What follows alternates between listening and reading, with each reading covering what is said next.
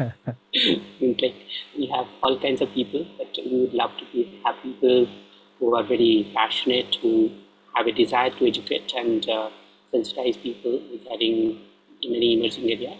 That's very essential. So yeah, so we shall start. It's 6 o'clock. So Faisal, Yeah. if you're ready, So do we begin? yes, we shall begin now. Thank you. Okay. Faisal, if you're ready, So, good evening, good afternoon, and good morning to everyone who are joining us today from all over the world. A very warm welcome to our advanced training session of the Global Advanced Certification Program on Strategic Research Collaboration and Communication for Emerging Researchers and the International Workshop Series, proudly organized by the Global Consortium of Global Health Actors, Leaders, and Thinkers, the Global Health Forum, World AIDS Forum, the Global Brain and Mental Health Forum, in collaboration with local delivery partners, Bangladesh Institute of Innovative Health Research. Today, our advanced training session,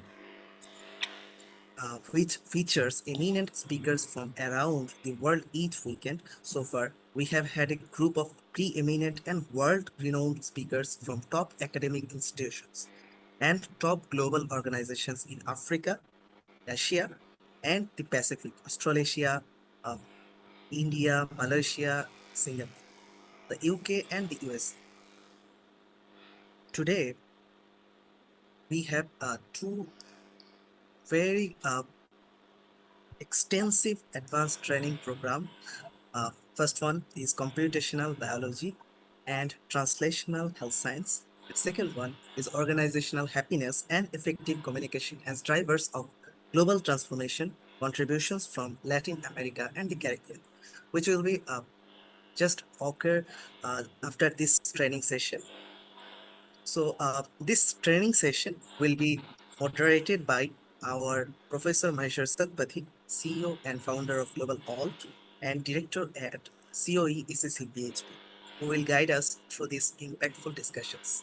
The lead organizer of this program, the Global Consortium of Global Health Actors, Leaders, and Thinkers, operates under the Global Health Leadership by Global South Initiative, a flagship program of the Global Health Forum since January 2025. The Global Consortium brings together global health experts, researchers, practitioners, and policymakers, especially from developing and underrepresented regions, collaborate on transformative research that drives equity and systemic change in health. As of today, the Global Consortium is the largest dedicated professional consortium of global health with more than 2,500 leaders from 170 plus countries who have applied to be members through a rigorous process of member selection and full documentation of members' credentials. Our vision is reimagining global health leadership by the Global South. Decolonizing global health, we are the global alternative. The Global Health Forum, elevating voices, reimagining global health, building equitable futures for all. Since 2018, the Global Health Forum is a dynamic international platform committed to transforming global health through inclusive dialogue, critical research, and ethical collaboration. As the parent institution contributing to the Global Consortium of Global Health ALT, GHF serves as a bridge between academia, policy, practice, and communities, especially those from low and middle income countries and underrepresented regions. GHF envisions a future where global health is decolonized, democratic, and driven by the lived experiences of those at the margins. We create space for cross-disciplinary exchange and nurture the next generation of global health leaders through strategic training programs, public health forums, and capacity building initiatives that cuts across the geographic borders, cultural and social milieu, and disciplinary boundaries. World AIDS Forum, a high-level global forum to network and collaborate with all stakeholders and communities on infectious disease, HIV and AIDS, BVVs and STIs, with the aim to unite the world to inform debate, discuss and act. Instrumental in conducting several hundred programs, interventions, program delivery and implementation, and knowledge dissemination and intensive community outreach by leading and collaboration with program partners from all over the world. The Global Brain and Mental Health Forum, reimagining mental health leadership for a resilient and equitable world. Since 2020, MHF is a collaborative interdisciplinary platform dedicated to advancing brain health and mental well-being through research, policy advocacy, and international knowledge exchange. founded as part of the broader vision of the Global Health Forum and to complement the mission and objectives of Global Act. GBMHF aims to unite researchers, practitioners, policymakers, and people with mental health issues, as well as the lived experience advocates across the globe, particularly from the Global South. We focus on building a capacity in neuropsychiatric research, destigmatizing mental illness, and promoting culturally competent mental health systems that are equitable, accessible, and sustainable for all. Through academic programs, high-level dialogues, and grassroots initiatives, the forum champions a holistic, intersectional, and inclusive approach to mental health. Bangladesh Institute of Innovative Health Research is a non-profit research organization led by volunteers. It works to encourage research among young novice researchers since 2023. BIHR has been active in research and has regularly organized training sessions, workshops, and seminars to help build research skills. The team includes around 40 student research assistants and more than 10 members in core managerial roles. BIHR is committed to supporting the next generation of researchers and helping improve public health in Bangladesh. Some ground rules for our session participants. Please be muted during the session unless you are invited to speak. Use the chat box and Q&A for your any kind of reflections or questions during the session. Attendance will be tracked from start to end, and an additional attendance form will be shared during the session. So do not forget to fill the form. Maintain a respectful and inclusive environment throughout. Chat box will be monitored regularly. Any unnecessary, repetitive, disrespectful, unprofessional, and hateful comment in the chat box or Q&A targeted towards anyone will be deleted, and such persons will be removed from the session. So we will move into our first advanced training session for today, computational biology and translational health science, bioinformatics in 21st century. Our esteemed speaker for today's session is Dr. Amit Kumar Yadav, Principal Scientist, Translational Health Science and Technology Institute, India. This session will be moderated by our esteemed Professor Maheshwar Satpathy, who is a world-renowned leader in One Health, global health, planetary health, and brain and mental health. He is a much sought-after expert in epidemiology, health emergencies and implementation science, and health innovation using the power of emerging and futuristic technologies such as AI, ML, LLM, and generative AI, and geospatial information system science and technologies, and remote sensing. He builds on his core areas of expertise in cognitive and computational neuroscience, psychology, and global health to benefit humanity. His sustained engagement with UN Sustainable Development Goals and ethics in broader area of public policy has led to holistic societal transformation in various LMICs. Professor Satpathy has a humble H index of 79 and cumulative citations over 158,000 plus. He has published extensively 285 plus peer-reviewed scientific articles and book chapters in journals of global repute, notably in Nature, Science, The Lancet, NEJM, JAMA, BMJ, and etc. And has offered keynotes and invited talks at more than 200 top international conferences and global congresses in the past 20 years.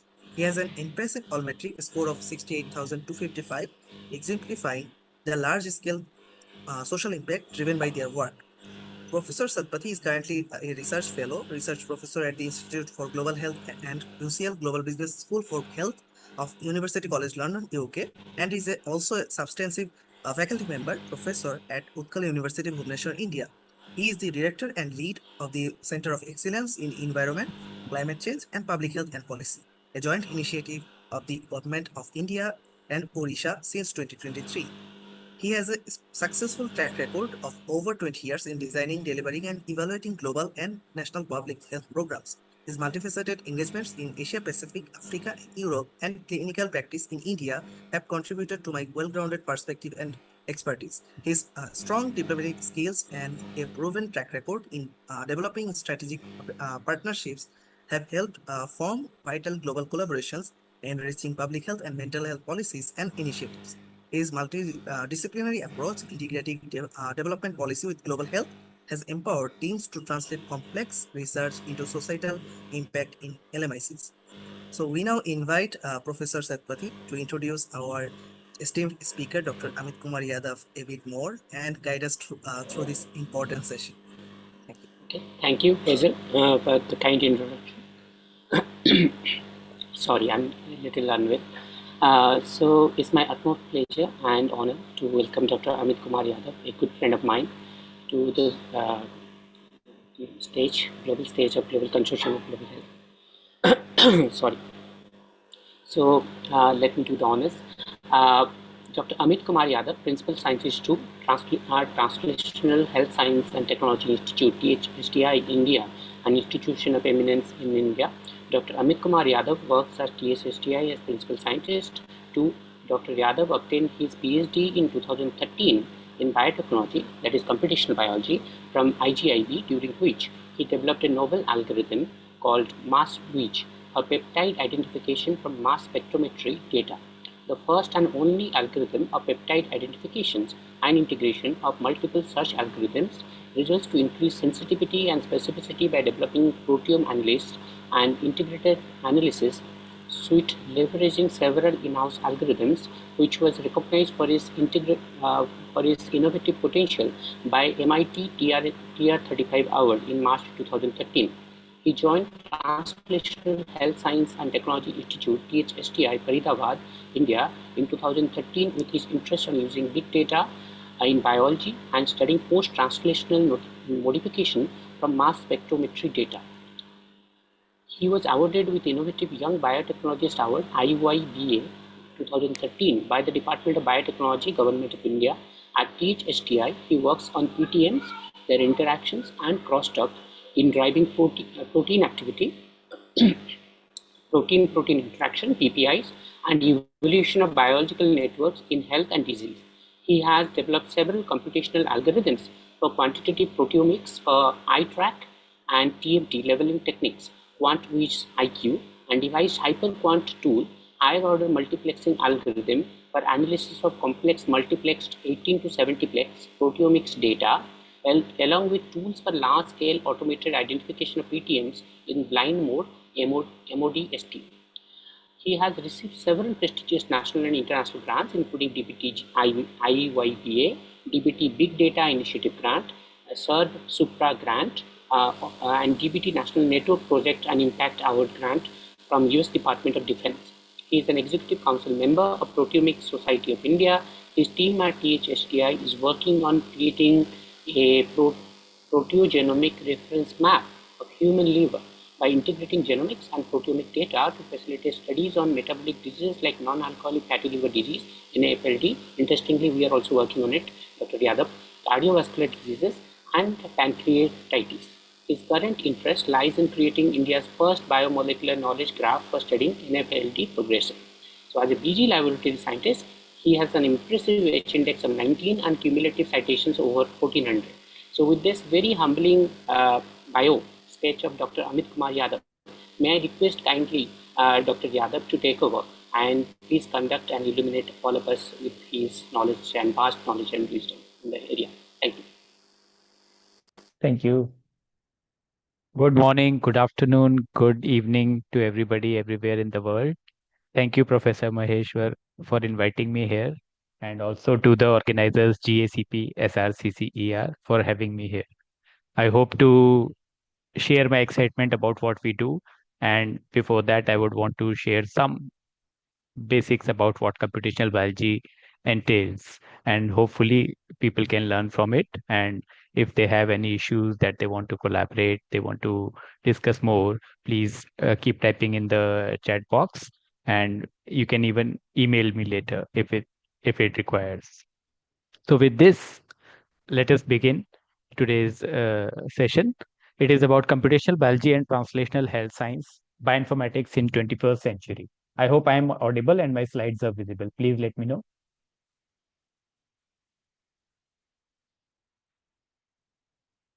Yes, it is sir, invisible. Okay, thank you. It's good. Perfect. So this is the place where I come from. This is called as Translational Health Science and Technology Institute. It is situated at the outskirts of Delhi at Faridabad. And usually we keep acknowledgements at the end, and sometimes due to paucity of time we keep forgetting them. So I started this trend of keeping them upfront. So while I get to talk, these are the people who are doing all the brunt work. And I'll share some exciting results from the team. These are some of the areas that my team works on. So we work in big data in proteogenomics and working towards personalized medicine. We also work on large scale omics data, systems biology in trying to understand diseases. We work on data science, AI and ML algorithms for detecting, diagnosing and treating diseases. We also work on post-translational modifications, their tools, developing tools and data visualization applications. I am not going to talk too much about digital twin because we have just started it yet. So this is just what my lab works on in case you want to get a flavor, although I'm not going to talk much about everything, but I'll touch upon somewhat on this topic of mod form biomarkers. So hopefully you'll take one concept home from what we do. So let us start. What exactly is bioinformatics and what is computational biology? People sometimes tend to use them interchangeably, although there is some semantic difference, but it may or may not be uh, important for the way people want to look at it. For example, I don't think they are way too different. If it is only for the semantics, you can try to have some formal definition which tries to segregate them. And there is some difference there. But otherwise, it is mostly biology and informatics. So one part is bio, the other part is informatics, which is related to computational. So, and computational biology is just kind of reverse thing, although people have tried to distinguish between the two, which says that in bioinformatics, you do more of programming, you use computational, you develop computational tools and databases, while others believe that computational biology refers to using these tools. I don't think that the two can be so easily segregated, and more or less they are part of the same picture. And it entails a knowledge of biology. You should have some knowledge of statistics. A computer science knowledge is definitely a given.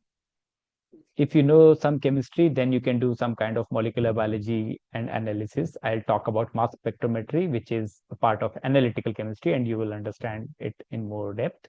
And without mathematics, of course, you cannot do much informatics. So these are kind of areas of which you need to have some information so that you can actually do something. And that's why it is sometimes also quite challenging for people to dive into, because the initial uh, the initial path is quite difficult to begin, but once you learn the tricks of the trade, things become much easier, and then you try to understand at a higher level of how biology functions. So again, this is a picture, you can get it on the internet quite easily. So what exactly is an informatician? An informatician is a person who works on a computer, tries to handle information. But when you try to overlap that with the statistician, this guy handles statistics, which can come from this data, which he was handling as an informatician. So this is called as a data scientist usually. You can also have a biologist who can do statistics, and those guys are called as biostatistician. But if you have common knowledge between an informatician and a biologist, that is what we generally call as a bioinformatician. A computational biology or bioinformatics person is actually like Superman, who can actually handle all three. May or may not be to the same degree, but that is what we expect them to do.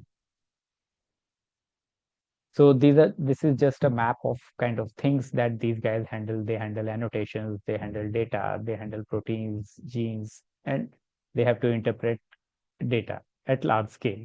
So this is what bioinformatics generally entails. So I guess this is a picture everybody might have seen, and this is called as the central dogma. So I'll just quickly revise this for you. So from DNA, you can make DNA. This is called as replication. But DNA is actually used to encode information, and that can be decoded in the form of mRNA, a process called as transcription. After transcription, this mRNA can make proteins with the help of transfer RNA, and this chain of amino acids is called as a protein. Interestingly, in each of these processes, whether you make DNA from DNA or RNA from DNA or protein from mRNA, each of these processes also involve some kind of protein. So it's kind of a full circle that There is no process that you can do without a protein. So I am a bit biased towards proteins because that's what I work on. But you also have to agree that proteins are the most versatile of biomolecules, which can talk to DNA. They can also talk to RNA, and they can also talk to themselves, which is called as protein-protein interactions. And they can also talk to downstream metabolites. So these are the most versatile biomolecules. So just as an overview example, I tend to believe that new age biology is not classical biology anymore, but it is more of systems biology. So what do we mean? So let's just ask a question that do we city dwellers versus rural dwellers have same kinds of diseases? Mostly no. So fast-paced city life leads us to hypertension, diabetes, cardiovascular diseases, obesity, most of these chronic illnesses. So if somebody tries to ask whether these two have different reasons or different ways that disease uh, or you are made susceptible to diseases. So how do you study it? So depending on what field of study entices you, you may read it differently. So this is a famous cartoon from that blind man and elephant story. And depending on what part of a problem you are attacking, you may interpret it differently. So somebody says it's a fan when they're looking at the ear. Somebody says it's a spear, it's a snake, or a tree, or a wall, or a rope. It all depends on your point of view from where you are observing it. So the idea is that instead of looking at one part of a picture, we should look at a holistic frame so that we actually understand diseases in a much better way, so that we can develop better diagnostics, and even the drugs that we develop will be more effective. So that is the idea behind this concept. So this is just one part.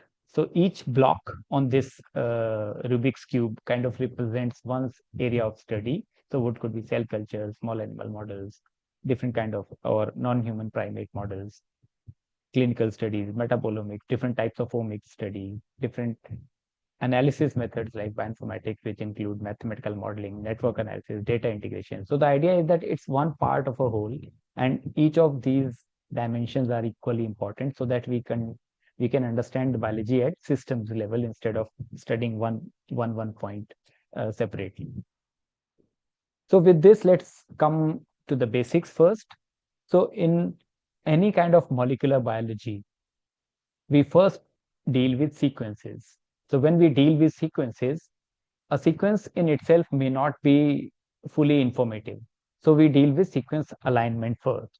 So we need to compare different kinds of sequences from whatever is there in existing sequence databases. And then we develop hypotheses whether these two sequences under study are similar or not, whether their functions are related or not. So for this, there's a tool called Basic Local Alignment Search Tool, or BLAST. It's a set of programs actually. And these algorithms tell us that whether two sequences are same or not, or how similar they are.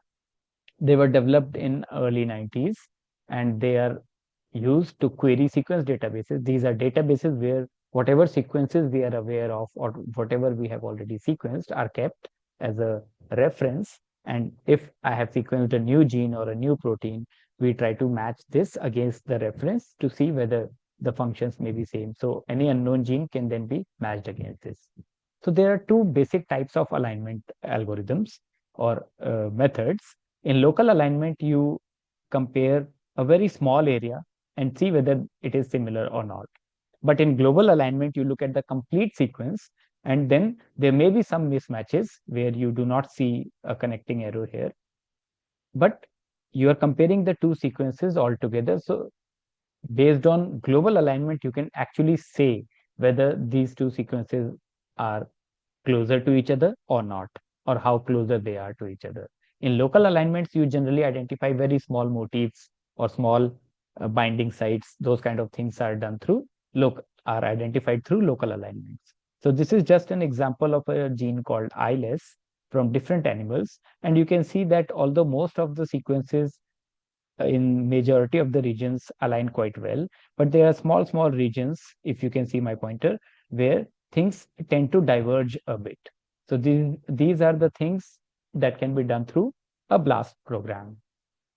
So what is the importance of a sequence comparison? For the structure, you could tell whether they may have similar structure, and if they have similar structure, they may even have similar functions. You can also create phylogenetic trees, I'll come to it in a bit, where you can see how different sequences evolved from a common ancestor. Then, based on homology-based sequence alignment, you can even use homology-based method for predicting the structures for a protein that you may not have known earlier, but you try to see which is a homologous protein, and based on that, you can model the protein structure. And in fact, you may have heard of AlphaFold and all. Those are AI-based algorithms that learned from all homological structures, and then they developed AI algorithms to predict protein structure. For genome annotation, you can find a new gene, and based on the homology with previous genes, you can tell whether what is the function, whether they are connected evolutionary or not. Those kind of things can also be done.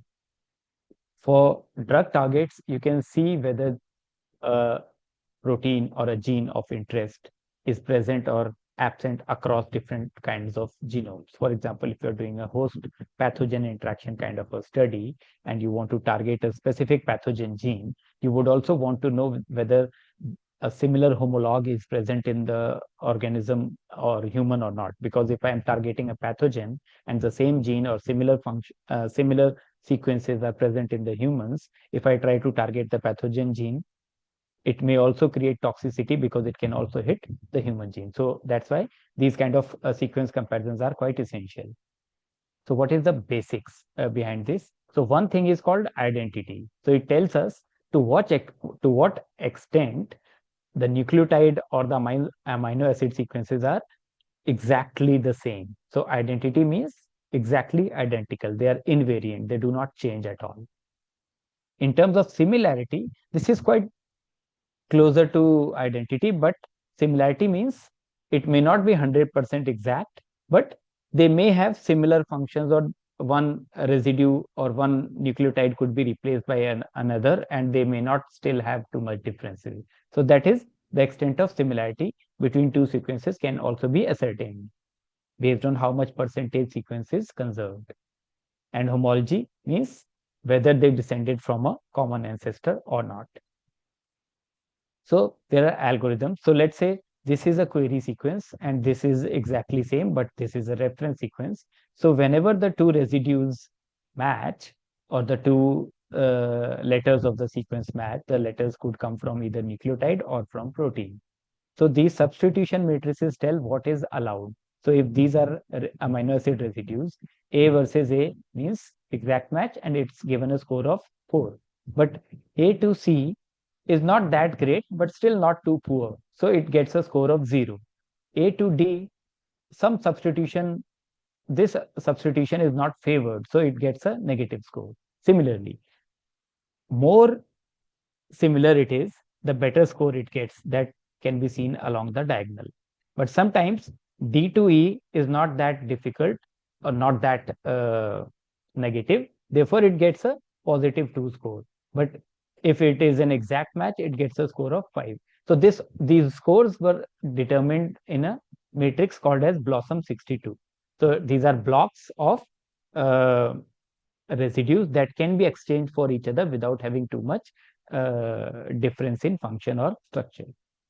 Depending on that, these scores are given. So if the best scores are along this horizontal line, that means these two sequences are more homologous to each other. So the quality of this assignment is represented by the scores that you get, and the significance is computed as an e-value. So what does that mean? E-value is called as expectation value. That means if I have a database of, let's say, 10,000 sequences, and I bring one query sequence and try to match it against it, and if it gets an e-value or expectation value of 1, that means given this database size, by random chance alone, you can have one more hit which can get as good a score as this. So that means lower the e-value, better the score. If you cannot remember everything, just remember that lower e-value is always better. So there are different types of BLAST programs, because you could have a protein BLAST, BLAST-P, where you bring a protein sequence and query against a protein sequence database. You could have a BLAST-N program in which you bring nucleotide sequences, match it against nucleotide sequence databases. These are quite straightforward.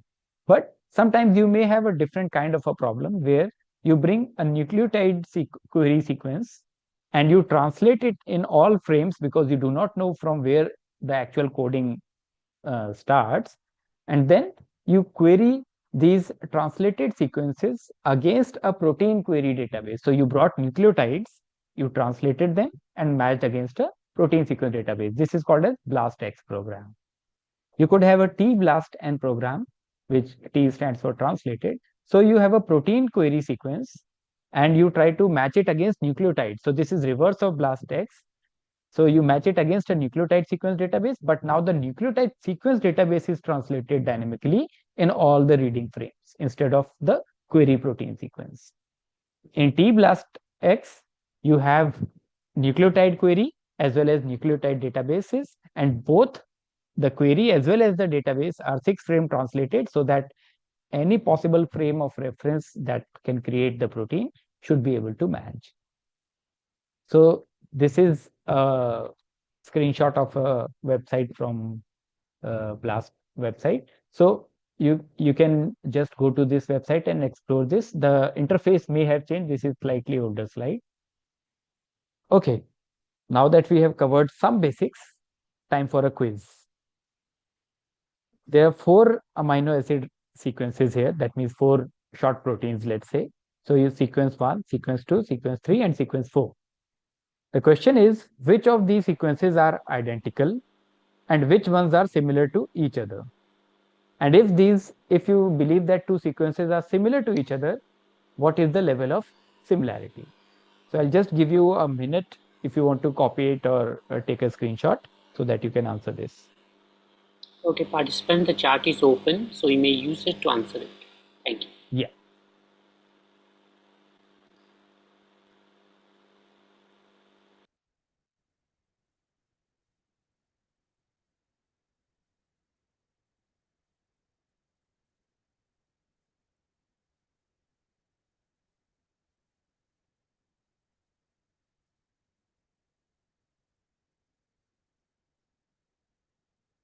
Okay, I get a lot of answers which says which ones are identical. But what I need now is calculate the similarity for the others. For that, I'll just move on because I have one more question for you.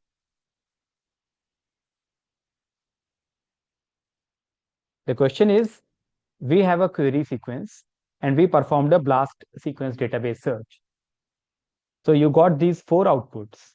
So these 4 proteins are the outputs and these are their respective E values or expectation values. From these, you have to tell which one is the more likely best hit for the query that I gave.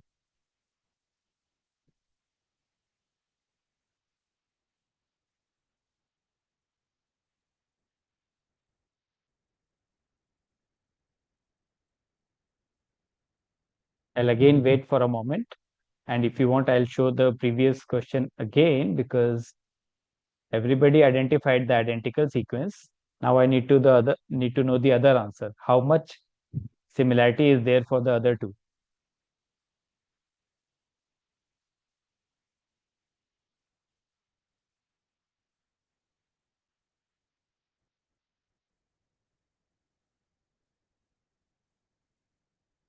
Okay, so here are the answers.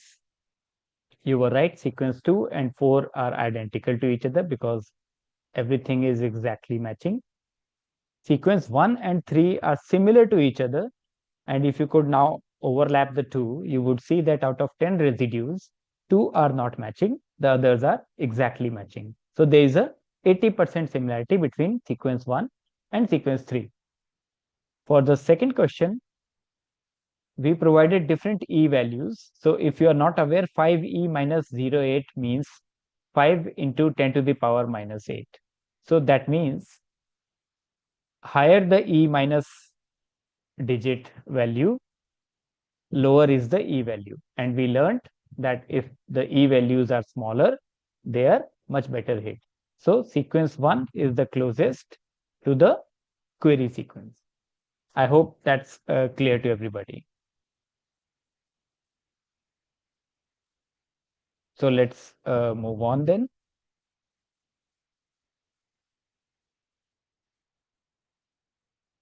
Yeah. So there are a lot of different databases and different database resources which contain sequence, structures, chemical entities, and so on. So the most commonly and most widely used one for genomics and also for other resources is National Center for Biotechnology Information, or NCBI for short. There is another database in Europe, that is EMBL EBI. There is a database called PubChem which contains chemical structures. The structural data is mostly housed in RCSB PDB, or Protein Data Bank. So these contain crystal structures. UniProt is a resource for sequences, for protein sequences and all their related properties. Ensembl is one more genome related database. Proteome Exchange carries raw mass spectrometry data. String database contains protein-protein interaction data, or protein-protein interaction data sets. Proteomics DB is another resource, proteomics related resource, which contains expression and also some level of curated data for humans. So these are different databases, but these are not the only ones. There are a lot of other web resources which bioinformaticians all across the world keep developing. And depending on specific context, you could find a database of your requirement. Just a quick snapshot of how NCBI looks like. So this is a snapshot of a picture of NCBI. This may change, of course, because depending on if they are working something, they may even sometimes change the interface, but mostly it would look like this. So from this drop down, you can check which database you want to search. And in this Entree box, you put in your query.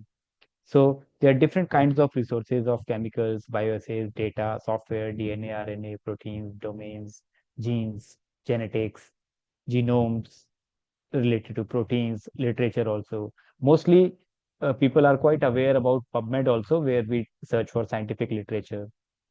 You can go for sequence analysis. BLAST is also housed here, taxonomy of different organisms, and a lot of training material is also there. You can check for variation, that means mutations in genome. All these kind of resources are at the NCBI. This was a slightly older interface, but just to make the point that if you click on this drop down, you find all these databases, and depending on what you want to do, you can select the database of interest, put in your query here. So for example, TUB gene was searched here. So you can see it tells you about the gene symbol, what is it called, what is the source or some accession ID, and these are all hyperlinked to other databases also. So all these things are cross-linked. In case you need more information, you can click on the link and reach another resource where they might have more details. This has been reviewed in RefSeq, and the organism is Homo sapiens. There would be other tables and lot of interconnected resources. You can check genomic context, you can check the bibliography, that means the scientific literature associated with this, and lot of other things are also provided. You could also open a genomic region map where you can see where this region lies on the genomic coordinates. Similarly, the NCBI-like resource is also there in Europe, which is EMBL EBI, England Molecular Biology Lab, European Bioinformatics Institute. So just like NCBI, they also have a lot of different databases, and some of them may have interconnections between them. One URL can lead you to NCBI, and from there, EBI resources may also be linked. So that way, these things are quite connected. For genomics, people also use Ensembl, where you can find details about human genes, their locations, and their variation. For proteins, we generally tend to use UniProt. This is the most widely used resource for protein researchers. So UniProt contains of two subparts. And the combined thing is called as UniProt KB or UniProt knowledge base. SwissProt is the manually annotated and reviewed sequences for all organisms. Tremble resembles translated EMBL sequences. So whatever comes from genomic annotation, computational pipelines are used to create their protein sequences, and those protein sequences have not yet been manually verified. But if somebody wants to study things, whether they have gone through manual annotation or not, you will get all the data in the Tremble part. So this is huge, and slowly and slowly they keep manually annotating from here, so that if there are some false positives, they can be weeded out. But if somebody wants more comprehensive results, they can use both Tremble as well as SwissProt. So what exactly is a FASTA file? Because sequences are kept in FASTA files. So you can download FASTA file for nucleotides or DNA or RNA or even proteins. So initially there is a label. This contains an accession number, which is given by the database that houses it. For example, if it is coming from NCBI, they will have their own accession number here. Then there is this title line where they contain both the title as well as a comment. So they can mention a gene name or a protein name here and what the function means. So this is a chromosomal replication initiator protein, DNA-A. From the next line, so this always begins with this greater than sign. This line is generally ignored by the programs unless you want to know the identity. From the next line, you have a single letter code of either protein or nucleotide. So this one is a protein sequence. So single letter code, methionine, serine, and so on. Usually 120 or 80 characters are kept in one line, but this is open to changes. If you want to write a program which keeps everything in the same line, that is also allowed. So one sequence entry ends here. After this line, you will have another greater than symbol and another sequence. So that is how a FASTA file looks like. So this is how sequences are kept. What about domain and structure databases? So in domain databases, a sequence of protein is represented as a line or a block, a rectangular block. And these green parts are specific, green or gray parts are specific functional regions, which are called as domains. So this domain is a tyrosine kinase domain. This domain is autophosphorylation domain, where different tyrosines are known to be phosphorylated. These are ligand binding domains. These are transmembrane domains. So these are small functional units of a protein. And PDB keeps these data in the form of structures as well. So now coming to the next point, which is phylogeny. Phylogeny means how these different sequences are related to each other. So phylogenetic genetic tree is a graph representation which reflects what is the approximate evolutionary distance between different species or genes or proteins. So for example, if this was a common ancestor, it took these many evolutionary years, that depends on the context here. So this is just an example. And it evolved into chimps. From the same common ancestor, it kept evolving further, and there were another organism, bison, which came out of this, and aardvark came out of this. So bison and aardvark diverged at this point, while chimp diverged from them at this point. So that is what it represents. The length of these lines represent how close, evolutionarily close or distant they are from each other in the frame of time. Okay, so from these sequences, if you can ascertain these relationships of evolutionary divergence, you can create these phylogenetic trees. So you can do this for protein sequences as well. For example, you can do it for mitochondrial versus nuclear proteins, and see how different organisms are either similar or dissimilar. Okay, so what do these trees actually mean? So this means that they talk about gene duplication or losses. So for example, this gene duplication, so let me start from here. So this is a species tree, and from this parent species, two species were developed. So species A, and the other arm this formed a common ancestor, which again diverged into species B and another arm. So this arm again formed species C and D. So species C and D are closest to each other, shared by this common ancestor, and it shares its common ancestor with the one which formed species B. So this is a species tree. You could also do this for genes. So these are called duplication points at which they diverge. For the gene trees, for example, we are talking about actin gene. So let's say this is sequence A. It diverged and gene duplication event took place and it divided into two branches. In this branch, it again diverged and they formed two sub branches. But in one sub branch, this was a non-functional protein. So this will be lost in evolution, but this will be positively selected. Similarly, here, if you have loss of these genes, so any mutation that made them to diverge resulted in a non-functional protein, these will also be obliterated during evolution. And what you would see is only this tree, A, D, C, B. The other parts would be lost. So from homology, we have two similar sounding words, orthologs and paralogs. So what does that mean? Orthologs means sequences diverged after a speciation event. That means gene duplication event. And paralogs are which diverged after a duplication event. So usually we assume that duplication events or paralogs are two similar kinds of genes in the same organism. That would be an easier definition to say. And orthologs would be similar genes between different organisms. For example, if I say hemoglobin between humans and let's say any other mammal, that would be an ortholog. And hemoglobin A and hemoglobin B within humans, those would be called as paralogs.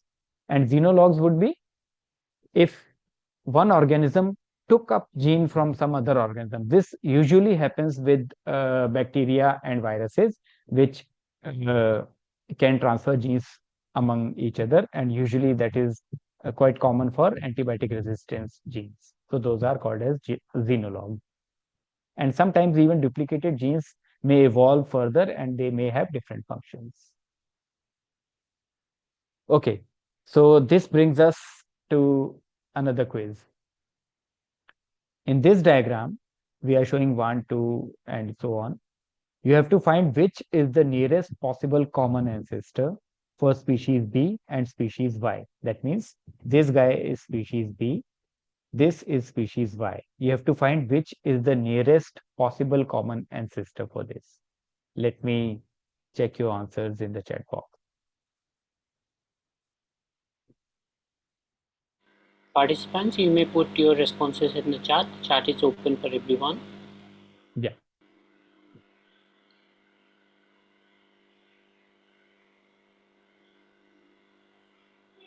And please keep posting your questions in the Q&A section only. They'll be taken during the break as well as at the end of the training session. So please keep posting your questions only in the Q&A section, not in the chat, because they'll be lost.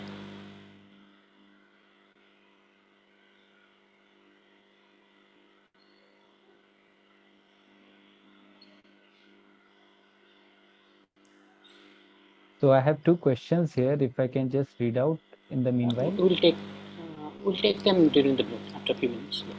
Okay, okay.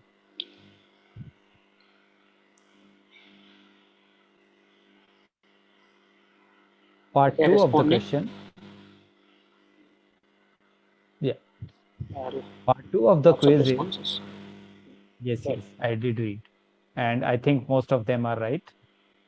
So part 2 of the question is, if we look at the tree on the right side, what are the common traits that are shared by salamanders and pigeons? So this is salamander, this is pigeon. What are the common traits after which they diverged?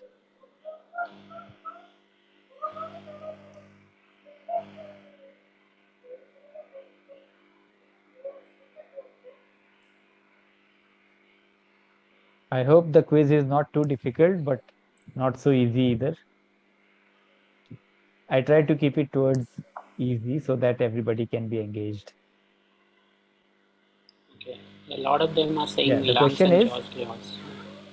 So some people are saying nails, claws, lungs, and jaws.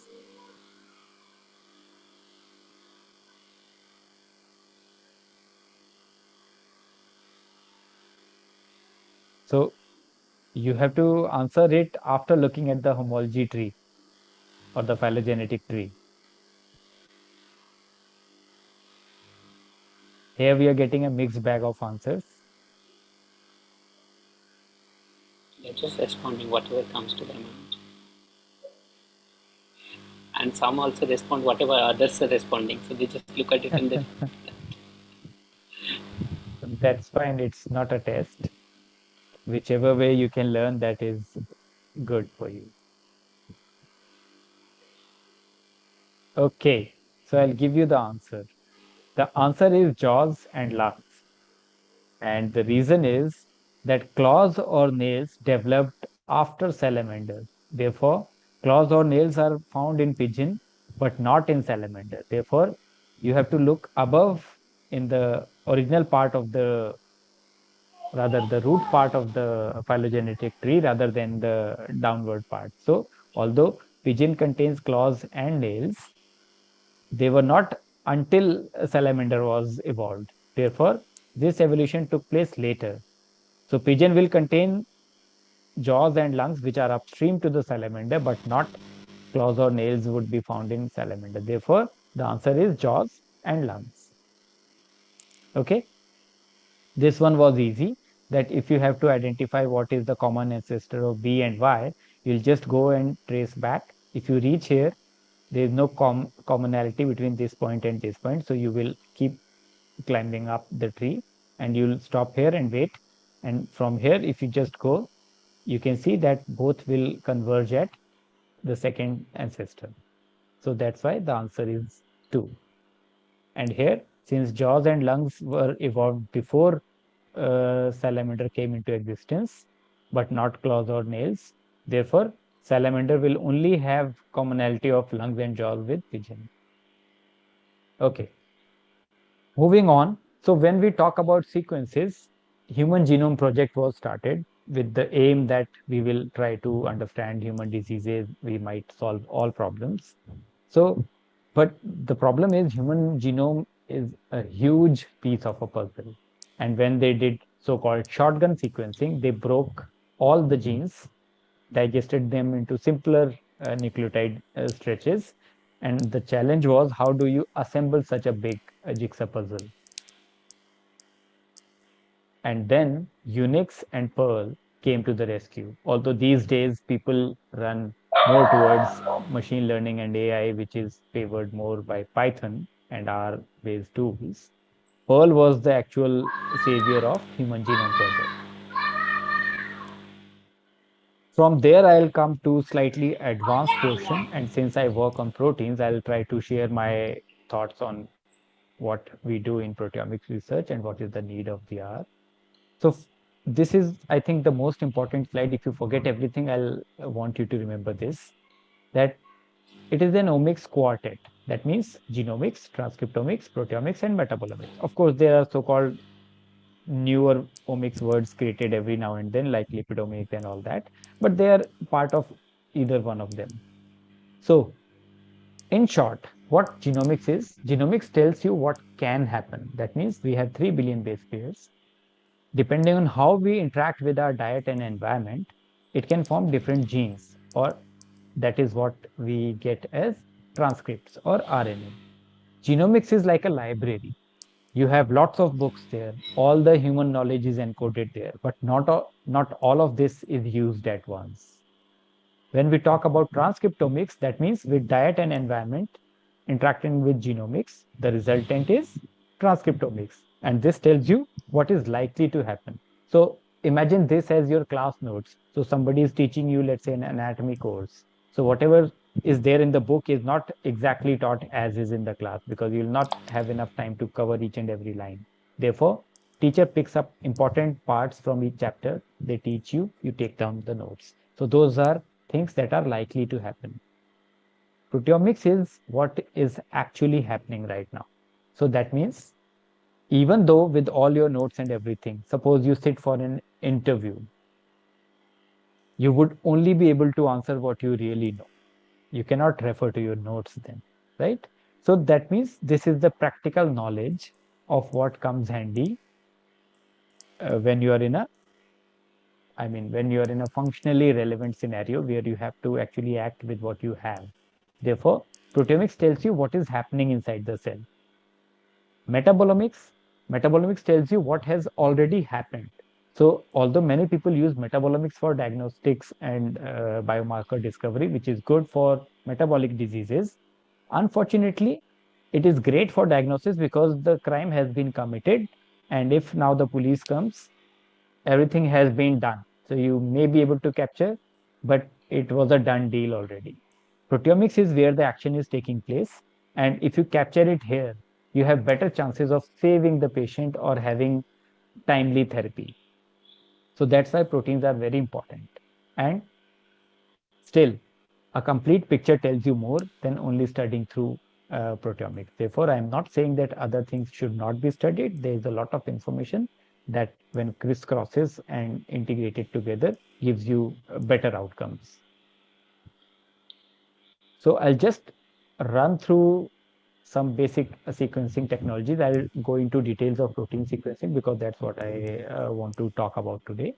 So, but just as a quick primer, you know that when DNA polymerase and nucleotides are used, you can sequence an unknown DNA sequence using a primer.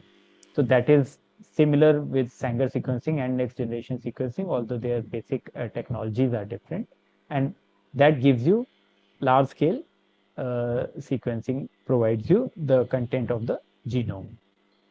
So in transcriptomics, you take what has been transcribed and then you isolate the RNAs, and from the RNAs you generate a complementary DNA fragment and again sequence based on these linkers and all. And again, whether you do RNA-seq or any kind of transcriptomic sequence, you have to now assemble all these pieces that were chopped off, and from that you align these to a reference genome with which you get the complete transcriptome. I'll go to proteomics, but before that I just want to highlight this thing that many people many a times do not realize. They believe that if I have measured RNA, I know everything about the protein as well, because the protein is made from RNA. Since 2007 onwards and even till this year, there are a lot of studies that keep measuring this protein and mRNA correlation. Are they always correlating? Is transcriptomics a very good proxy for the proteome? The answer is no. Although this is an old slide, this can be similar for new data as well. You do not find 100% correlation between these two, which was not even expected. But you can also see that, although now we know better, that whenever you see correlation, it is usually for the housekeeping genes. For specific proteins and specific mRNA, you will not find that good a correlation. You can have a very low abundance RNA but high abundance protein, and vice versa. Therefore, you have to measure both.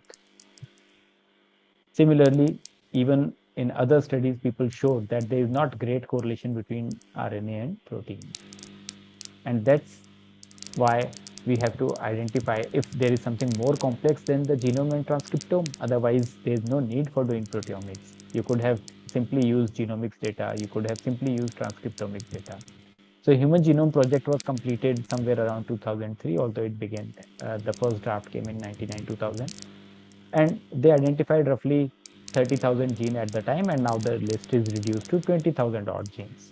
So this was a cartoon made famous during those times, and an angel is telling God that, okay, the humans have cracked the code of life. Now what will we do? So he says, damn hackers, now I have to change the password. What do I do?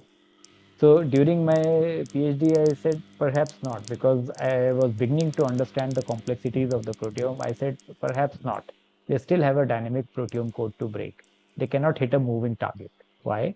Because let's say I had food, and if I took my blood samples before and after taking food, my proteins would be different, because proteins are created for specific functions. So if I had a lot of carbohydrates, I'll have enzymes that will help in digesting carbohydrates.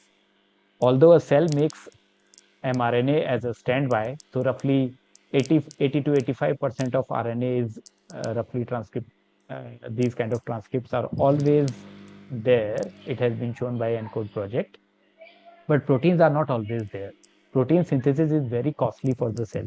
Therefore, proteins are required proteins are synthesized only when they are required. Therefore, an organism can have one genome, but we can have many different proteomes depending on context and depending on the exposure. So if we have to crack this complexity of the proteome, what to expect? I hope many of you may have seen this figure. I don't know if you can recognize this, but this is the human metabolome. So this is the TCA cycle, this is your urea cycle, and so on and so forth.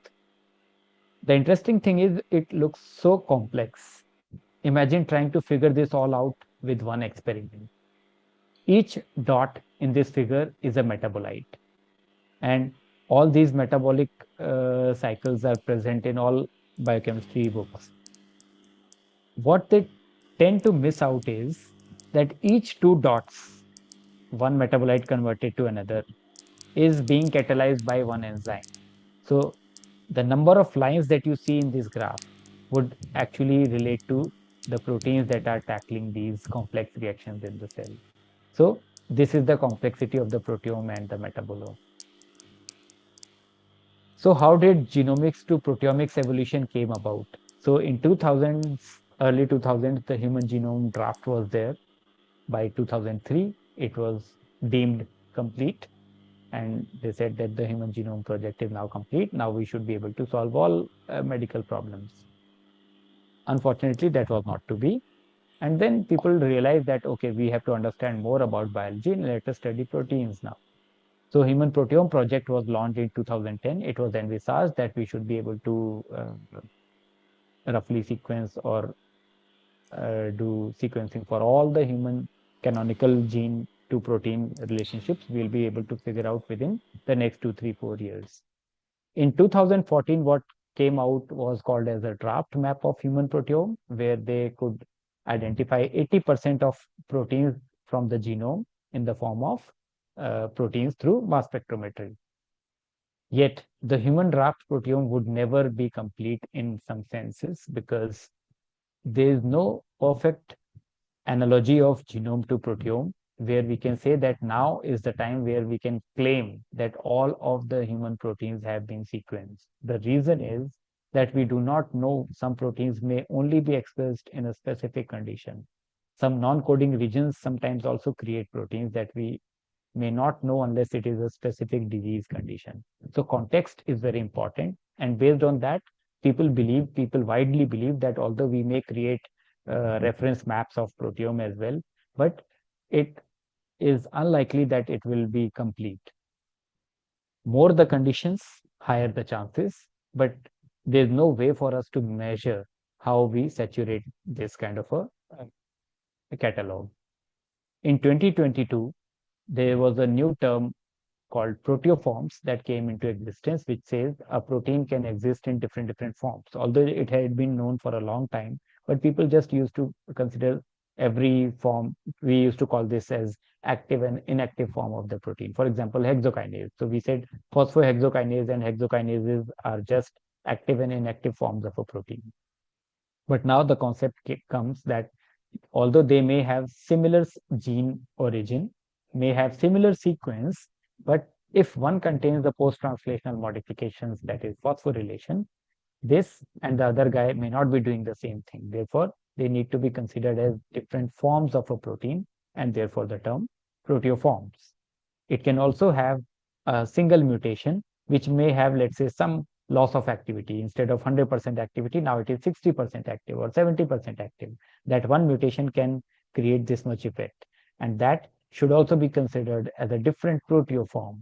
So in cases of cancers, we know a lot of mutations are introduced, because of which cancer can metastasize. And measuring these post-translational modifications as well as these mutations is very important if we have to understand the proteome. So why should we study proteomics? The answer is quite simple. If we have to understand how DNA makes RNA and how these proteins regulate everything, we have to understand at PTM level, and then we will be able to connect it to biological function in a more meaningful manner.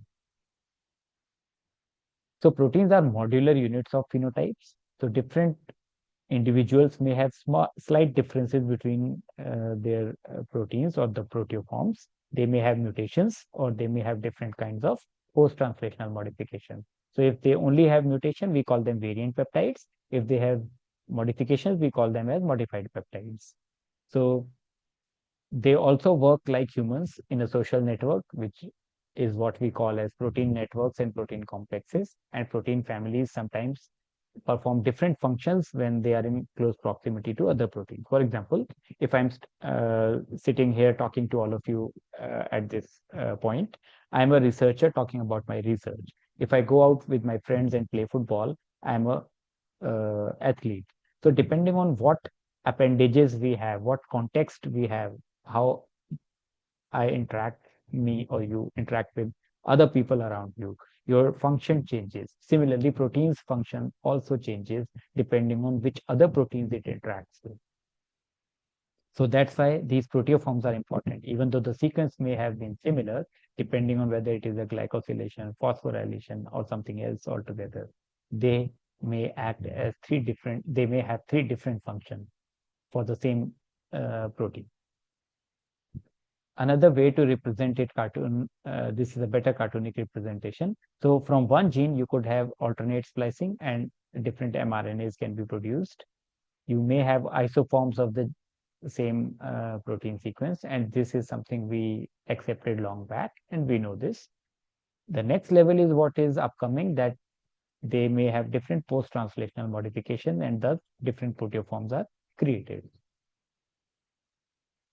You may also have, so this is just one more representation of the same to make it more easy.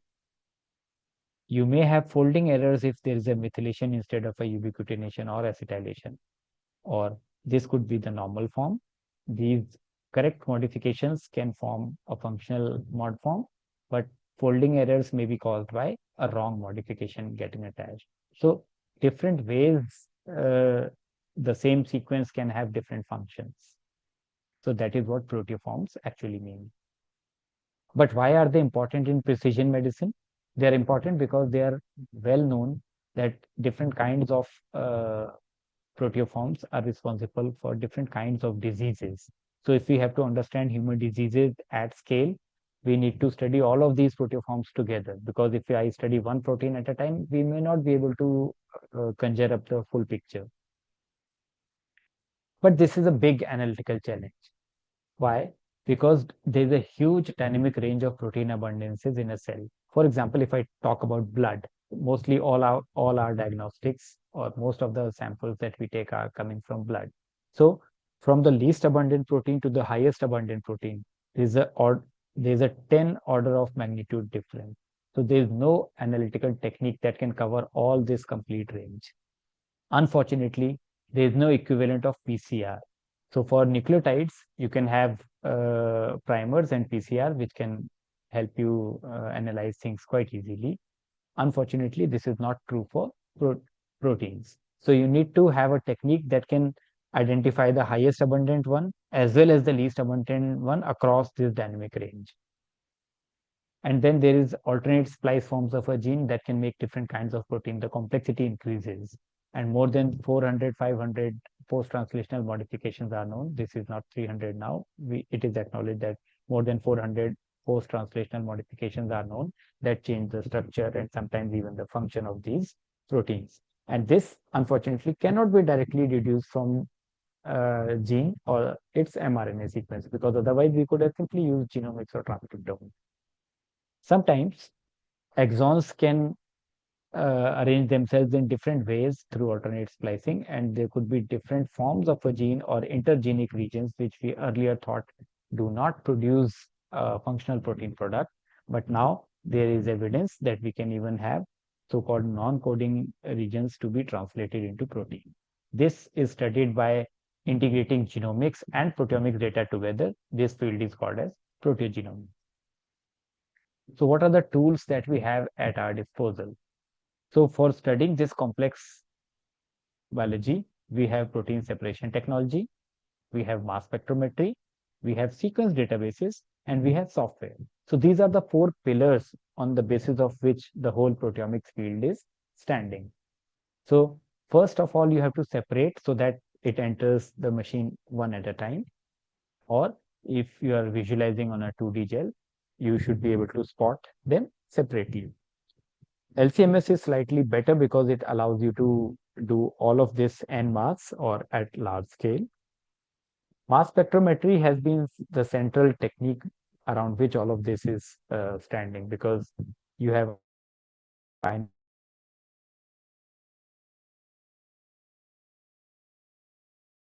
mass analyzers that allow you to study all of this at one go.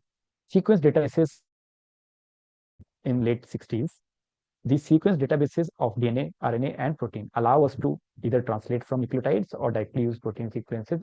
So they act as the reference against which we try to map the sequences that we gain from mass spectrometry. And there are software that interpret these mass by charge ratios and convert them into protein sequences, which can be done through peptide mass fingerprinting, MSMS sequencing, or de novo sequencing. MSMS being the most widely used method. I'll come to it in more detail. So these are some of the applications of proteomics. So you could perform a protein analysis and you can see what all, you can check purity, you can identify single PTMs, you can even quantitate PTM levels, you can find multiple PTMs or even check PTM stoichiometry. You can check if there are translated, check for splicing. You can also look at protein complexes and their pairwise interactions and composition of large protein complexes. And again, whether they also have PTMs, what are their dynamics, what is the complex stoichiometry, whether they are spatially organized in one form or the other. You can also study protein networks. So you can check for interactions. You can find composition of these networks where they talk to each other. You can see whether different pathways are also cross-talking amongst each other and how these network dynamics evolve over disease time scales. Then you can also go for comprehensive PTM profiling in these protein complexes or the protein networks. There are a lot of other methods that can be done. This is from this paper, Proteomics, a Pragmatic Perspective, which will tell you more details about how to conduct a proteomics experiment. You can use this on cell cultures, proteins, animal models, as well as humans. So let us cover the basics, because without this, there is no point of trying to understand a complex field like proteomics. So first of all, the central technique is mass spectrometry. So this is like a chemical balance with which you can weigh molecules. So if you have some analyte, you have to first provide it some charge. Why? Because mass spec is a technique that can measure mass by charge ratios. So without a charge, it will be oblivious to any analyte entering the machine. So it cannot see anything unless it carries some charge. So what we do, we provide protons. So if there is a peptide entering through the liquid chromatography, this will be provided a positive charge through the liquid. Depending on the amino acid composition, it can pick 1, 2, 3 or more charges. This needle is contained at high pressure and temperature, and a droplet starts forming here. Once the droplet becomes big enough in size, due to the pressure and all, it bursts, and then it takes up the ions from the liquid analyte through which it was flowing. And this then enters the mass spectrometer. The mass spectrometer contains what is known as a mass analyzer, which sorts these mass by charges on their values. That means lower the mass by charge, faster it will travel through this. Higher the mass by charge, it will travel a bit slower, because you know the geometry of this mass analyzer, you know how much time it should take for a given m by z to hit the detector. Detector is just like a galvanometer, which will measure the abundance or arbitrary counts of the analyte that impinges upon it. So you see something like this. When the data is collected, you see the peaks. So this is called as a monoisotopic mass. So what mass by charge measurement is recorded in a mass spectrometer? We get something of a envelope called as the monoisotopic envelope. So monoisotopic, as the name suggests, means that a single isotope. So the mass of the most abundant single isotope is known as the monoisotopic mass. What we know as an average mass is the average of all these isotopes put together. So you know that C12 is the most abundant one. If you have C13, it will be slightly lesser, C14 much lesser, and so on. It could have hydrogen, deuterium, tritium, and so on. Therefore, you see many dampening peaks after the main peak, and this main monoisotopic peak is the one that we use for mass spectrometry. So the machine tells you what is the mass by charge here. You can infer the charge looking at the monoisotopic envelope. So if there is a difference of 1 atomic mass unit between these two isotopic peaks, you know that the charge is 1. But if the difference is half, the charge would be 2, and so on. So how do we infer the mass from the mass by charge? So the machine will record this mass 1085.55, that is m by z, and let's say the charge is known 1. So we multiply by 1. Now this becomes the actual mass. But you also remember that there was a proton added to it. And if the proton was 1, you have to subtract that proton, then only you get the actual mass of the compound or the peptide. Okay, Dr. This is another, yes. Can we take a break? It's been 1 hour already. Yeah, maybe in 5 minutes or Okay, maybe fine. 2. Yeah, Sure. I have a quiz coming up. Yeah. Sure. So depending on the distance between the monoisotopic peaks, we can reduce the charge state. So if the distance is 1, the charge state is 1. If the distance is half, the charge state is 2, because this is mass by charge. So 1 by 2. Okay. And if the charge state is 3, the difference would be 0.33, 1 by 3. Charge state is 4, the difference would be 0.25 or 1 by 4. In de novo sequencing, this is one example of a data set. So this is what it gives us. And from these high intensity peaks, we sit with the calculator and try to deduce whether these differences are equal to mass of a amino acid residue. And this is a tedious job. It takes around half hour to 1 hour for an expert. And imagine the machines these days create thousands and thousands and millions of spectra every day. So it is almost impossible to analyze this by hand. Okay, so this is a quiz, and here we take a break. Meanwhile, you have to answer the question. So there's a mass spectrometry run. We measure a peak of 1001 Daltons. The charge state is 3. So you have to tell me what is the neutral mass of this analyte. And we'll take a break here. I'll answer this after the break. Okay, the participants, the chat is open. We'll be taking a few questions that you have already dropped. Once Dr. Amit is back, we'll be taking a few questions and then he'll resume his training again. Okay. In the meantime, please feel free to answer this question in the chat, as well as drop questions in the Q&A section only. Do not post questions in the chat because they will be lost. Okay, so please post your questions in the Q&A section. Thank you.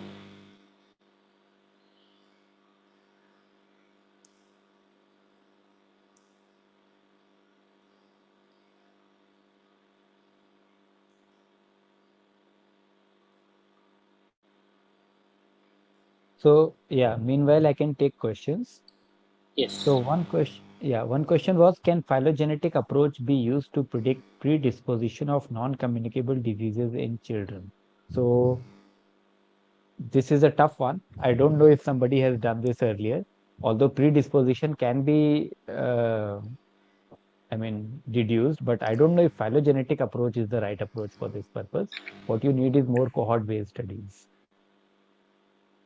The second one is, in gene tree, why some sequences are lost. So during evolution, not everything can be preserved. Some may be deleterious mutations, and that may not survive the evolutionary process. So positive selection would be done for the genes that enhance the function. Otherwise, if something does not enhance, or if something is deleterious, it may be lost during evolution.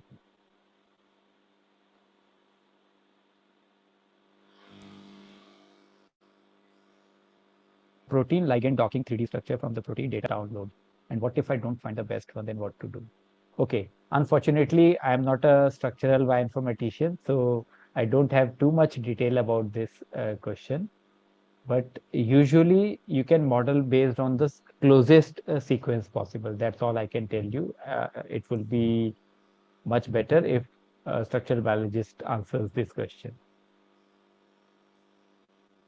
Didn't understand the graph. Which graph? I think if it was a phylogenetic tree, then we have already lost this. Okay, what is the difference between AI, ML, DL, and digital twin? So mostly people tend to use these terminologies interchangeably, which again is something I leave to their own choices. But if you want to go into semantics, then AI is artificial intelligence that encloses everything. ML is the branch which uses data and machine learns through it. In deep learning, you have multiple layer of convolutional neural networks, if I may go into detail. Usually, ML means small neural networks. DL would require more deep neural networks, and therefore the name DL comes from. And all of these are part of AI. Okay. Digital twin is something different, and also it may have some similarities. Digital twin is a virtual replica of a physical system, and it may be true for biology as well as for engineering purposes. NASA started this in late 80s, I guess, and they used this to see whether their rocket requires X amount of fuel, what is the friction, or different kinds of forces or parameters they use to test in a virtual system, so that when they go out in the field, they can envision problems and kind of perform simulations so that they can, without real world testing, they can have some answers that they can quickly neglect and some answers that they can choose for the next level of testing. So that is the idea for digital twin, and we are thinking whether this can also be used. In fact, some people have started doing this. They create digital models of human system where whatever data comes in, they use it to find parameters based on which mathematical modeling and simulations can be performed. So you can have digital clinical trials, you can try to optimize dosage of drugs, and you can try different types of drugs to see which one is more effective. Of course, it has to be connected with data, and the data that comes from the real system feeds into the digital twin system, which can also use AI to interpret this data. Whatever predictions come out of it are then tested on the real world scenario. And this is a feed forward loop. It's not like in one cycle you will get perfect answers. So it's a feed forward loop. The real world data teaches the digital twin. The digital twin outcomes are tested on real world. Okay. Do we have enough skills or interest among young students to get into the field of computational biology, especially using tools of AI? So if I get it correctly, maybe you are asking if people can use ChatGPT and other things to become computational biology experts. If you want a crude answer, I would say no. Why? Because that will not give you skills. So it's like if I know how to drive a car very well, and if I get stuck on a deserted road and my car breaks down, will I be able to reach somewhere? You know the answer now. You won't reach anywhere because you are not a mechanic. You are only a driver. So unless you know the inner workings of a system, you won't be able to create something new. You might get the help and be able to create something new, but the day your internet is gone, the world will stop because you won't be able to access the outside help. But I still find many enthusiastic people who love to learn. And then, so once you have mastered a trick, then I don't think there is a harm in using a car in an auto pilot mode. Then self-driving cars may be great, but until then you should know how to drive. So that's my way of looking at it. And in India, as well as elsewhere, I think there's a great future for computational biology, because I remember one clinician once telling me during my PhD, so he was a collaborator and a very well-known person. He told me that all biology is going to be computational biology in 10 years' time. Although 10 years have passed, it's still not true, but we are very rapidly moving towards that. That does not obviate the need of clinicians and other researchers. What he meant was that generating data will become easier, but interpreting it would become harder and harder because of the data size and scale. So there I agree. If you have all domain knowledge skills, you would do great because there's a huge future for this. No biologist would be able to interpret data if they don't have any idea about computational biology.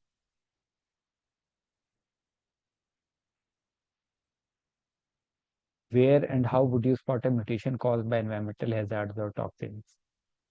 Again, this is very generic question, hard to answer in this manner, but if you have a case control design, or if you have a population which is exposed to a specific environmental hazard or toxins, then you can perform probably genome-wide association studies where mutations can be easily found. And if it is cancerous in nature, then the person would be sick, and for a single patient, you can then try to trace mutations and map it against the reference genome and see where these mutations are. So the next question is, I want to determine the mass by charge or the mass spec data for a venom peptide of 14 amino acids long. How can I calculate the mass and charge? So you have to first purify your venom and then be sure that it can get ionized. If it can get ionized, it is a very straightforward process then. So until then, if you don't know among a complex mixture what is your peptide, then it will be challenging. Otherwise, it is quite easy to measure the mass by charge. The sequencing part would then be more difficult thing because for the venom peptides, it's not a basic sequence. Sometimes, and rather not sometimes, most of the times, they contain a lot of modifications which are not there in reference databases. And therefore, you might have to go for de novo sequencing.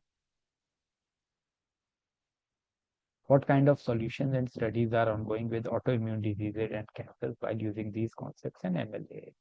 Okay, so I'll not go into details of autoimmune diseases, but I may talk a bit about cancers because when we talk about protein genomics, cancer is the field where people have used it a lot.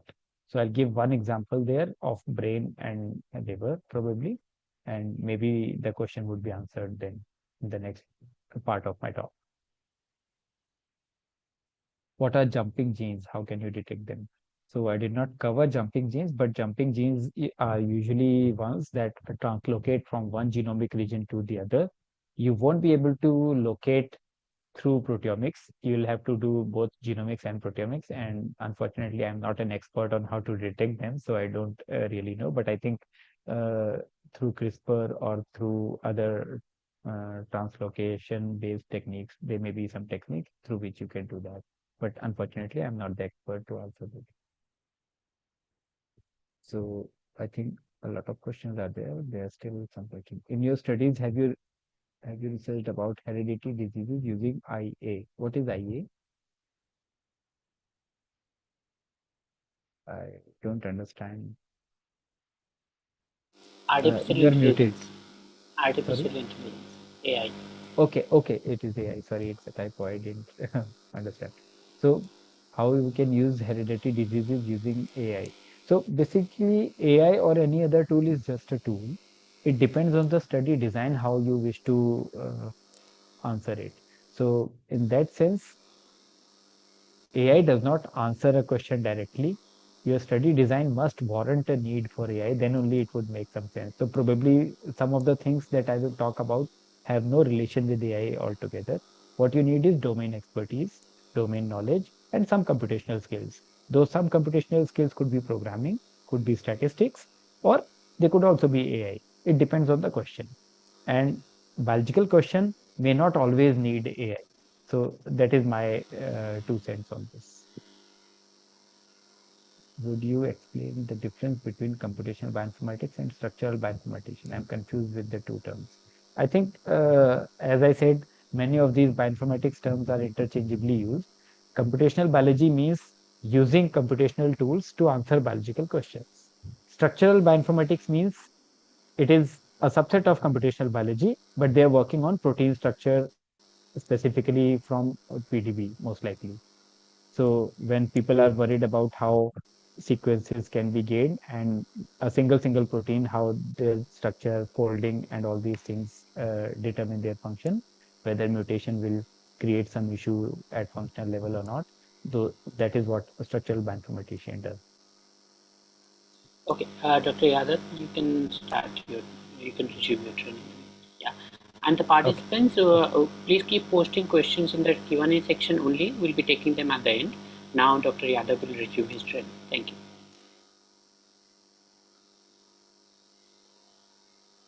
Okay. So I gave a easy question here as well. So the mass by charge into charge, and then you subtract the charge state because that is the number of protons that have been added to the peak. That will give you the neutral mass. So the mass by charge given is 1001. The charge was 3. So if you multiply and then subtract 3, you get 3000 as the answer. I think most of you had given the right answer. Okay. So how does a proteomics experiment tell us about the peptides or the protein sequences? So let's assume there is a protein sequence. We use a site-specific cleavage enzyme called trypsin, which will cut right after lysine and arginine, if not immediately followed by a proline residue. So you create lots of small fragments. These fragments enter the mass spec, and the yellow ones are the peaks which are formed, or the mass by charge values that the mass spec records. So this is called as MS1 spectrum. And we call this as a mass fingerprint because although these peptide sequences, if their sequences are also scrambled, they will still give you the same mass. So A, B, C, D, C, D, B, A, and different permutation combinations are all going to give you the same mass. So with this information alone, you will not know which sequence was there, but you can measure the mass. And if a single protein taken from a gel band has multiple such peptides, even though it may share the mass with different peptides from different proteins, a combination will likely hit the right protein. So this process is called as peptide mass fingerprint. That means only performing a digestion and then measuring these masses is a fingerprint for a single protein. But the problem is you need to identify a purified protein which then enters the mass spec, because if you send several proteins at once, then you will be in a trouble. You won't be able to segregate which protein did it come from. So because of this reason, tandem mass spectrometry is the more favored choice because it allows you to do everything at once. Although the data analysis and interpretation becomes a challenge, but I'll tell you how we solve that later. So you have a complex sample. You may have thousands of proteins in this. You perform a triptych digestion, and then you get a lot of pieces from all these thousands of proteins. This is then sent to a liquid chromatography system where they are separated so that they enter the mass spec one at a time. So imagine if there is a security guard standing at the door and everybody runs out at the same time. You won't know who entered or who left. So it is similar with the mass spec analyzer as well. So if people queue up, leave one at a time, it is very easy to measure their mass to charge ratio, and you know there is no contamination and different entities can be distinguished from each other. So that is the idea behind LCMS separation. So after first round, you saw in the previous one in peptide mass fingerprinting that each peptide will give rise to one peak. But in MSMS, you have two mass analyzers, one after the other. So for the first, after the first mass analyzer records the M by Z values, we select the top n most intense peaks. They could be 5, 10, 3, whatever. It depends on how you program the machine. Then you can say, I want top 3 peaks from every scan. So from this MS1 scan, you select this peak. This is then sent to the second mass analyzer, and then it is chopped off again using, now earlier we were using an enzyme, but this time we are using higher energy. So we impart some energy so that the bonds that are peptide bonds are broken down. And then these residues are the ones that you get. So this is what it looks like. And this is called as tandem MS or MSMS or MS2. This MS2 are the daughter ions for this one parent ion. Okay. The machine has recorded both the parent ion as well as the daughter ions. And this is actual peptide sequencing. Now you can say which residue was at which place in the peptide. So how does this occur? So let's say this is a model peptide, PEPTIDE. If you break these bonds, this is a more detailed explanation for the same. So CONH bond is the bond between any two residues, any two amino acids. This bond gets broken, and if the charge is retained on this side, you get a B ion, and if the charge is retained on the C terminal side, you get what is called as a Y ion. This is the most likely bond to break, but sometimes this bond may break, forming C and Z ions, or this bond may also break, forming A and X ions. But in all probability, you will get mostly B and Y ions. So this is where the bonds will break. And you can easily calculate the masses based on which we know the masses of all amino acid residues and how they can break. So this allows us that we can create these two sequencing ladders, one towards the N terminal, one towards the C terminal. And with these two sequencing ladders from B1 to B6 ion for this peptide and Y1 to Y6 ion for the other side, you can theoretically calculate an MSMS spectrum. So from this MSMS spectrum, the intensities are all put to same scale because we do not really have intensities here. All we have are actually masses. So this tells us that this is what an ideal spectrum should look like if I take this sequence and send it to mass spec. And now we have an experimental spectrum. We have created a theoretical spectrum. Now we try to overlap the two and see what is the level of match between these two. So using an experimental spectrum and a library of all reference peptides, now I can scan each one of them and see which one matches the best. So this is the fundamental behind peptide mass sequencing. So one more thing to add here, suppose this residue T is phosphorylated or it has some modification. When it has a modification, all of these peaks shown in red here would change their masses. So let's say it was a phosphorylation plus 80 Daltons is added to all of these peaks shown in red. So it is kind of obvious now that if you look at this or this table, you know that if there is a modification and if I create a theoretical spectrum now, half of the peaks will not match or they will change the mass. They will shift by that modification mass. This works similar for a mutation also. If I remove threonine and put serine instead, the mass difference between threonine and serine will change all of these masses by that difference. And therefore, the MSMS spectrum will not now match the unmodified one. So a modified spectrum created in the experiment matched against a normal peptide will only match half of the peaks. Therefore, it will not come up as the right answer. Therefore, for modifications and mutations also, the mass spec is very sensitive. It can pick even single mutations. So this is the complete picture of what we call as shotgun proteomics. So on the left side is the experiment. On the right side is the computer side. So you have a protein sample here, and here you take the complete FASTA sequences of the organism. So this is the reference sequence database. You perform enzymatic digestion in the experiment and create peptides. Here you take these sequences and perform in silico digestion using same enzyme rules, and now you create a peptide library. This is all encompassing. So this is a complete proteome library for the organism. This is what is being expressed. Through mass spec, you separate and ionize them and acquire MSMS data. These are millions and millions of data for all of these peptides, sometimes in different charge states.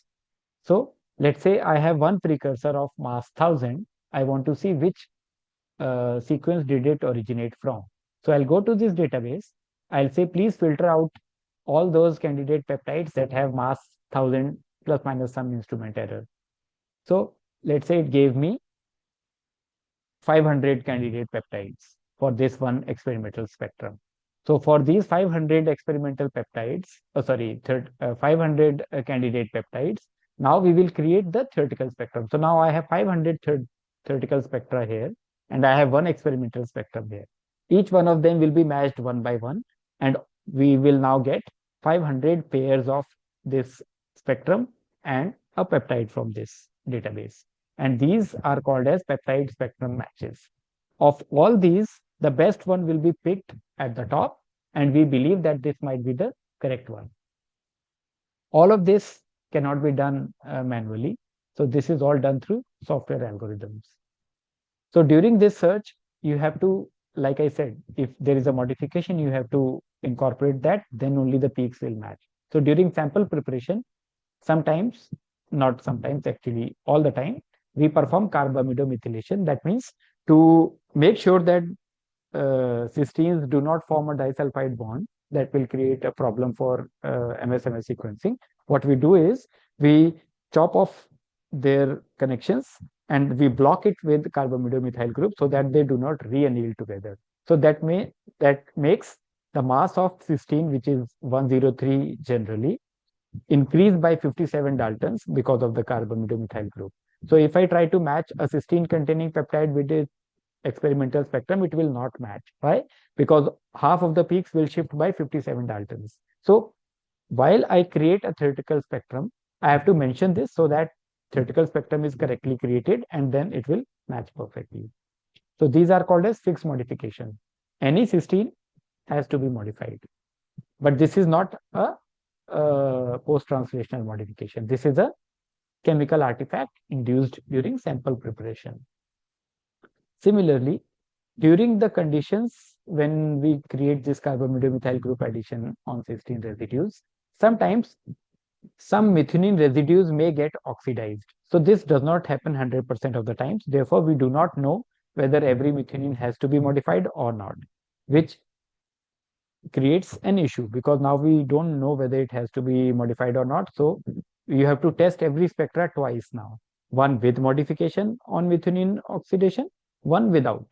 Therefore, it increases your search time because now you have to test for more options. So that is called as variable modification. When we have to identify biological modifications, what we do is a variable modification search. So if this was my normal peptide, and if it was biologically modified with the phosphorylation residue at threonine, it will move forward by this 80 Dalton difference, which is actually 79.9661, but for crude sake, we'll call it 80. So this 80 Dalton shift will occur. So instead of this place, you'll see the peak here. And therefore, you won't be able to identify if you do not a priori know. Now, this is a problem for biological interpretation. Why?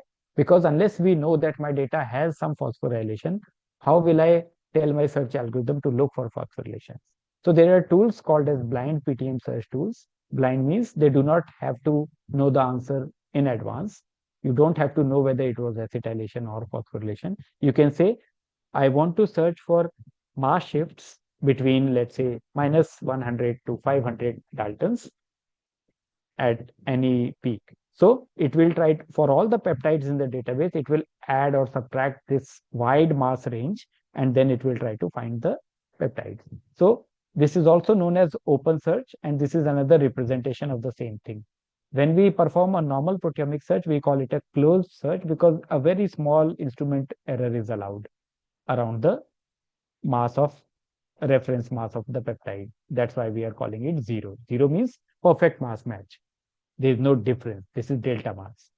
But in open search, we allow a wide mass range difference, let's say minus 100 to 100 Dalton. So any modification that is between this range will be identified. But the challenge is this is computationally very intensive. So not everybody can do this because it requires huge compute resources. So there are a lot of database search algorithms. Some are proprietary, shown in red. Others are freely available, shown in green. And they use different models of this mass matching. A theoretical spectrum matched to an experimental spectrum is a goodness of fit measure. It may not always be 100%, but it tells you how well a spectrum matches a given peptide. So during my PhD, some more than 10 years ago now, I had developed this algorithm called MASTIS.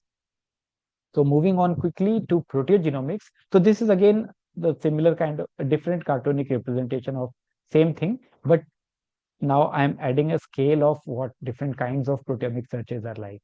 So you can have a biological sample, you perform mass spectrometry and generate loads of MSMS data. Through this, you could also perform next-gen sequencing, generating either genome or transcriptome data. So if you have a genome, you can perform a 6-frame translation because you do not know where the actual gene begins with, and then you create a huge database. Or if you have a transcriptome, you can perform a 3-frame translation and again create a reference database. If we are using these reference databases, now we are integrating genomics as well as proteomics data, and this is called as proteogenomics. And after you have performed a database search, you go for FDR estimation and analysis and visualization. So on the right side, I'm showing the scale that is common with these kind of searches.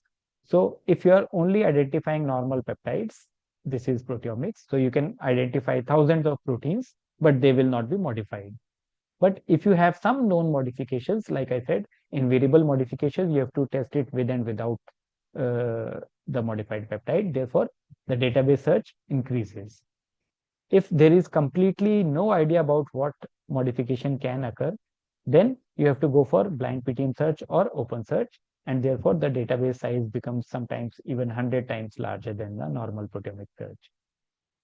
Similarly, proteogenomics also requires huge compute resources because either 6-frame or 3-frame translated databases are used. So modification searches and proteogenomics is something that not every lab would try to do, although a lot of novel biology may come from there. Just to explain it, what proteogenomics can identify, we may be able to find variant peptides, that means the mutated peptides. For that, in proteogenomics, the major job is to create a reference database which would contain things that are not anticipated in a normal reference database. So you have to create all kinds of mutations and then create a huge database of variant peptides to identify mutations. Then you can find novel genes for which you have to keep all intergenic regions translated in different frames and then keep in a huge database. Or you could even find novel exons. You can also find novel splice junctions. Sometimes pseudogenes may be expressed, and those are known as pseudogene resurrections. We believe that these genes are not functional anymore, but you may find that in proteomic data, and then we can wonder and ask further questions why it is occurring in this specific context. Then you can also do gene model corrections where you can say, okay, we understood that the gene starts from X location, but upstream of this, we find one more peptide for the same gene. So you can say that, okay, there may be alternate places from where the gene may start given a specific biological condition. So for all this, you have to control the error rate because in large scale data, there are a lot of errors. So the reference database that we use is called as a target database. I'm showing some proteins in the form of a plus sign. That means these are the ones that are being expressed at that particular condition. The negative ones represent proteins in reference database, but which may not be expressed. Sometimes if the proteins are not present in my database, for example, variant peptides or the proteins coming from novel regions like pseudogenes, they may not be covered in a normal reference database. Therefore, I'm keeping them outside. Proteogenomics will be able to capture them depending on how you are creating your database. And then to assess the statistical significance, we create another reference database, which is called as a decoy database. Decoy means false database. So by definition, everything is false here. So these are created taking each sequence from here and reversing their order. That means if A, B, C, D, E, F, G, H, I, J is the sequence of interest, I'll reverse the complete letters and then I get a decoy protein. Or you can also randomize keeping the amino acid composition same, and that will also be called as a decoy protein. So why are we using decoy protein? When we are scoring each one of the spectra against these databases, we sort the scores. So in target database, if some proteins are expressed, we assume that we should be able to find them. But in decoy database, since they are by definition false, they may not score too high.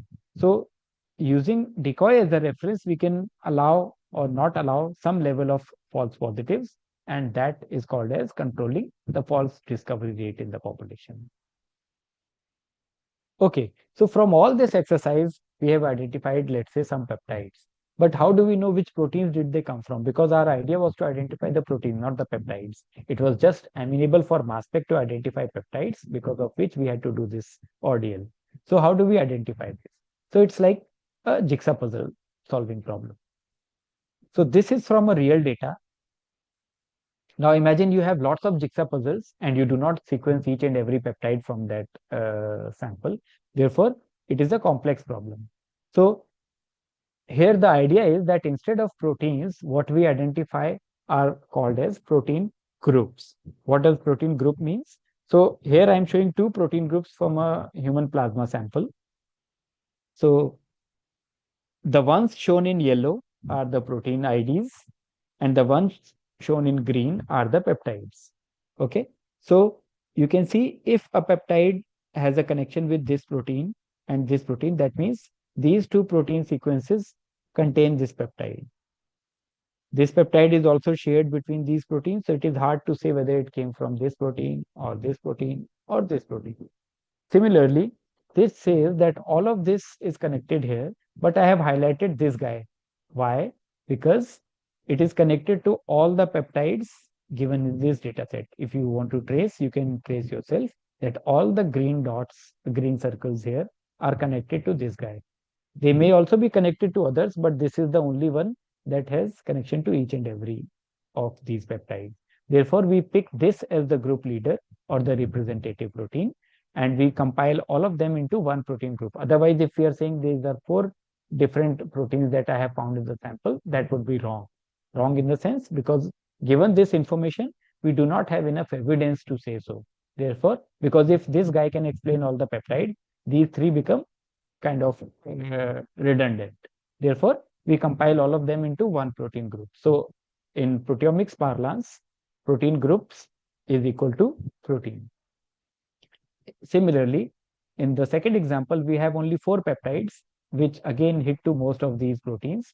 But now you can see there are 4 or 5 different proteins, 1, 2, 3, 4, 5, 6 rather. So there are 6 proteins out of 10, 11, which contain all of these 4 peptides. And therefore, any of these could be chosen as the group leader. Only one should be chosen. And this could be an arbitrary choice or based on some manual criteria. But since this is done algorithmically, it will be an arbitrarily, any of these 6 could be chosen as the group representative or the group leader. And all of them will be collapsed into one protein group because these would be enough to explain all the evidence. So we wrote an algorithm called a protein assembler to do this. So this is something that you must pay a little attention to for 2 reasons. One, this is what explains how we identify proteins from mass spec data. And the second reason would be a quiz is coming up. Okay, so let's say these are proteins, reference proteins in which I have found these peptides. So the numbered ones are peptides and the alphabets are the proteins. Okay, and these are different possible case scenarios. So if peptide 1, 2, 3, 4 are identified, 2 come from A, 2 come from B. They have no overlaps. Therefore, we can say that protein A and protein B both are present and they are distinct proteins. Second case, again 4 peptides are there, but peptide 2 and 3 are shared between protein A and B. Yet peptide 1 comes uniquely from A, peptide 4 comes uniquely from B. And that means we still have differentiable proteins, even though some evidence is overlapping. We still have unique information to say protein A and B are present. In the next example, A, B are exactly the same. The resultant information from peptides is identical. Therefore, we cannot distinguish between the two. So we'll collapse them into one group and make one of them as the group leader. And therefore, only one protein would be called identified in this case. In another case, this is similar, although not exactly same as this. But in D, we have protein A and protein B, which contain 4 and 3 peptides respectively.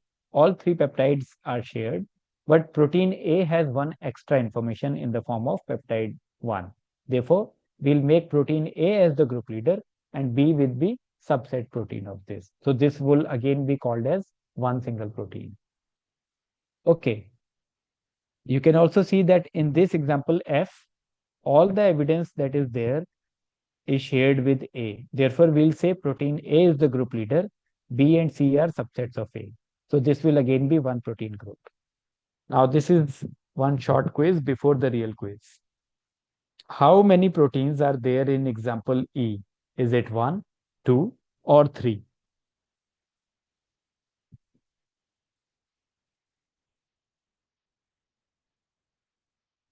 I'm waiting for the answer.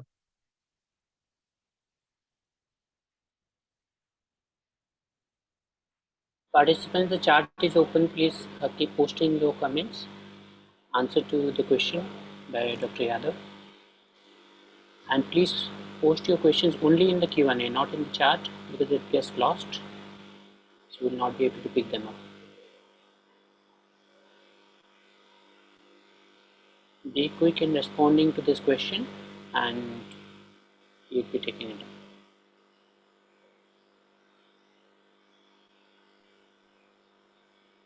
So everybody is saying C.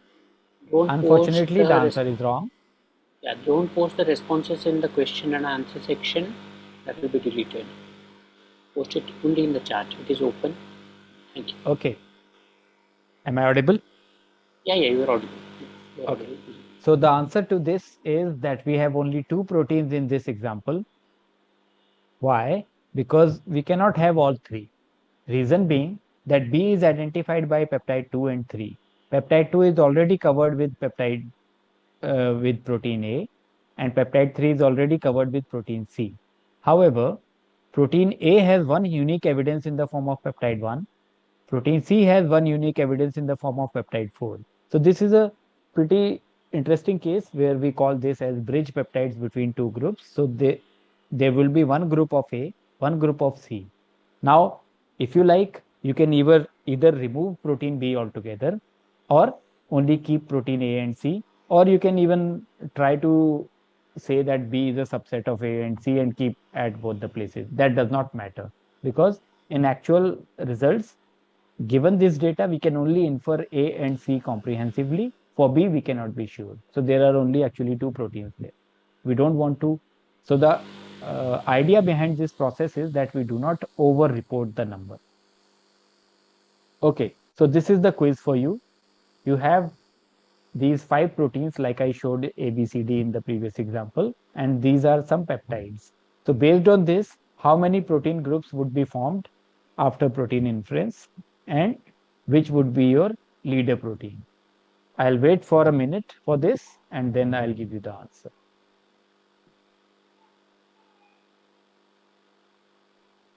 If you have pen and paper, please pull them out now. This would be a good time. Yes, you might need a piece of paper and pen. Yeah, it can't be done. Yeah, it can't be done in your mind. You have to write it down. It appears very complex to me. I don't know. Honestly, I also don't know that.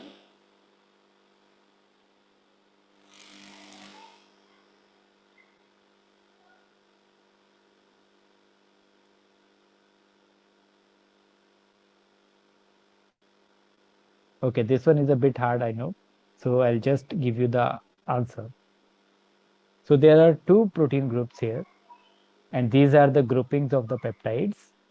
So the first one will have protein group 1 will have protein 1, 3, and 4 subsumed with protein 1 as the leader.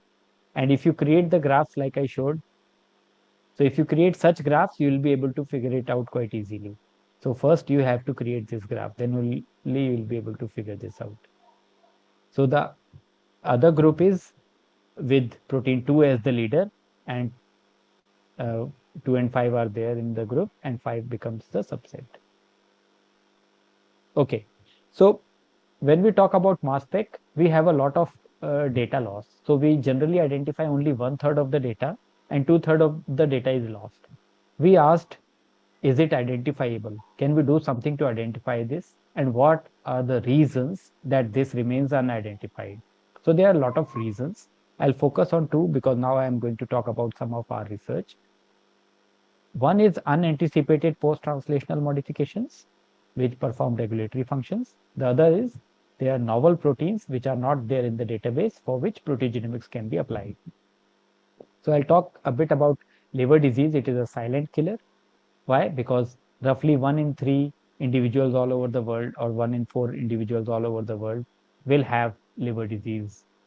So, and this is non-alcoholic. So that means metabolic dysfunction associated fatty liver disease. This is the new name. Earlier it used to be called as NAFL or NAFLD, and it affects 9 to 53% people in India, although we do not have a very good estimate because, in our medical system, not everybody goes to the hospital very easily and screening programs are not that accurate. Therefore, it is just an estimate which came around 3-4 years ago. So you have a healthy liver, and if there's a lot of accumulation of fat, more than 5% in the hepatocytes, then this condition is called as fatty liver or NAFL. This is reversible. Some of them may progress to NASH stage, where it includes, apart from hepatocytes, you may have hepatocyte ballooning, some level of inflammation sets in, and fibrosis can also be there. So this is a stage till when you may be able to revert it back with diet and exercise. Beyond this, it becomes more challenging.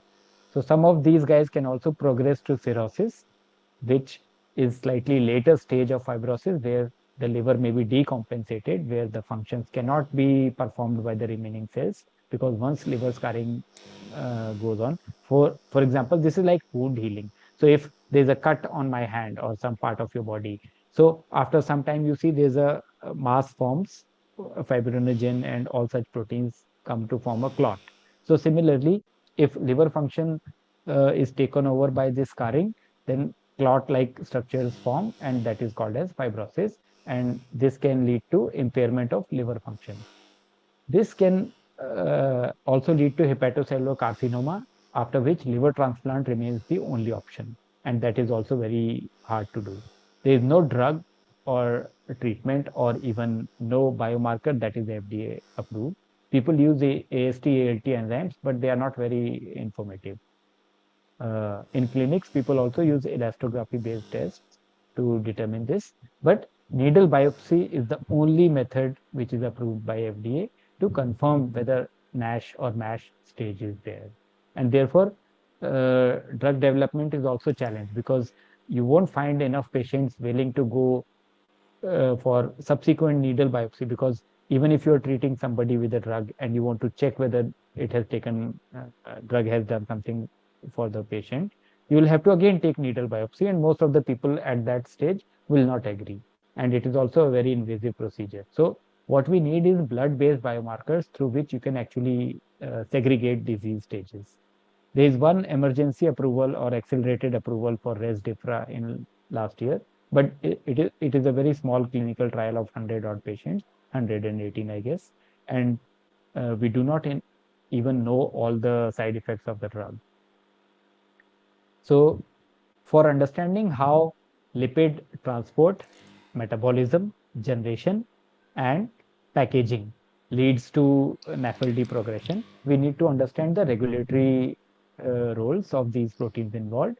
And for regulatory roles, we need to understand what post-translational modifications are being regulating these processes.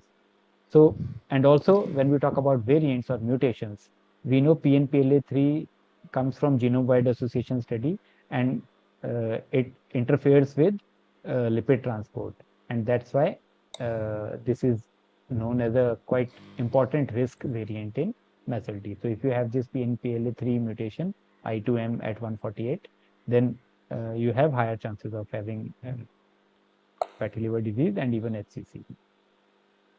So we said, how do we measure this through proteomic data? So we created a computational pipeline. I'll not go into detail. There's nothing to remember for you. You just understand that we process large amounts of data and try to identify the modifications and mutations. So, but these methods are not optimal. These are suboptimal in a sense that it requires huge compute resources. So we developed a new algorithm called as biological informed protein search. Before that, we also did some proteogenomic studies, and we created several tools where using 3 search stages. In first stage, we perform a proteomic search. When we identify the spectra, we take the unassigned spectra to identify novel genes. And if after that also we have unassigned spectra, we try to identify the mutated peptides. So progressively, it is increasing in orders of magnitude for compute resources. Therefore, we perform this at the last stage. And through PGX Savvy tool, this so when people perform these proteogenomic studies, there are a lot of false positives. So this report hundreds and thousands of mutations in data sets, mostly related to cancer, and then they say these are related to the disease. But when we analyze this data again, because large scale data has large number of false positives as well, so we developed this algorithm which, after these mutations are reported, we go back to the primary data and now try to look at all extra rules to see that the theoretical and experimental spectra did match well or not. Based on that, we classify them as confident peptides, semi-confident peptides, or doubtful peptides. And we found that around 50 to 60% of the mutations reported by everybody in proteogenomic search are actually false. We proved this through simulation experiments also, and we found important mutations which we could fish out from a plethora of sea of large number of false positive results. So we could show that this algorithm is a much needed requirement, because everybody wants to report high numbers when they want to publish it, but that may not always be biologically correct. This is just an example that we found 3 different forms of the same peptide in the same sample. So that says that what we generally identify is the blue one, which is a known canonical, well-known peptide, but mutated peptides are also there in the same sample, which we tend to miss out on. So post-translational modifications play several roles. They may be important for interactions, activity, stability, localization, subcellular localization, structure, and solubility. So we thought how to measure them in NAFLD. But as I said, it is a computationally challenging thing to do. What we did, we said, if we use modest hardware, can we do these kind of searches? Because otherwise it is not accessible to most of the labs. So we said, if there are 8 cores on your computer, we'll divide the input data into small chunks and provide to each one of them separately, so that using this data level parallelization, we could process the data in a manner that otherwise was inaccessible to people with smaller compute resources. But we know that 8 to 16 cores are available, or sometimes even more than that, on most labs. So this was a duonym, which also means modification search tool or modest hardware. When we identify these, the tool gives us in outputs like the mass shifts, for which we have to annotate. Looking at a database of known mass shifts, we know where that 16 is oxidation, 79.98 is phosphorylation, and so on. And because for the sake of speed, the algorithms may sometimes localize the modification at a wrong residue. So using mod locator algorithm that we developed, we have to correct that location also.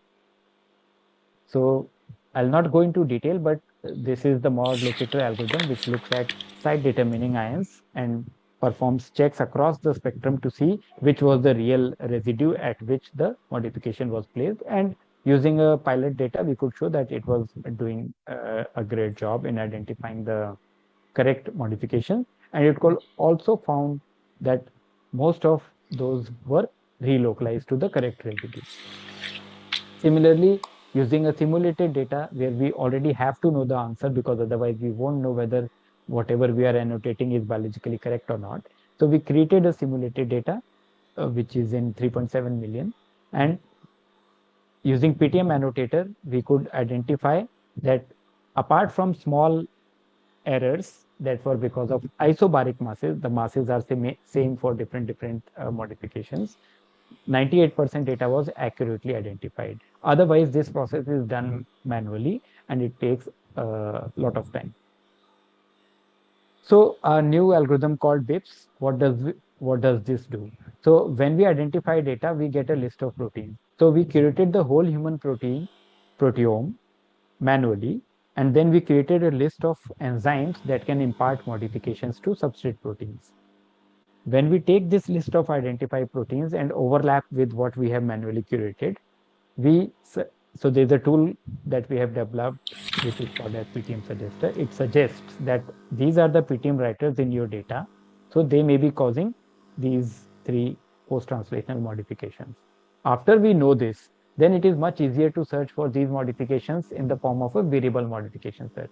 Now I can tell my system that, okay, please look for acetylation, or please look for nedylation, or please look for methylation, because now I know I have methyl transferase in my data. So this is learning from biology and using it in identifying the unknown PTMs, instead of trying to go for a blind search and identifying lots of false positives. So using DIP search, we could identify the peptides. We use two different variants. I'll not go into this detail. What we saw was, then we talk about the time taken. The open search takes much larger time as expected, and in roughly 40 to 60% of the time, we are able to identify or complete the searching. So these are two different variants of our approach. I'll not go into too much detail. One uses only unassigned spectra, one uses complete data set. So, and we see that roughly same number of identifications are obtained from all of these three searches. Although open search identifies slightly larger, we later realize that most of them are actually false also. So effective unique peptides are much lesser in open search, which is the current standard. We also looked at the previous results of open search papers, and so this is the best example so far. And we see that the modification that we identified in our data are mostly no here. That means these tools do not identify all modifications, although they identify a lot of modifications here, but most of them are large abundance artifact, because mass spec cannot distinguish between biological PTM mass shift versus a chemical artifact mass shift. It will label everything as a modification, which is what these open search tools are doing. But if we look at the biology closely, they are not that much useful to us. What is useful to us is inferred by our approach using the enzymes that are present in the data, and this actually helps us capture more of the real biology. Because these are in low abundance, these tools are tending to miss them. Our approach may also have a problem that if we cannot capture the enzyme, we won't be able to identify the PTM. But this is a trade-off that we are willing to take, because we'll still capture low abundance PTM that will be missed by other methods. So we took a cohort of 48 to 50 people, which contained around 6.18 million spectra. And through this approach, we identified 3 PTMs. Using our own pipeline for mod form quantitation, we checked and found that it contains enough modified as well as non-modified peptides. So in fact, modified portion was as good as non-modified. So imagine of the 1/3 data, another 1/3 was being thrown off, which contains a lot of biology. And what was interesting about this, I'll just skip this one. These are just numbers of modifications that we found. Coming to the real point, you have to remember proteoforms. Proteoforms are very important, because that's why we are not able to find effective biomarkers, because you see ApoC3 and ApoC4 perform similar kind of functions in at least the literature says so. But in healthy versus first stage of disease versus late stage of disease, the expression patterns are not the same. They behave differently. And this is what is not captured by routine proteomics methods.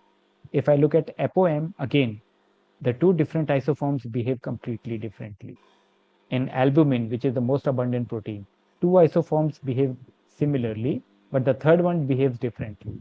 But unfortunately, when we try to go for biomarker identification, all these three are clubbed into one, and what we see are average out values, which may not show any differences. So we do not capture this deep insight that can actually lead us towards better biomarkers. So this is just an example. You may have seen a lot of volcano plots. I'm sorry, this is not that readable, but the crux here is that each one of the circles that you see here, the size is relative abundance. Each one of the circle shows a different peptide mod form. That's why the figure looks so complex. So this is fibrinogen B.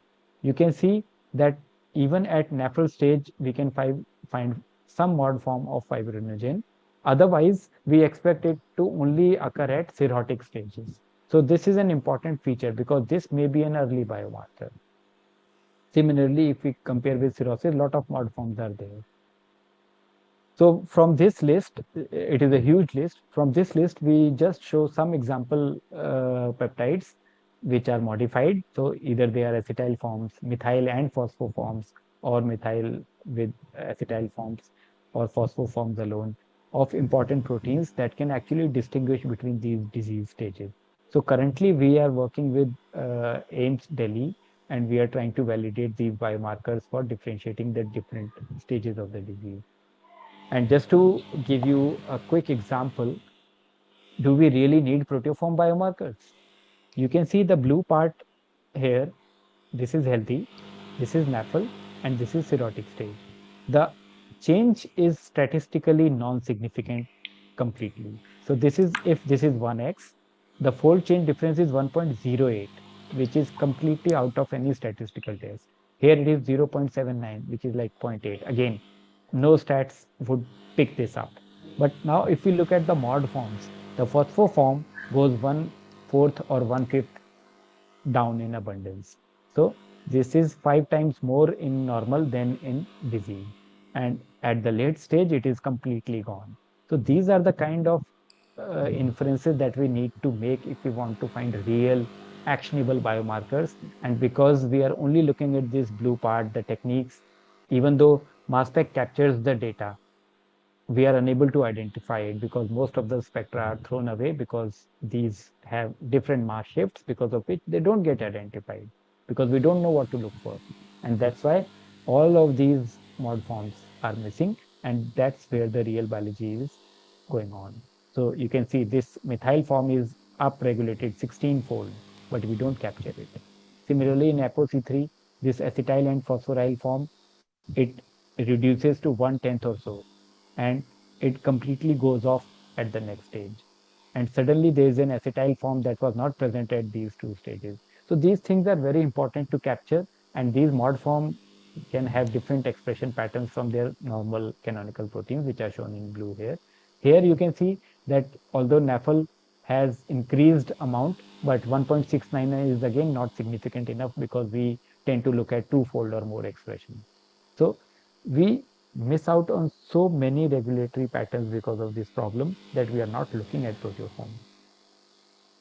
Okay, the last part is, can we also use literature that is already there in PubMed to extract this information and curate it into a mod form level PTM disease correlations to create a knowledge graph? And can we use this to study precision medicine? So this is the idea. We have just started this project. So using MSR Biomed BERT, which was earlier called as PubMed BERT model, we are fine tuning it using some known examples so that now we can extract from sentences whether this is a protein, whether this is a disease, or whether this is some kind of a post-translational modification. Now integrating all this, we at the next level, we perform what is called as a relation extraction, where we say that this PTM leads to increase in this disease or decrease in this condition, where we are not only identifying the molecular entity, but we are also finding its relationship with the disease. So this is going on. The idea is that while we are also establishing clinical cohorts, capturing comprehensive data, we are using our method BIPS for identifying post-translational modification and biomarkers. We are also integrating AI analysis for mining PubMed literature so that we can build knowledge graph, and now we can overlap the data that we identify from our clinical samples onto this knowledge graph to infer more of biology and to determine hypotheses that really need to be tested in clinic. So that will actually lead us towards better translational insight. So that's the whole idea. This is again just a cartoonic representation of different databases and tools that we use to create this knowledge graph. This is just a work in progress.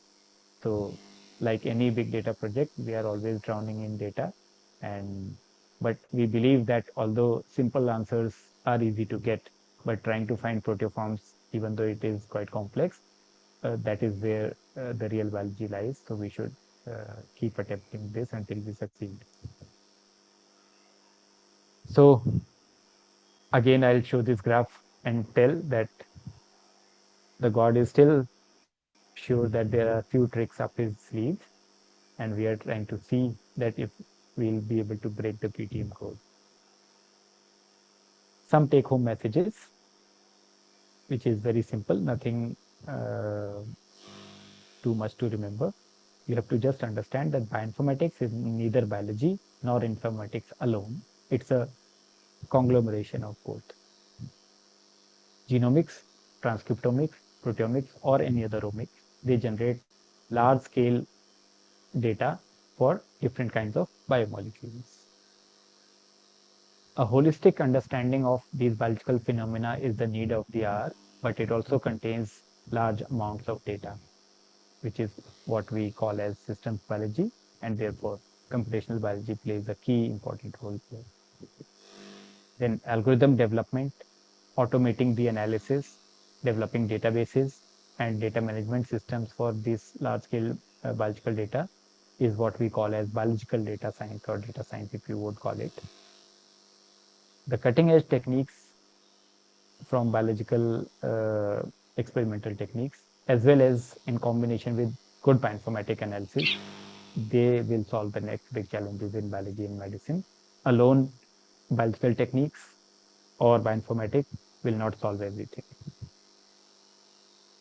So if you have questions, I'll take them now. Thank you, everyone. And thank you for the GACP organizing team and Professor Mahesh for having me here. I hope I was able to do justice in the time that we spent, and Sure. you would take some message with you. Thank you so much. Definitely. What a wonderful lecture. Actually, I have a lot more to learn and read now, now that you have made me more humbled by making me conscious about how much I do not know. So, there are about 7 questions pending for you. So, what I'll do is I'll read out some of them, and please be quick in responding to that because the next panelist has already joined. So, we would like to be quick. Okay. So Asmika Agarwal is saying lots of studies have been ongoing in cancer genetics, but autoimmune genetic studies focus will help or may not. Request your view. That's the question number 1. Second Okay. question So I is think they will also help. Yeah. okay, right. And question number 2 is please, I am not really clear with genomics to proteomics 2001, 3, 4, 14, and 20. So basically, basic level question. So this was just a timeline of important discoveries. That does not mean that these are some stopping points, but these were some milestone studies. Yeah. And Abdul Wali Aliu is asking, how can we detect using single nucleotide polymorphism in detecting some gene of typhoid accuracy because of issues of AMR in the science of the world today? So there are tools that people use to detect AMR. We have also worked on this. I did not talk about this. So it is possible, but detailed answer would not be feasible in this short time span. Sure. I'm really sorry about that. No problem. Thank you. Mukhtar Ali Ibrahim is asking, how does, sorry, that's not the question for you. Abhishek Mahanti is asking if there is any detection method for early detection of cardiometabolic risk. So yes, there are detection methods, but early detection, not so much so. In fact, there is a project that we are about to embark upon where we are going to study young myocardial infarctions that we keep hearing about um, a lot these days. So we are conducting a multi-center study, multi-omics, AI, and immune profiling, so that we are able to predict even before things occur that these are risk elements and you need to take care of your health now. Right. Salihu Ahmed is asking, sir, I would like you to briefly explain about the phylogenetic tree. That's the last question. Okay. So phylogenetic tree is a way to trace molecular evolution. For example, let's talk about hemoglobin. So let's say we have 5, 6 different organisms and we take their hemoglobin sequences. We try to align them, and based on how many substitutions or how many residues that are different between these organisms, we create a tree that says one mutation is easy to create. So if there is only one mutation between two sequences, they will be joined by a common hypothetical ancestor. Okay. If there are two mutations from this hypothetical ancestor, now you have another branch coming out. So that's the fundamental behind a phylogenetic tree. I mean, that's the simplest explanation I can give. Yes, I think nobody else could have done justice to such a complex topic in 2.5 hours time. So I think you have done a wonderful job. So congratulations on that, and we are extremely happy and very honored to have you, Dr. Amit Kumar Yadav. Thank you so much. So I, Professor Maheshwar Satpathy, on behalf of Global Consortium of Global Health, Actors, Leaders and Thinkers, Global Health Forum, Global Brain and Mental Health Forum, World AIDS Forum, and other local partners and agencies like World Psychiatric Association, Global Psychiatric Association, and many other agencies like BIHR, Bangladesh Institute of Innovative Health Research, would like to place on record our sincerest gratitude for you to come here and spend an entire evening and illuminate us with all these vast, Thank you wisdom for and having me here. experience. Yes, it's been a wonderful experience, and Thank you. so now that you have exposed me to my ignorance, I would be seeking some of your tutelates later and some of your assistance to understand these concepts better. And I'm sure our You are being participants too have modest. they have learned quite a lot. It is very much testified by the kind of beautiful emojis they are sending out to all of you right now. And I think Thank you, it's everyone. been a terrific talk. So thank you. I would also like you to inform that all the participants will receive a certificate of participation very soon, and that certificate will be signed by Dr. Amit Kumar Yadav. So our admin team will be getting in touch with you, Dr. Yadav, very soon regarding that, and please oblige us. We have a very fast process of turning around, so we take only 7 days to deliver all the certificates to all the participants. So therefore we start literally from tomorrow onwards. So our admin team would be getting in touch with you literally tonight in terms of email, and they would be also requesting you for the slides, because many participants request for that, and some of them have dropped some questions which haven't been answered. So what we'll do is we'll try to compile them and we'll send it to you. So And I have just one concern. yes, go ahead, please. Yeah, some of the data that I presented is unpublished. So maybe I'll remove some slides of the last part basically, and Okay. others I can keep. If Sure, that sure. is No, okay. no problem. It Okay. is completely up to you. No issues. Sure. As far as our students' learning is concerned, we are happy. As much as you can say it will be more than appreciated. So that's all from our side, and we would like to place on record that we would be sending out a letter of appreciation, a certificate of appreciation to you for spending so much of your valuable time. And we are unable to give you anything tangible and material, but we seek your assistance and support as we move forward as the Global Consortium of Global Health, the largest global consortium in the world in global health arena, and all your support is always deeply appreciated. So that's all from my side. We have learned But from a lot of people. So helping others learn is good enough. It's a big reward in itself. Thank you so much. definitely, yes, Faisal, yeah, please do your last piece. Thank you. Thank you, Sir Satpathy and Dr. Amit Kumar Yadav for such a compelling and enlightening discussion of computational biology. So we'll now take a 5-minute break and return shortly for our second advanced training session, which will be delivered by Professor Eric Fabian Rico Castellas. So participants, just take a short 5-minute break and return shortly. Thank you. Yes, Dr. Amit, I'll be personally getting in touch with you. Thank you. Yeah, have a wonderful time. Take care. Sure. Thank you. Sure. Okay. Hello, Professor Eric. Wonderful to see you. So welcome. So we shall start. So I hope you're comfortable speaking a little bit of English, and then we can combine with your. I really don't know your language. Portuguese, Spanish. What is it? Spanish. That's Spanish. fine, Yeah. but I'm with my computer and going to video. Okay, if you want, and I appreciate it that you can, if I few more words and I can say, but then I'm experiencing a bit of audio issues to hear you properly. Could you use an earphone or something? Maybe that would be helpful, because your voice is fading out. when you're speaking, it's creating an echo. It's phasing out. So maybe Okay. try Are you using. Yeah, okay? go ahead. Give me a second, please. I can hear you, but there is a bit of echo. So maybe just use an earphone. That may be helpful. Thank you. Okay, the participants, those who are messaging that we want to have dinner and etc. Faisal, you can drop a message in the groups, a reminder that the second session is about to start.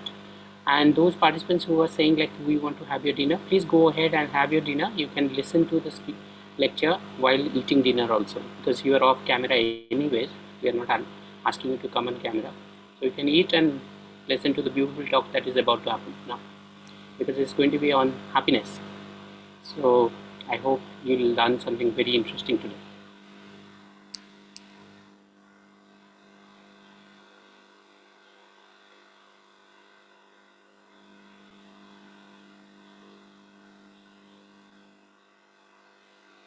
Yeah, Faisal, can you please drop the messages? Apari, you hear me well? Yeah, Or I can equal? hear you now. Yes, yes. Okay. Can you Well, try sharing your slides, please? Let's have a look.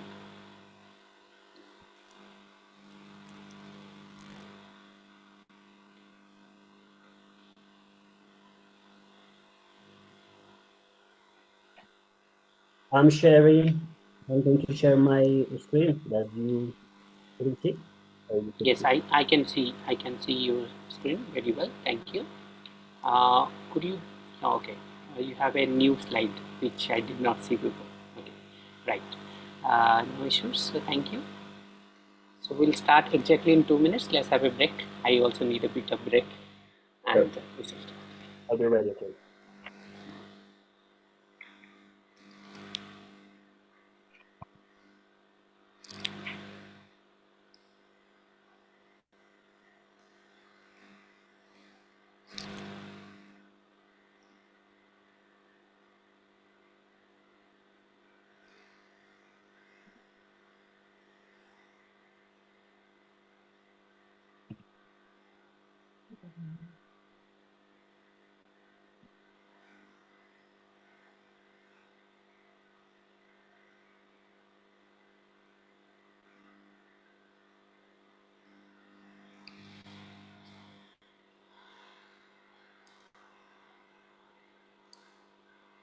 Professor Eric, do you want to use an interpreter as you wanted, or you're okay with the English? Okay. You're okay with the English, right? To speak in English Yeah. for the entire duration. Okay, go ahead. Go ahead. That's fine. Yeah. Okay. Thank you very much, Professor Sapari, for the help. Yes. Okay. Participants, we shall be starting now. Okay. Right. Faisal, if you're ready. I'm ready, okay. Um,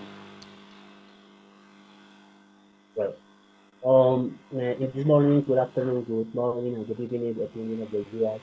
I want to share a wait, message. wait a few seconds, please. Yeah. Hazel, are you ready now? Yeah, Yeah, please. Oh, Because he needs to welcome you formally. okay. Right. Yeah. so Yes, welcome thank you. back everyone to our second advanced training session for today, titled Organizational Happiness and Effective Communication as Drivers of Global Transformation, Contributions from Latin America and the Caribbean. Today's esteemed speaker is Professor Eric Fabian Rico Castillo, Professor and Director of Center for Thought on Human Talent and Healthy Organizations at Politecnico Gran Colombiano, Colombia. This session will also be hosted and moderated by Professor Maheshwar Satpathy, founder and CEO of Global Alt. Now, I would request Professor Maheshwar Satpathy to introduce our esteemed speaker, Professor Eric Fabian, and start the session. Thank Okay, you. just give me a second because the file just crashed, so I have to Yeah, open sure, it. sure. Yeah, just give me a second. had opened, but it's opening. Just give me a second.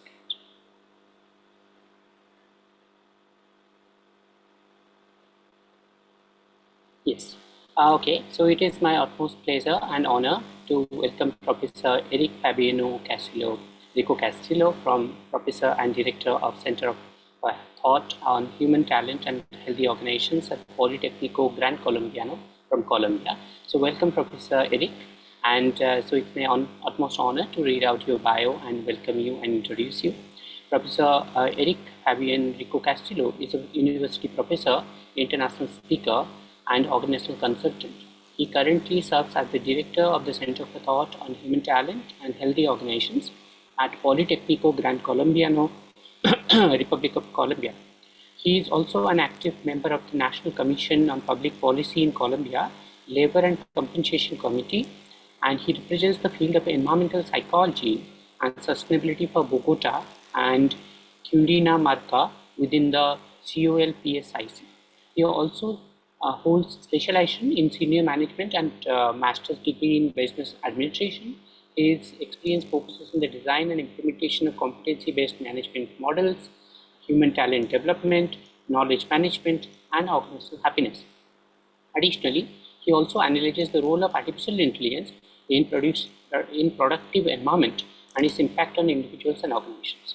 So with this very humbling bio and introduction of Professor Eric Fabian Rico Castillo, I would like to welcome Doctor to please come and illuminate us with his brilliant presentation. I have already reviewed it, so I would love everyone to be to have the best of the experience with this. So the stage is all yours. Thank you.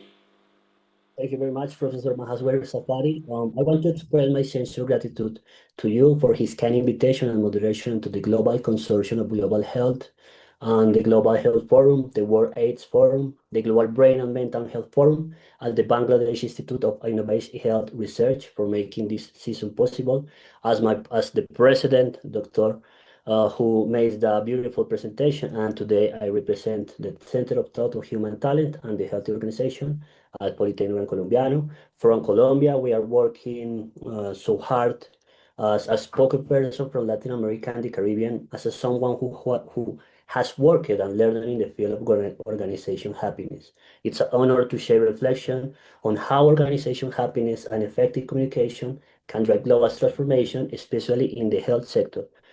I think in Colombia, for example, the situation is not too bad, but not too well about the health sector. I'm also pleased to share that our center recently joined to ILO's Global Coalition for Social Justice, reaffirming our commitment to more equitably inclusive and sustainable societies. And thank you very much, Dr. Safari. However, I say namaste for the audience, the participants, and everything they makes happen this space, and go to start. Okay. Organization happiness and effective communication as drivers of global transformation with contribution from Latin America and the Caribbean is a title that we spoke with the Professor Safari because this is more important for us transfer this topic because the world is in a critical situation, and our country and Latin America and the Caribbean also a situation about the happiness. We have to reinforce and effort that situation. I don't know. I'm not sure if the participants can send your drawings, because I'm going to ask some question, and I think it's very wonderful that they can answer by the message board, but I don't know. Just I'm going to. Yes, Professor Eric, they will be able to respond to your questions whenever you want. I will enable the charts in between. And participants, Professor Eric also wants you to have your notebooks and pen, because he will make you do some exercises. So please have them ready whenever he asks us them. They will be very helpful to you, okay? You will actually enjoy them. Yeah, okay. Go ahead. Okay, thank you. And have a pen and piece of paper already, because we are working very hard in this concept that happiness, organization, and happiness for us. Well, first of all, how about we strike a deal? It's most important for me, because the deal is let's make an ode to happiness. please, audience, participants, let's make an ode to happiness. It's very important for the conference and the training session because what the last time you speak about it, happiness on in your places, your home, with your parents, with your family, and this is the moment to make an ode to the happiness. So I want to tell you something is the records and data are never fully comprehensive. I said this everything because I'm going to share different statistics and data, but bottom of them, every time we have a lot of information that we don't know and we don't have it in the moment. And to make policies, you have and we have a lot of information from the concept and the construction and the building of that policies. So it's important to talk about World Economic Forum. This is a graphic to 2025 because in the world, every country, every city, it's on talk about the global risk. I don't know if you are here about it, but the global risk is a situation that everywhere is on throat, and it's more important that we make difference and activities and some and give some tools that the things happens or that could be different. And in this graphic, population aging is an imminent global challenge. In Colombia, for example, we have aging is an imminent global challenge. The population is aging, and between 2025 and 2035, the population over the age of 65 will increase by 36% from almost to 1.2 billion of person of the population must be affected on other countries as Japan, Germany, Italy, South Korea, for example, and Spain, and of course Europe and East Asia.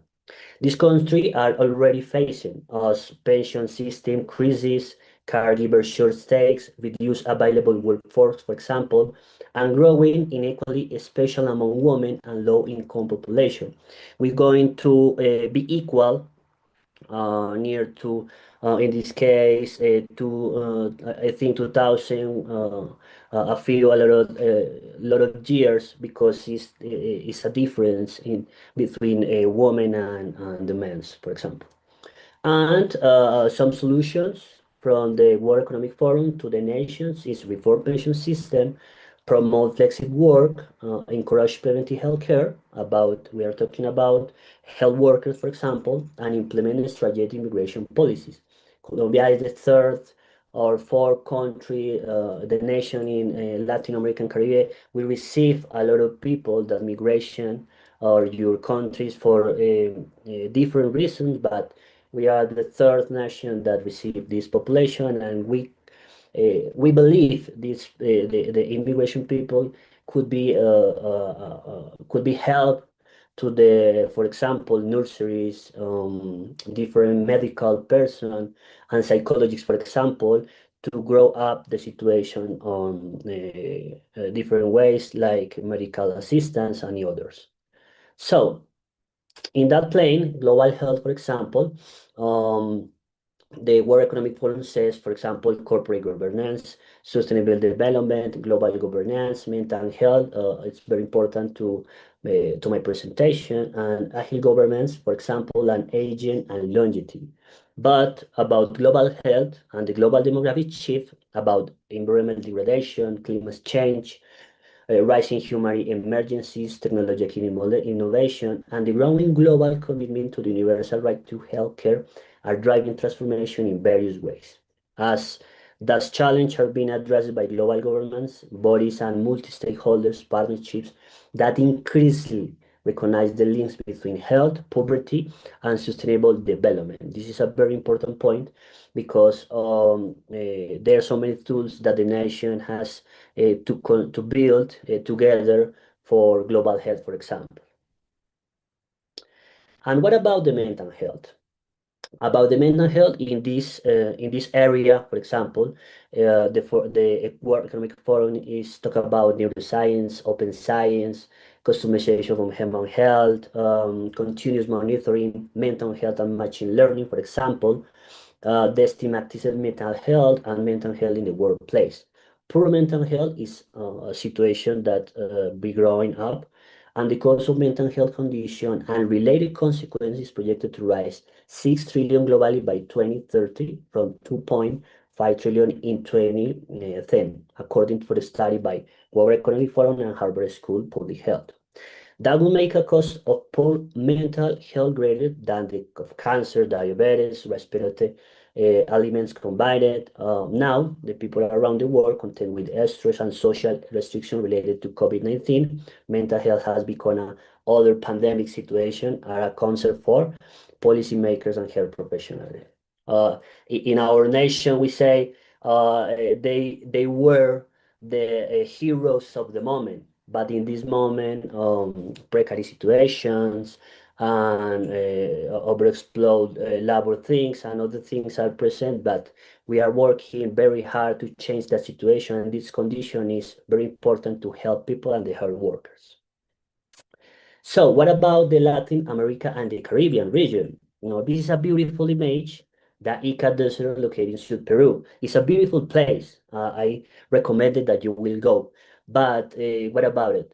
It's important to say that the region is poor, but this place is very beautiful. It's a tourist destination.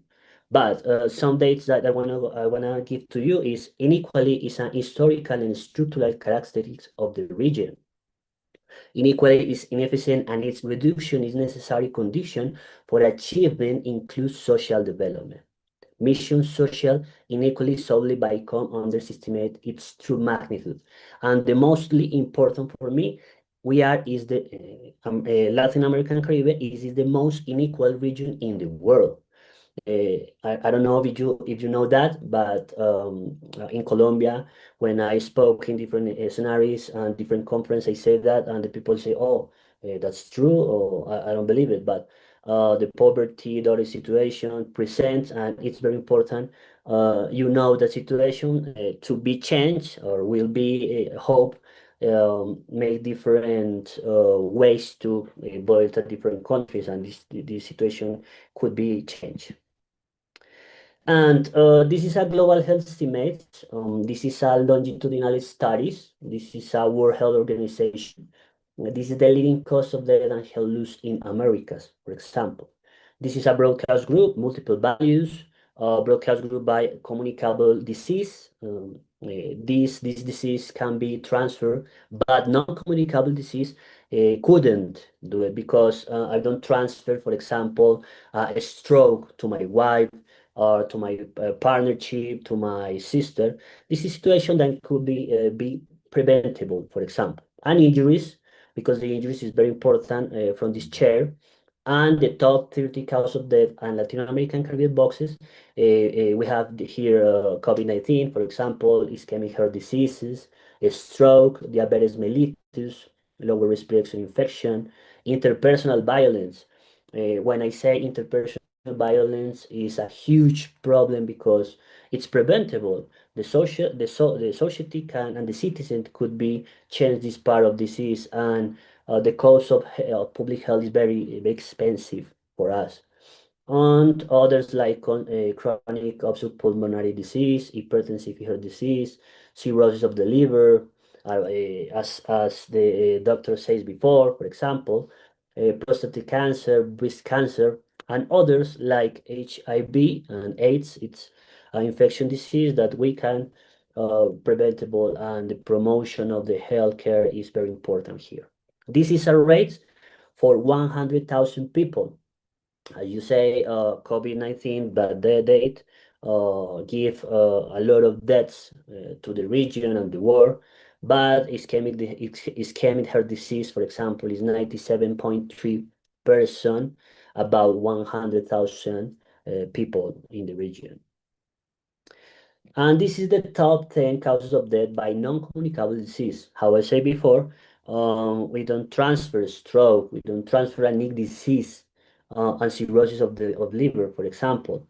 But when we see a top 20 cause of death, we have here disease like diabetes, kidney disease, chronic pulmonary disease, hypertensive heart disease, And mostly important for me, of course, I said Alzheimer's disease, another dimension. Colombia is growing up with this kind of disease.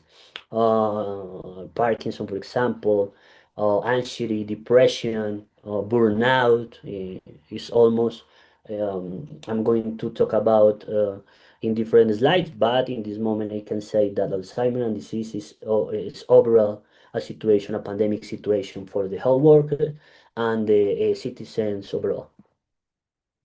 Well, this is a status in America. I'm going to stop too much here, but population of more than 50 millions, for example. But if you see the informal employment rate, for example, we had a date about 34.5%.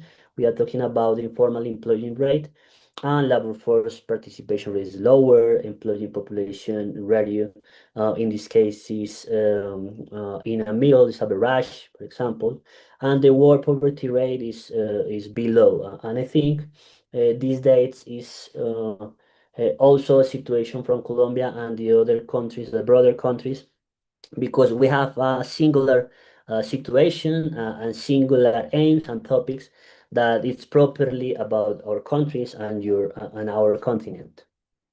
Well, time intrinsic ranking codes. I say before and always say maybe the situation is not changing in the future if we don't do different things, but the preventable disease is a very important, preventable promotion of health, and the education is most important, and the health workers is a very good form to say we can do everything for that.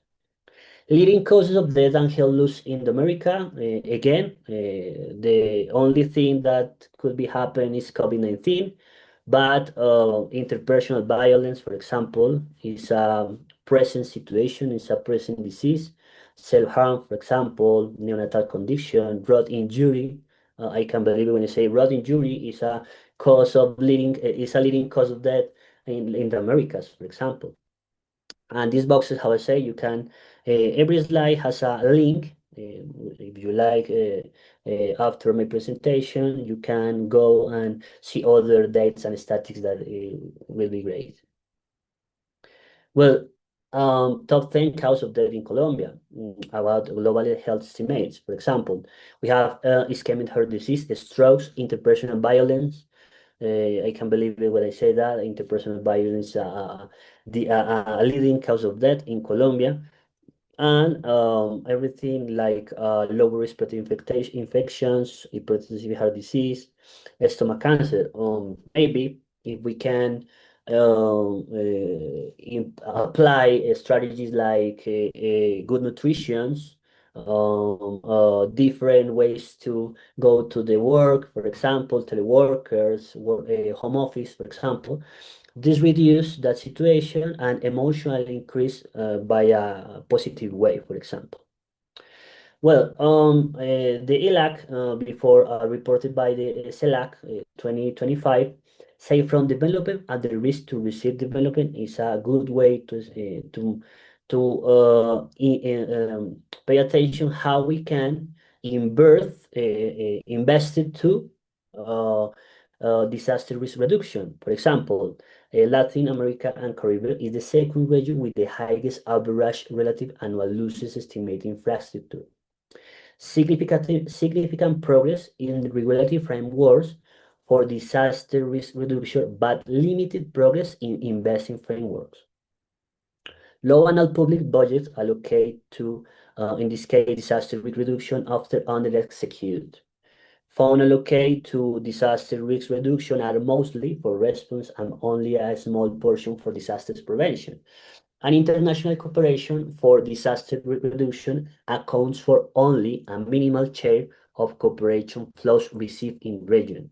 This look like as investment is in risk is seen as a philanthropic act. But wherever I say the balance, the good way to change this condition is prospective. If investment about 6%, about 60% to correct the situation, and compensatory is about 78%. We investment in this disaster risk reduction about 2% or 4%. It's a study like that.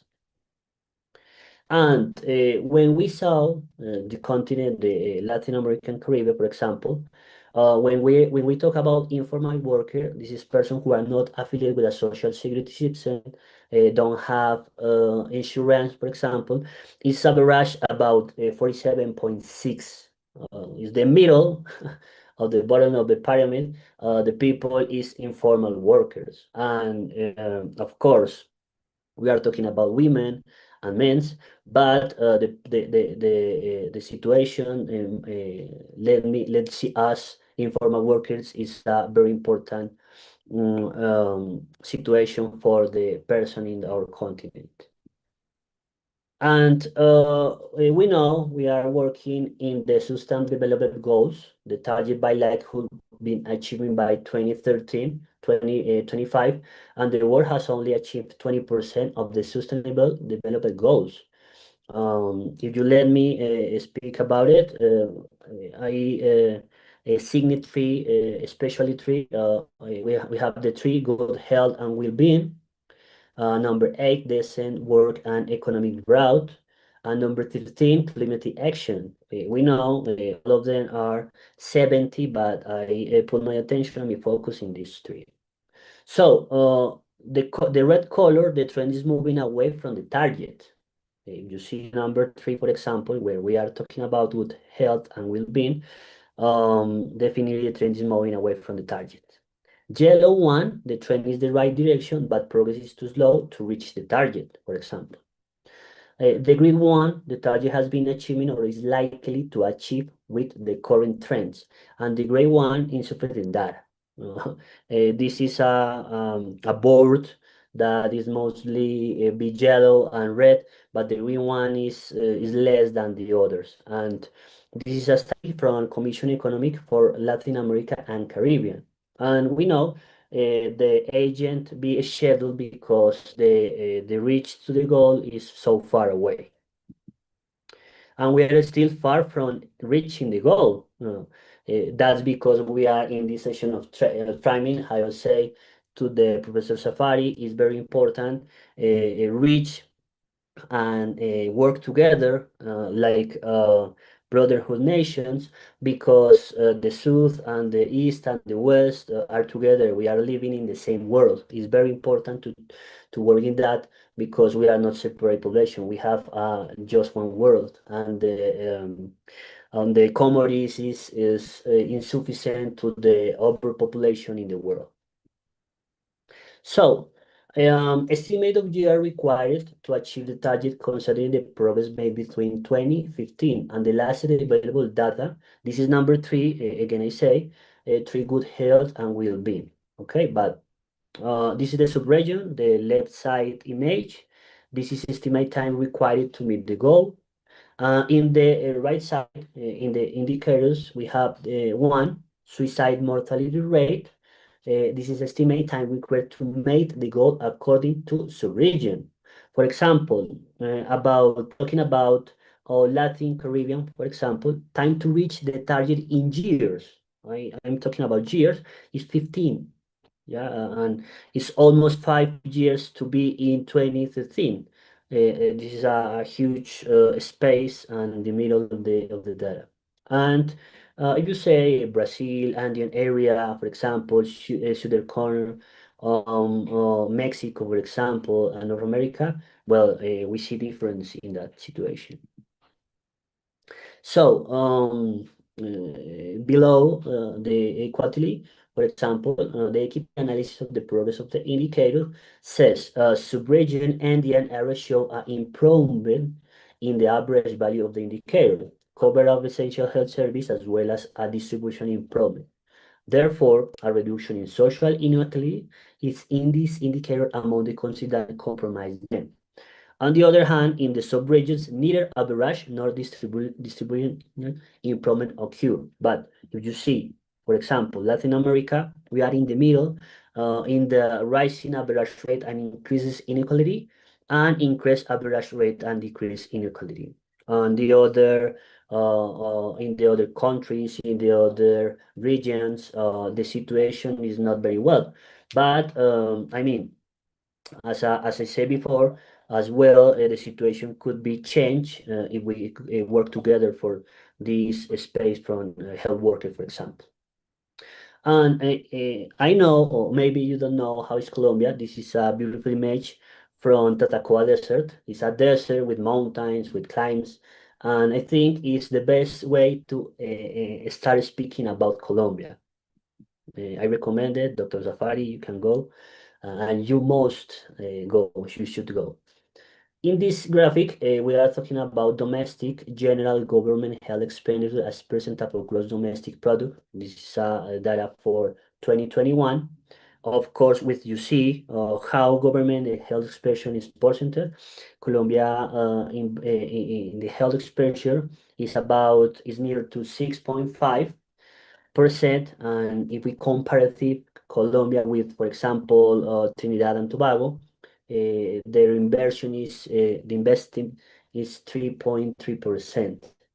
You say, oh, you are above that them. But if you comparative Colombia with Cuba, for example, Cuba in government health expenditure is about 20.6%, and it's a very less health expenditure that we will, or that we want, because of the situation and the population, citizen, disease. For example, the data says that we have one doctor for in this case 100,000 people. We are in Colombia near to 52 millions of people. This is the citizen, okay? And I prepare a slide because it's important to talk about, for example, the Health Inclusive Index. About 2024, it scores countries from 0 to 100, with 100 being the most inclusive in health. This is a comparative. For example, Health Inclusive says that if you are near to 100, it's better, and if you are below, in this case, 0, you have to pay attention and focus in that. Colombia in this moment is the 26th position, as index is scored by about 61.9, and India index score is 53. That says that's mean India is in 35 position. And this we are talking about in the Access House countries equitable to physical and mental health, identify barriers that hinder well-being, and guiding policies toward more inclusive healthcare. This is again, this is just a data. This is most deep that I can explain here, but this is searched by the Economist 2024. And what about economic burden, for example? In Colombia, reducing low health literacy by 25% could deliver annual healthcare cost saving of $2.2 billion. Speak about dollars. And that means 0.6% of Colombia annual gross gross domestic product. Is a huge data. And today, the average annual spend of prescription medication and medical facility visit for people with low health literacy in Colombia is near to 1,102, for example, which is nearly 3 times higher than those with high health literacy. There is a first tool that we will to work about it, because the people with low health literacy goes to use the medical service too much that the people has health literacy. I'm trying to say that don't go to the doctor, but I'm trying to say, if I know if my preventable behavioral is too better, we can reduce the public spend, and that it's not the rule, but it's a form to say we inversion too short in health expenditure, but how expenditure is them in low health literacy and high health literacy. And of course, averted death. This is the number of death that could be averted by the World Health Organization air quality that this is achieved. For example, highest income is around, in this case, 1,030.78, and lowest income is too much. We're talking about 2,331. That means that the people in poor regions and the air contamination is worse and they dead by this condition. But the people, I don't want to stratificate the citizens, but in Colombia, you can do that. We say that rich people don't debt about a lot of high, like us, the poor policy, for example. This is such the economist.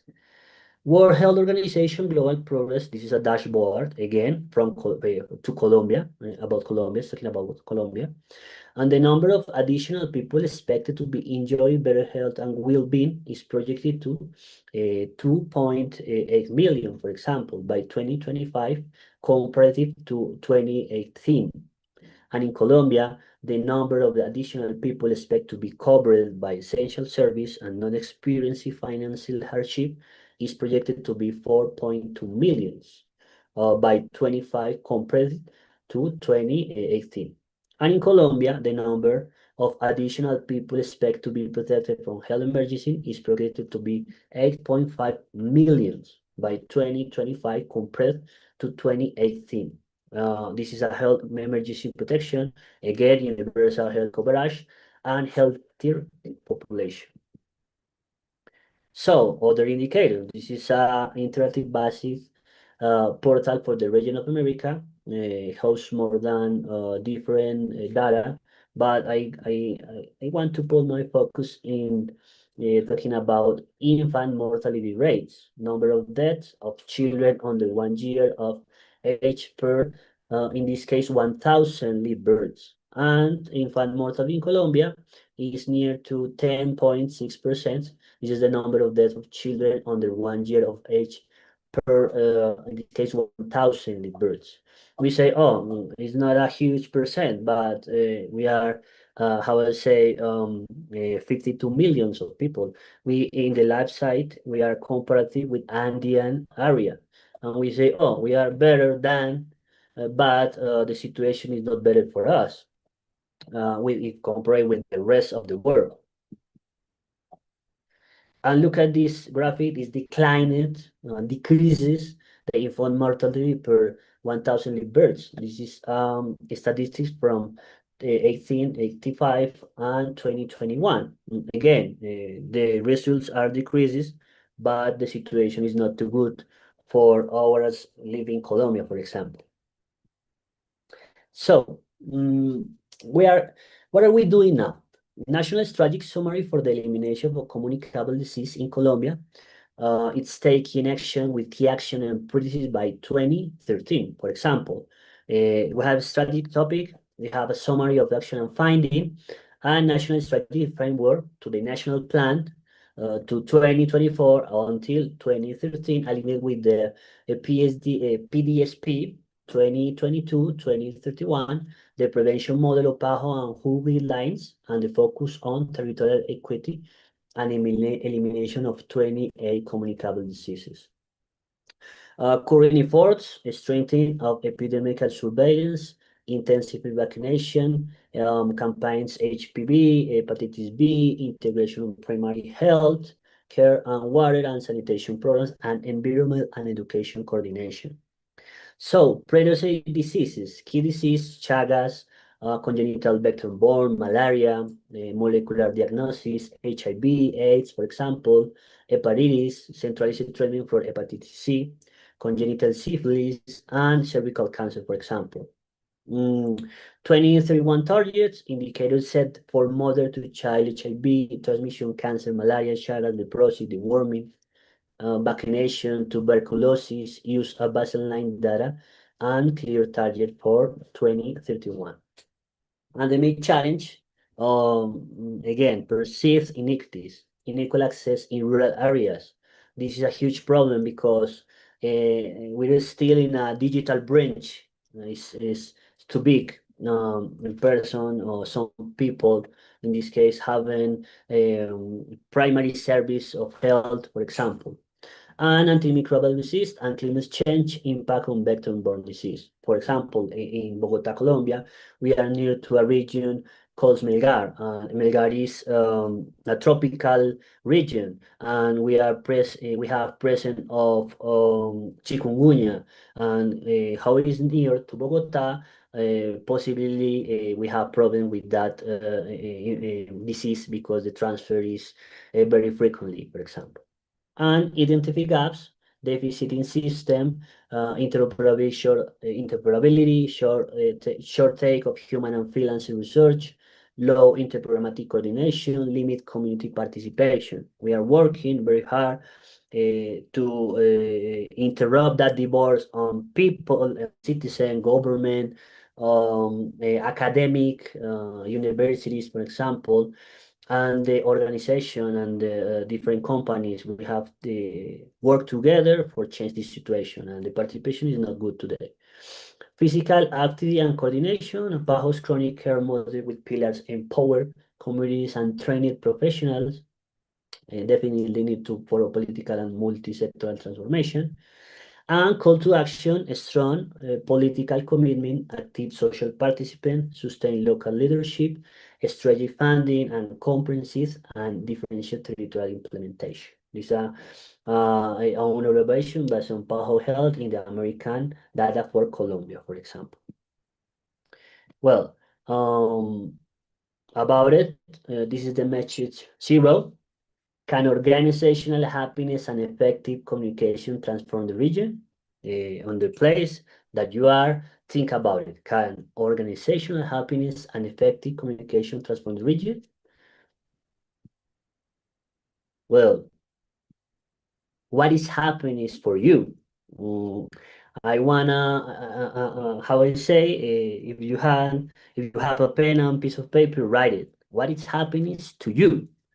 I know what is happiness for me, but however, how often you think about it, you make the reflection. What is happiness? Then I know. Are you ready? So this is the particular exercise. This is number 1. Could you draw what happiness means to you? I don't know, Professor Safari. Again, if they a few drawings can receive, but this is a very important exercise for the concept of happiness. I don't know how often, if you reflection and make that insight for you, is what is happiness for me? What is happiness means to me? And please, I'm going to, after the presentation, makes me receive someone, and could you drop what happiness means to you? Well, the academic is very important. I'm academic person. This is explained as happiness is for me is an emotion inherent to the human being, experiences subjectively and closely linking to personal experience, life history, life cycle, and context. In 2013, I started with this investigation about happiness. And the image of the bottom is Aburitaca, Santa Marta, Colombia. This is a sunset. I don't edit this picture, it's natural picture. And in this region, for example, the sea crossed to the river.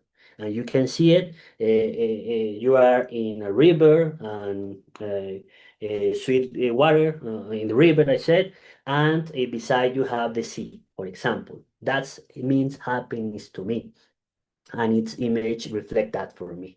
And what is concept of happiness to you? This is the first thing that we have to understood. And in this case, I'm going to move the chart, but this is Tayrona Park in Santa Marta too. It's in Colombia. I take this photo with my wife, and happiness is like the sun. Everyone seek it, but not everyone seek it from the same angle. That is why it's subjectively. And the sea in this region, this is a tourist region too. It's a beautiful place, and ever say if I want to think about happiness, I have to go to Santa Marta. And you are invited, should be go to that region in my beautiful country. So that means all culture recognize it, and here and there is special attention given to it. I'm talking about happiness. There is a psychologist named Paul Ekman. He went different cultures of the world, and his finds, his investigation, in the result, see us. It look like every person in the world express as happiness, sadly, surprise in your face. The expression is the same. Okay, Indian people, Colombian people, when we talk about happiness and something is funny, we smile, and the smile is similar for all cultures in the world. This is one of the most beautiful investigation that I can bring to you, because we are brothers.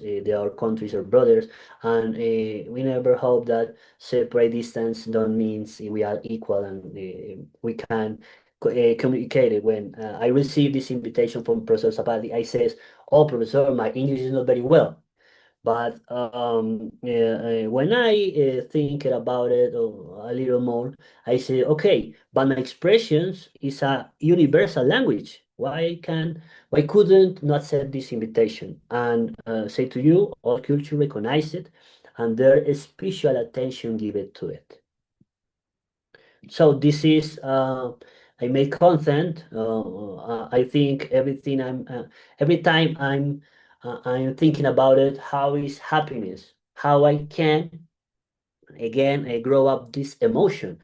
How to say, it depends. It's not constantly, of course, because people say, oh, you are happy and you don't smile every time. Okay, it's not mean that I have to, or I will to smile every time for be happy, because without a doubt, the greatest lesson in life is recognizing that happiness comes from within.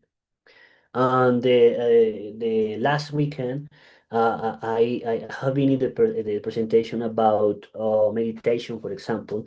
I say, oh my God, it's beautiful how we can change inside and change the rest of the our circle exterior experience, for example. And this is a good phrase. I give it to you. It's a gift for you. We can reflect about it. Well. This is important talking about vicarious trauma, secondary stress, burnout, and compassion fatigue. I say this is the principal problems to the healthcare workers, and the primary, and the problem radicating vicarious trauma is a stress, a lot of stress, and burnout and compassion fatigue is present on my country, and we are working so hard to reduce it. In a few slides, I'm going to talk about it, but this is a problem. It's a huge problem, as I say in the beginning of my presentation. The mental disease are bigger problem for Colombia and the region, for example. Well, this is an Indian Journal of Psychology and Medicine. Quality studies of lived experience of psychotherapists working with trauma. The people say, why you are talking about happiness and you are talking about personal healthcare personal workers, because what is the relation? Okay, and this says that the result in this investigation that the therapist experienced vicarious trauma while working with trauma during initial years of practice. This is a personal thinking, but the medical care, the psychologists for the situation, and permanently be working with people, we have to insurance and dehumanize the profession, because every day I'm talking about bad news. The people dead, you got a disease, the problem is too huge that I thought about it, and this situation is a very important situation to be treatment. And the therapist experienced vicarious trauma while working with trauma during initial years of practice.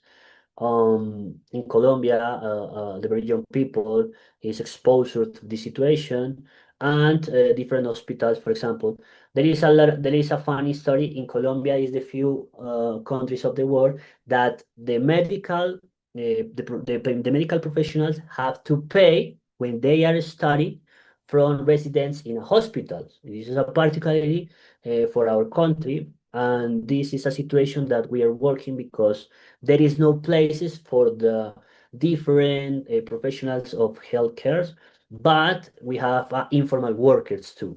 It's a curious situation. Well, this is other one. The COVID-19 pandemic psychologist professional quality of life and mental health. Every one of these investigation has the link, but if you want a later review, you can do it. This is presentation slides for you. And psychologists' compassion fatigue appears to have worsened during the COVID-19 pandemic, as have their symptoms of psychological distress. This is a study. This is a Auckland, New Zealand study. We have to know the very expensive academic investigations in Colombia is from North America and Europe region, for example. In this moment, we are working data different expert of the subject, like secondary stress and vicarious stress. We are working so hard to make different investigation because our region is a diverse cultural region. This is the other one, counselor happiness effect of therapy work with similar trauma. This is a study from the University of Texas at Arlington, Texas in USA. Few studies have examined how mental health professionals' personal trauma history affect their happiness, despite extensive research on burnout and trauma-related impact. The burnout is just a problem from healthy workers, sanitary workers, is about everything, everyone, the organization, companies, different universities, families, because there are different kinds of burnout. For example, I'm talking about burnout in the workplace. So this is a World Health Organization definition about health. And think about it again. When we talk about health, overall, we says is a situation of completely physical, mental, and social well-being. But we forget, and not merely the absence of disease or infirmity. This is a condition. This is a right, a human right. But we often forget that is the way, and ever we say, I want to be healthy. You are thinking about my physical, overall physical, but the mental and social well-being is put on the second place. And this is important to understand because this is the interpretation that I made, that the everything we have to know about the definition of health. So I'm sure that today we are more digitally connected but emotionally disconnected. If I don't know, if I could ask to you, how many times do you see your cell phone or your mobile in a day? How many hours? I think it's a good moment to answer in your houses, your places. How many times I do this action? Oh, who's talking about? This I met you. It's a alert from my alarm. How many times we spend in that action? iOS has a apps from see how many hours do you pass in the phone, for example. And we are in this moment like a desert, connectedly but digitally connected but emotionally disconnected. And that way, this is a build about experience, my primary experience in college, about the process, about the prof, William Acevedo. I hope this is seeing this conference because when I meet in a sometime with her, told me about this is an activity that I want to compare with you because I think it's very important make that reflection regarding the prevention and promotion of my physical and mental health at this moment. Which quadrant am I in? Okay, I'm gonna put the words in the quadrant, but think you in your home as in what quadrant are you? So the first one, I can, but I don't want to. Number two, I can't, but I want to. Number three, I can't and I don't want to. And the last one, I want to and I can. Which one are you? I hope that you are in I want to and I can, because the other quadrants is very different situation, but it's okay too. But the mostly important for change my promotional and prevention of physical and mental health, this will be. But I continue with that. I have some exercise to promote happiness. Please, again, when I ask these exercises, I will help you answer in your house, in your place, in your work home, everything that you are. Yeah, the charts are open for all the participants.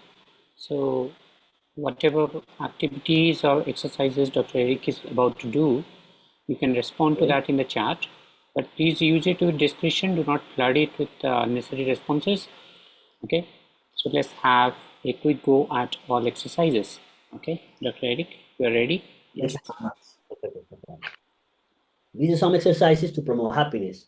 Number one. Okay, before that, I'm going to do some instructions. We're going to make a deal, other deal. This is a traffic light. And when I mention the happiness exercises, you will react with the traffic light. Well, what is what? What will be? Thumbs up. I do it frequently. There's a reaction. I hope you do. This is a relief face. I don't know if Zoom has this emoticon, but in this case, put a cloud, for example. But I mean just a little. This exercise is just a little. And the number three, thumbs down. I don't do it. Okay, let's start. Let's begin. So, how often you practice gratitude? Say thank you, praise others, help others. In my country, we name that empathy. How practice gratitude? What was the last time that you say to the people you love, or say thank you, or praise for others, and help? This conference is very important because always we don't do it, and this is the moment you can practice and do it. Go to the other chat. Please respond to the questions in the chat. Please do not ask about the feedback form. You'll be removed from the meeting if you constantly keep on asking about the feedback form. Remember this. We have already answered that you will be receiving your feedback form at the end. So please do not disturb the meeting by asking it continuously. If you have only interest to receive the certificate and not learn, then you don't belong here. Thank you. Number two, how often you reflect on your day before sleeping? What did I learn today? What did I learn this morning? What did I learn this afternoon? And what can I improve? It's very important because this is a reflection, and how we say in psychologists aim, we made insight. This is a conception that a reflection about cognitive and emotional situation. Oh, thank you. It's really nice to be reactions. I do it frequently. No matter, it's just a little, and don't do it because this is the opportunity to do it and to start doing it.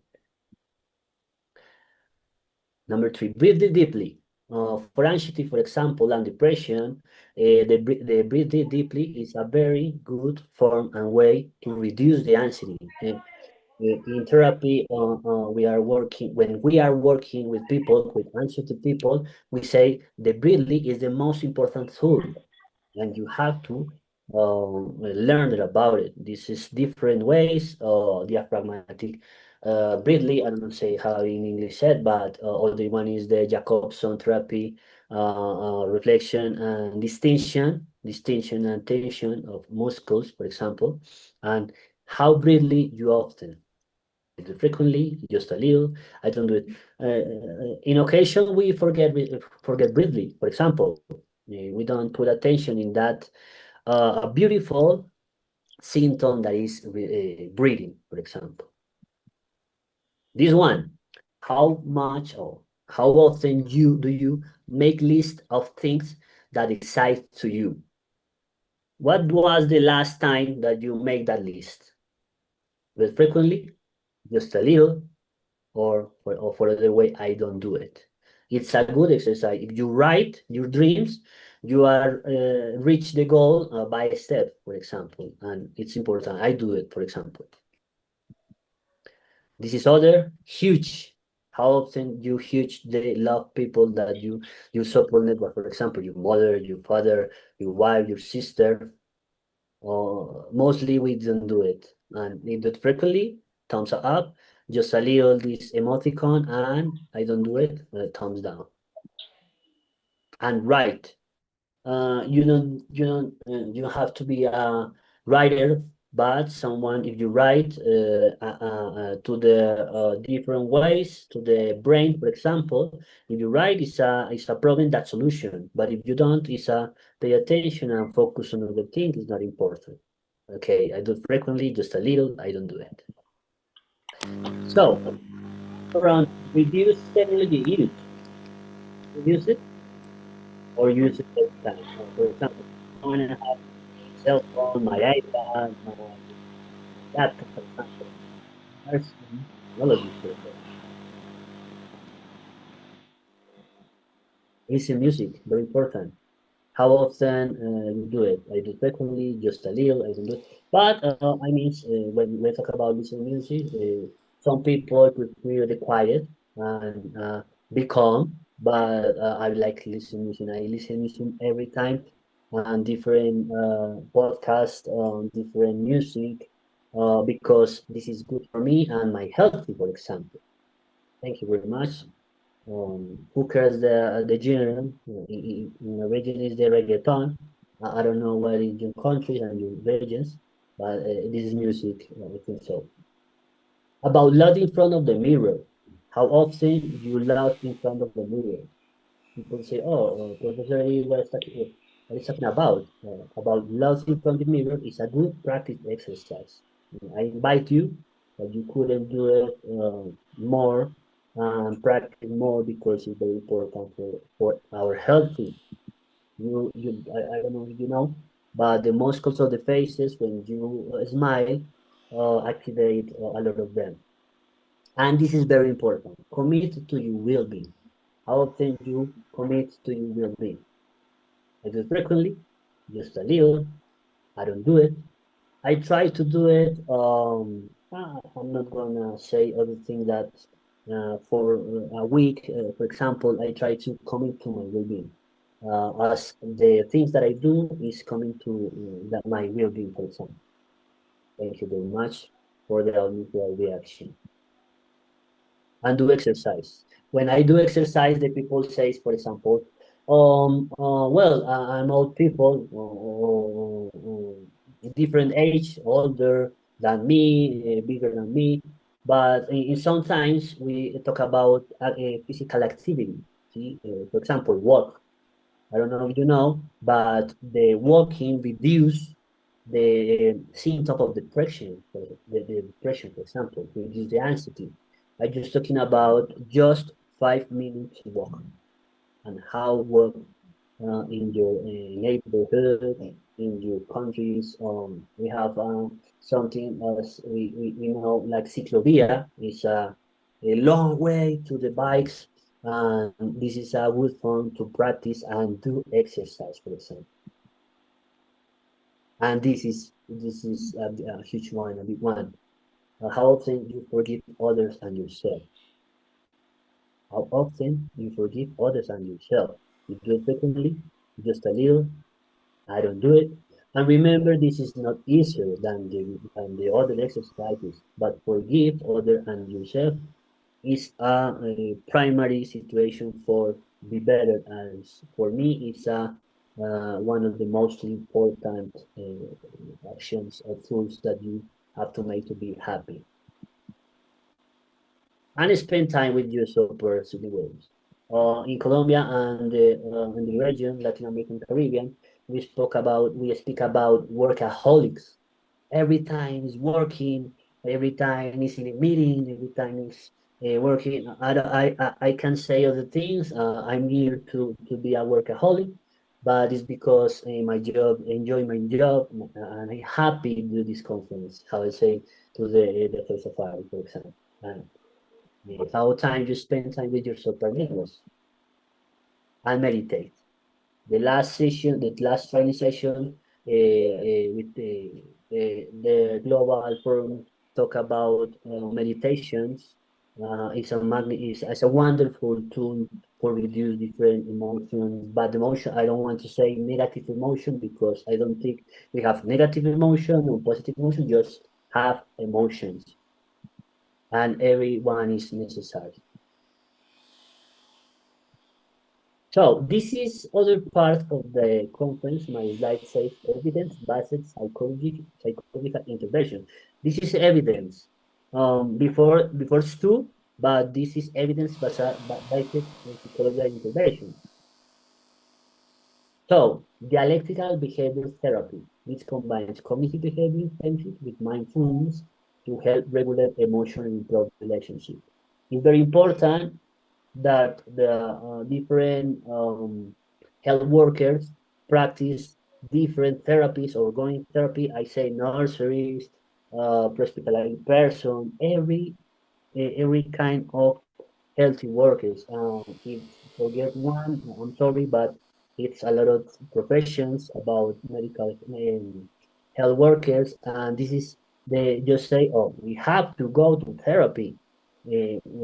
Our mental health is important, and this is one of the techniques we use in psychology, for example. Well, acceptance and commitment therapy. We say encourage acceptance of thoughts and feelings while committing to action aligning with personal values. Why the principles, guidelines about personal values is more important. Cognitive behavioral therapy focus on identifying and changing unhelpful thoughts and behaviors to improve emotional well-being.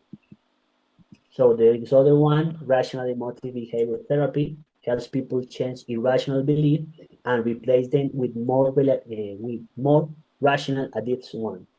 And therefore here, behavioral activation increases engagement in positive activities to counter depression and improvement. This is evidence.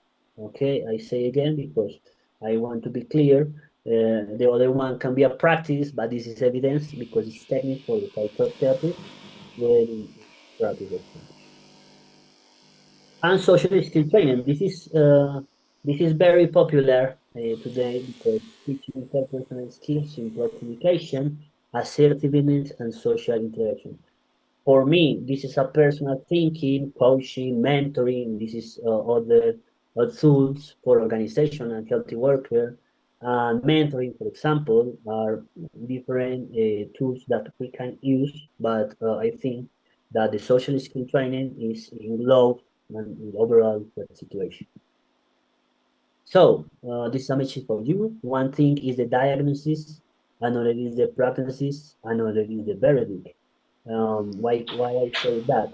Because in the most important things on your life, everything says you can, you shouldn't do it, you may be fair, for example, but the life is a highway, okay, with climbs, with downs, and I think this situation is our decision.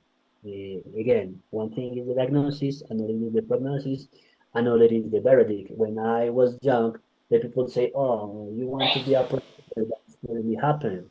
And today I'm talking about in other language than mine, and about 300 people, and this is possible, but it's because I try to do it, and I make a list and I wish it, and I do it in this moment, and this is so proud. And it's not what happens to us, but what we do with what happened to us, says Epictetus.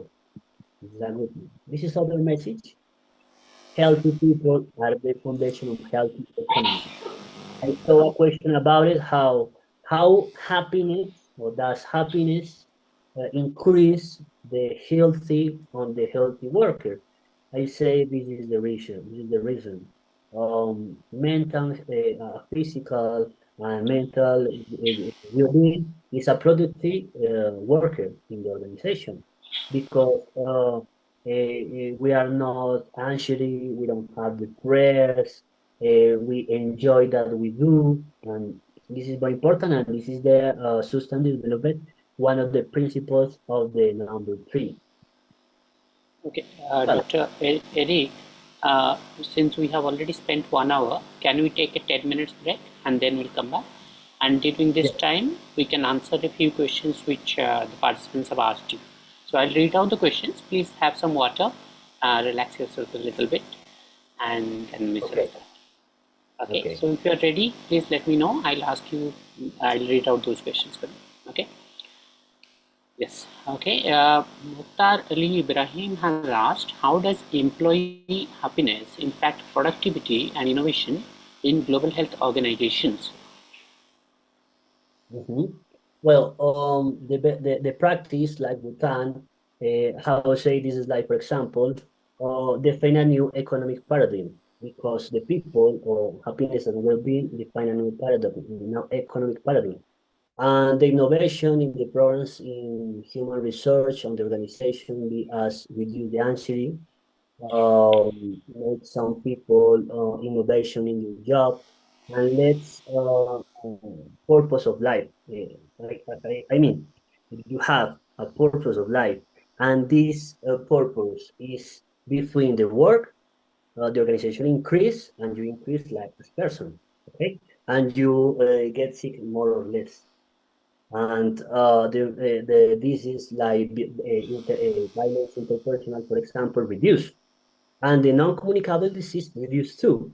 Yes, because for the strokes, for example, heart disease, ischemia, and strokes, the emotional factor is very important. And if you are in a state of well-being, focus that answer and reduce the impact of the disease. This is, could I say about it? Okay. The next question is from Asmika Agarwal. She is asking, self-harm cases were also seen increase in 2021. Can this be consequential to the COVID environment? Could you say again the question? I don't understand so much. Okay, the question is about self-harm cases were also seen increased in 2021. Can this be consequential to the COVID environment due to COVID? That's basically they are asking. If I you're engaging in understand. self-harm. Okay, the evidence Okay. about self. Okay, okay. Well, the evidence for the technology uses is reduce the prefrontal cortex, for example, and the attention is diffuse. And about the studies from Colombia, for example, we found that the extensive use for mobile cell phone, for example, reduce the attention and the development and the good answer in different exams for school, for example. And this is I forget it, but there is some indicator that say the people today is less intelligent than the present people. See, I think that the cell phone and the technologies reduce and affect directly our behavior, and from that I say that reduce the use of technology, because we forget the contact with others. This is that I try to understand that question, but if you write the question, I'm sure I'm going to more explain that question. Okay, Dr. Eric, I would request that you also go through the questions in the Q&A section while I'm reading it, so that you can respond to them in the most comprehensive manner. Okay, so you can go to the Q&A section and have a look at those questions while I'm reading them out. Yeah. So the question comes from Halima Faruqi. So in Latin America, she's saying, so in Latin America, what do the HR professionals can do in their organization to reduce the workplace inequality and make a more healthier and inclusive working environment for their human resources? I'm looking at The that. first question in the Q&A section. Which the first one? The first question by Halima Faruqi. Halim Haruki. So in Latin America, what do the human resource persons can do in the organization to reduce the workplace inequality and make a more healthy and inclusive working environment for the human resource? In the next slides, I'm going to explain some models. For example, I create a model when I talk about how reduce them the anxiety of the rotation of personnel. In Colombia, happens so curious is the nursery, for example, the profession is migrated to other countries the first year than they be professional. This is a situation that we have to contend. How about it with salary? This is a concept to, I don't know how to say in the country, but emotional salary or salary movement. But it's not everything economic and money. There are other things that could be okay for your mental health or physical health. I say before goodwill programs, eating good nutrition, for example, to the organization. And I think this is the innovation and research human centered because every organization has different ways to put in practice. For example, I remember that Google, Google have people from other countries and different countries, and I like, for example, rice with chicken, but USA person like hamburger, but we have to Mexican person that tacos, and they had a buffet. It's free for you because this impact directly your productivity by your healthy and helping your mental healthy and your physical health, for example. And I remember the ticket for happiness in the organization that I'm in this moment working. This means you have vacations when you are, if you're going to marry, you have a day off. And for example, if you, I remember Netflix, for example, Netflix has a political, different policy. This is Chile, not too bad. They give back limited vacation for the person, but you have to do that. The contract says you have to do, but you can work in different places in different countries. And other thing is important here is teleworker and home office. Colombia as India, I say, we are the, well, Colombia, I'm saying Colombia, we have the worst traffic transportation. I say I have to spend 3 or 4 hours in my time to go and went to my job. And think about it. This is traffic, this general stress, and my healthy is affected by that. This is some tools. Of course, there is more, but for the moment, we can answer that question with that. Yeah. And Okay. Yeah. The yeah, next question is from Muhammad Babaji Najabi. He is asking, what is evidence-based psychological intervention in the healthcare system? yeah. I'm go ahead.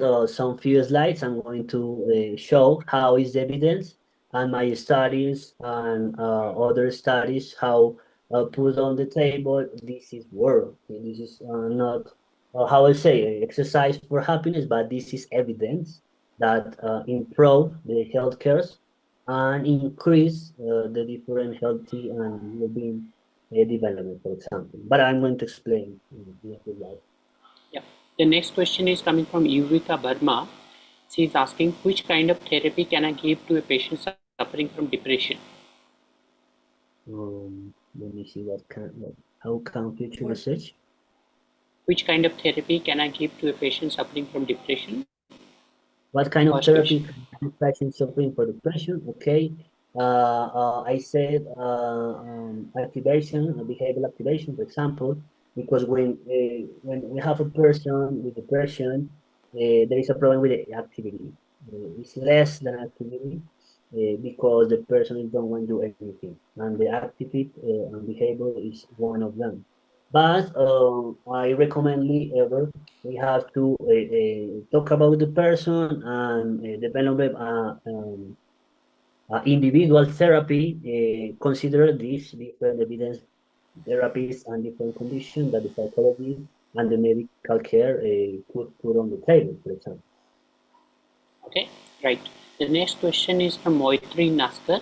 Listening to sad song make a person more depressed, or is it a myth? Um, The first question, listening to the sad song makes a person more depressed, or is it a myth? okay, psychological diversity, Amanda Shane, okay. Are there any specific practice that are prevalent in Latin American behavior that foster happiness?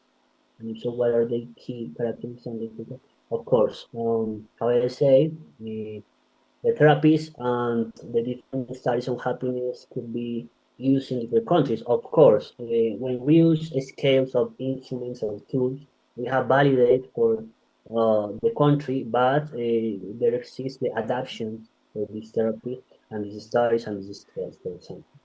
I don't know if that the question Amanda seen, but the No, answer. no. Dr. Eric, I asked the first question which is appearing to me in terms of series of questions in the order. First question is listening to sad song. Please listen to me carefully. Listening to sad song makes a person more depressed, or is it only a myth? It's possible. Of course, if I'm sad person and is listening sad music, it may be that affect my emotion.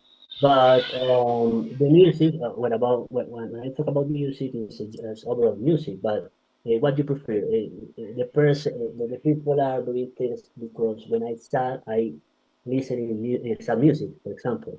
We don't do the other thing like I'm sad and I listen happy music, for example. But of course, it's a perception, it's a brain perception, a cognitive perception, and our emotionally sensitive, for example, it's conditioned by the exterior stimulus, for example. Okay, I think this is a good answer for that. Okay, the last question before you resume the session. Chandrima Das is asking, is happiness chosen or is it perceived? Okay, it's happiness chosen or this is a feel like after, but I say that the happiness is a human right, but but it's a personal decisions too. And of course, from Colombia about the constitution, for example, a paragraph specific will say the people will find the happiness in your life. And the for example, and the World Health Organization says happiness is a human right, but of course, it's a decision personal. And in Spain, for example, exists the Happiness Foundation. Luis Gallardo, I had a few conversations with him, and Spain is do everything things beautiful things about happiness, and I think Yeah. this is a good. Yeah. Okay. So participant, please keep posting your questions in the Q&A section. We shall be taking them at the end. Now Dr. Eric will resume his training. Please continue. Okay, thank you very much. I'm going to. Again, I'm going to share my. Okay, here.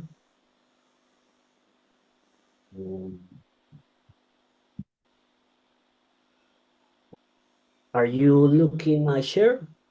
Can see? Okay. Yes, I can see. Thank you. Well, the background on happiness, UN Resolution 66 declared March 20 as the International Day of Happiness in 2012. It recognizes happiness and well-being as universal aspiration and the integral to public policy. Happiness and well-being define a new economic paradigm. It promotes an inclusive, equitable, and sustainable economic model. And the initiative was led by Bhutan. I'm not going yet to Bhutan, but I imagine a region of the world that the happiness is the first thing, and they recognize that the priority grows national happiness. And happiness is a right, but also an individual choice. So this is the rank, for example, to World Happiness Report. This is the 2025. Unfortunately, Colombia is not in the 25 rank in this moment. The nearly is Mexico, for example, in the 10th position, and Costa Rica is the 6th position. But what you will making a question is what does mean? What is scale? And country happiness is measured in approximately 147 countries, and the factor that they measure is social support, gross domestic product per capita, healthy life expectancy, freedom, generosity, and perception of corruption. This is bad news for my country. Perception of corruption is very big, and the generosity is not the way that I want to say is better. Is on the way, and this is a comparative with India in the 150 position and the current Colombia 61. But just say this is a data. This is a recopilation of a statistic, of course. And I wish that you can listen the music, but does happen exist?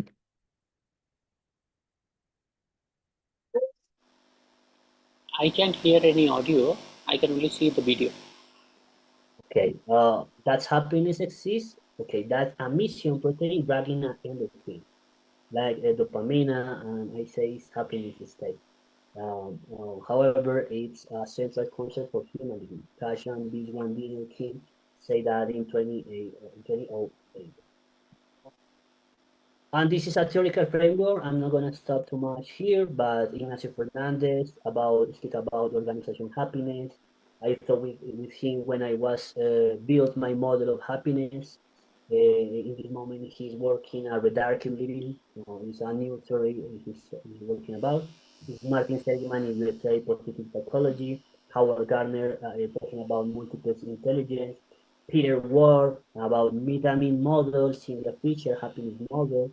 We have two, Daniel Goleman with emotional intelligence, but Felix Oberholzer created value, and the most important in this one for me is Edward Dini because he created the satisfaction with life. And on the table, I put that the effort for use scales property talking about. This is Verdiner. Again, I'm going to ask some questions. Just the answer is yes or no. This is a satisfaction with life scale. This is orientative exercises, but here is the number one. Is your life close to your ideal in most ways? You can answer yes or no. Okay, the charts are open. You may answer these questions in the chat if you want. Thank you very much. That was a fine. The number one again, your life's close to your ideal in most ways. Number Participants. two.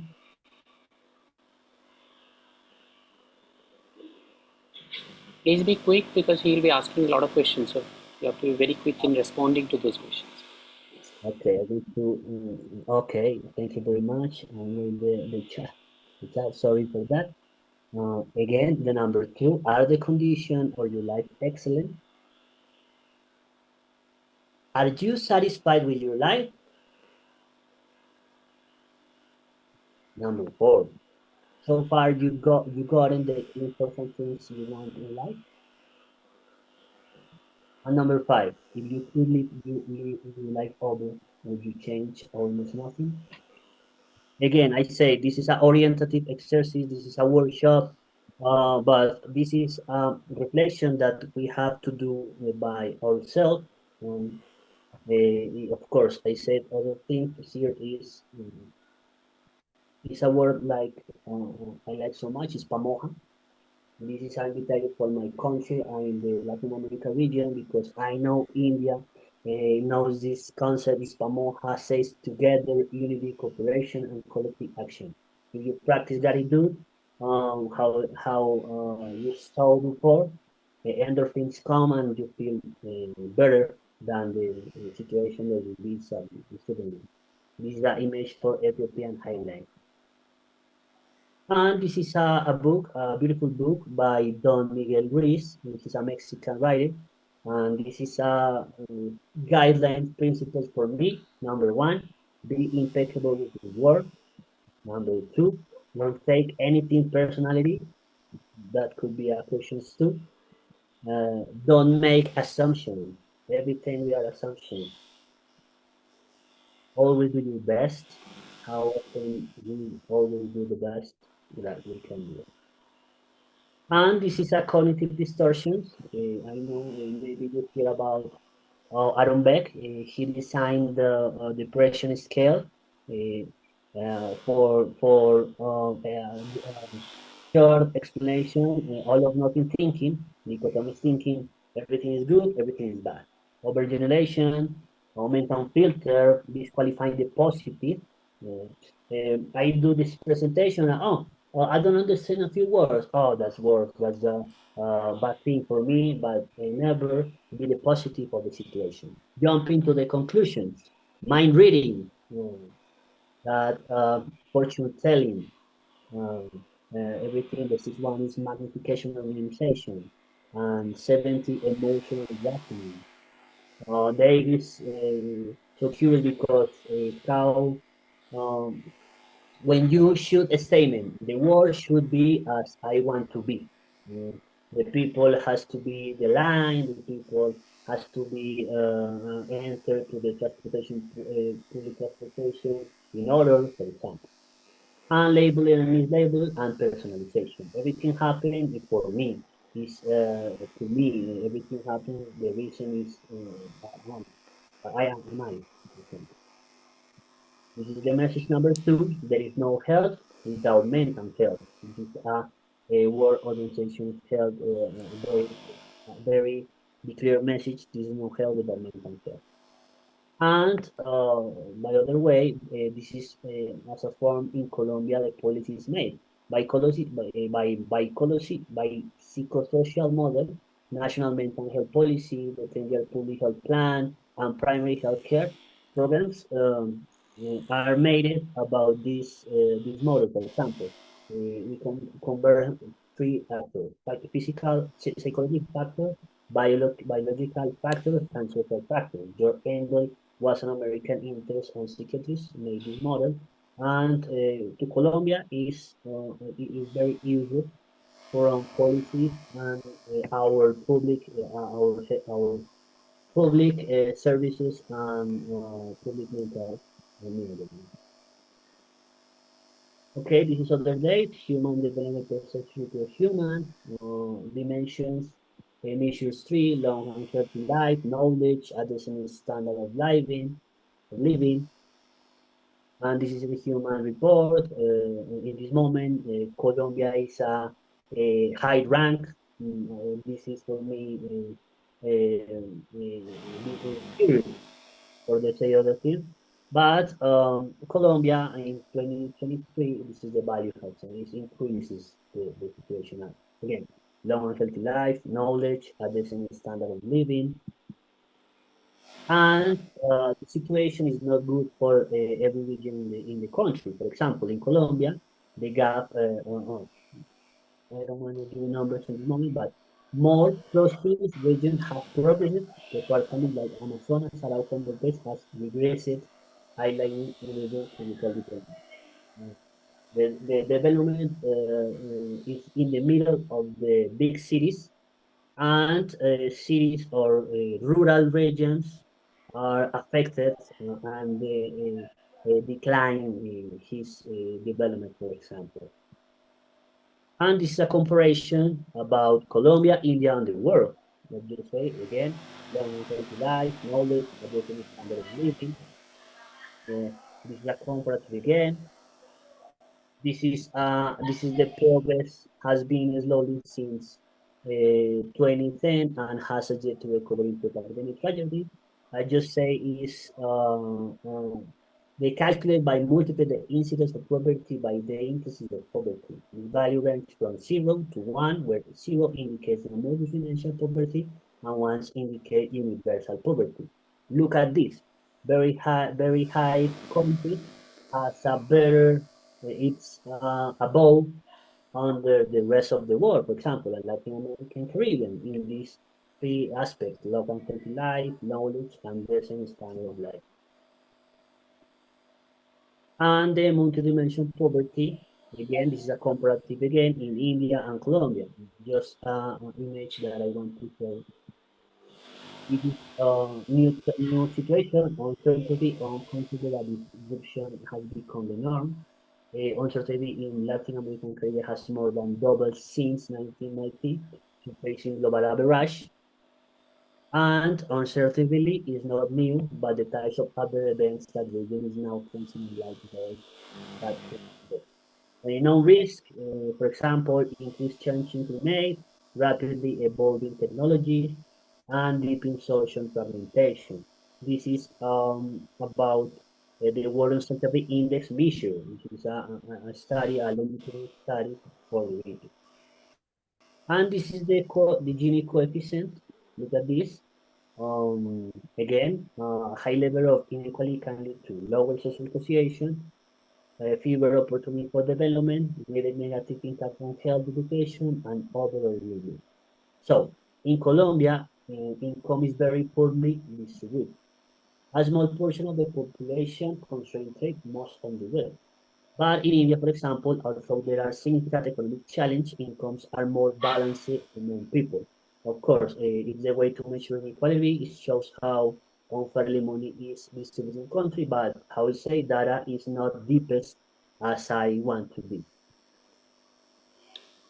Message number 2, a country with high Gini index doesn't just have an unequal economy, it also has inequality response. And economic inequality is therefore a necessary condition to guarantee the right to socialize people. This is a description by Grupo Banco Mundial. And look at this disaster that we're going now on our bill. Just for saying something, disaster risk increasingly assistance to financial strategy on global scale. Again, that's 2.29 trillions. We are talking about annual bill is growing up in the disaster risk. This is emerging possibilities, data and intelligence, artificial intelligence, economy, chromatic economy. I don't know in India and Asia, for example, is that concept, but the green economy, the blue economy, the orange and silver economy is very interesting way because, for example, blue economy says a territory could be prosperous if he invests that he can and could provide it by self. And engineering and technology, people and culture, this is seen in red because it's the way for me, again, the health workers, for example, and product and service development like circular economy. Mexico is making beautiful work in that aim, and the marketing and sales control. But this is our economic forum day. And this is number 2. The only constant is the change, retail by activities. And some public policies on happiness. This is I'm not certified by Lagos, but I call this activity Happy Lagos. And this is public organization when we meet different persons as a medical person, a psychologist, environmental workers, and we are talking about 50,000 people that is working in this organization, public government organization. This is a government house, a mayor house, call it Tocancipá. We are working in a new policy when the happiness is important for them and the region, for example. This is the last meeting in the Happiness Day from the digital service, this administrative digital service. I don't know how to spell in English, but this organization is concentrate the human talent in different medical hospitals or primary care services. And I was talking about emotions, how emotion is very important to attend the other, as empathy and assertivity, for example. This workshop named hands to the happiness. If I try to explain it in English. So this is an activity workshop. I hope in the near future, the Political Safari and the region, we can do these activities with countries, with nations, or a lot of people, because I'm sure that the emotion is very important to make a better world. And this is activity when the person write in a paper what is my purpose, what is my dreams, and everything. How can I make it happen? But mostly in the case we don't know the answer.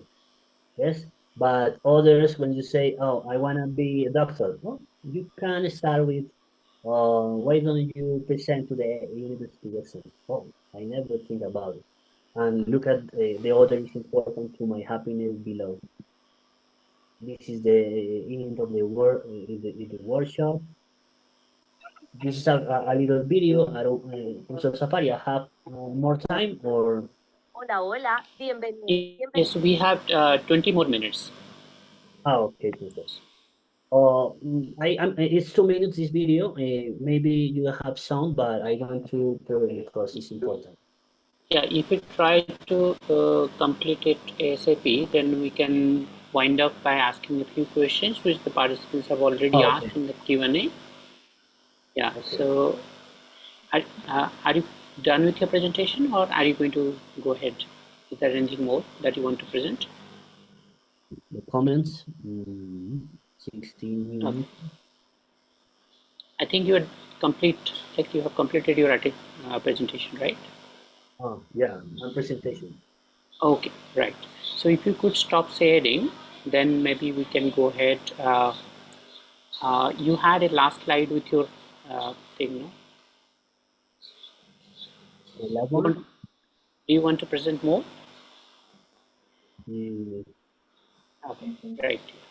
Wait Yeah. a second. This one? If you want to continue and complete this section, go ahead, please, quickly. Yeah. Okay. Go ahead.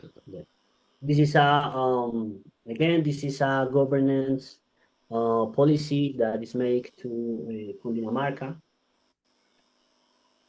This is a happening communication and health, for example. This is other studies. There is a relationship between happiness and burnout syndrome. This is a study from Lima. The other one is about toward world happiness, the global organization values and professional adaptability in a prudent public health network, the importance of Hershey and aligning organization values with individual values to promote a happier and more productive world. I think that answered the last question. This is other study, need to make happiness and world through organization communication. And there are positive relationship between job satisfaction, organization climate, and subjective happiness. This is other studies in Mexico, for example, and the other is in other countries near to my country.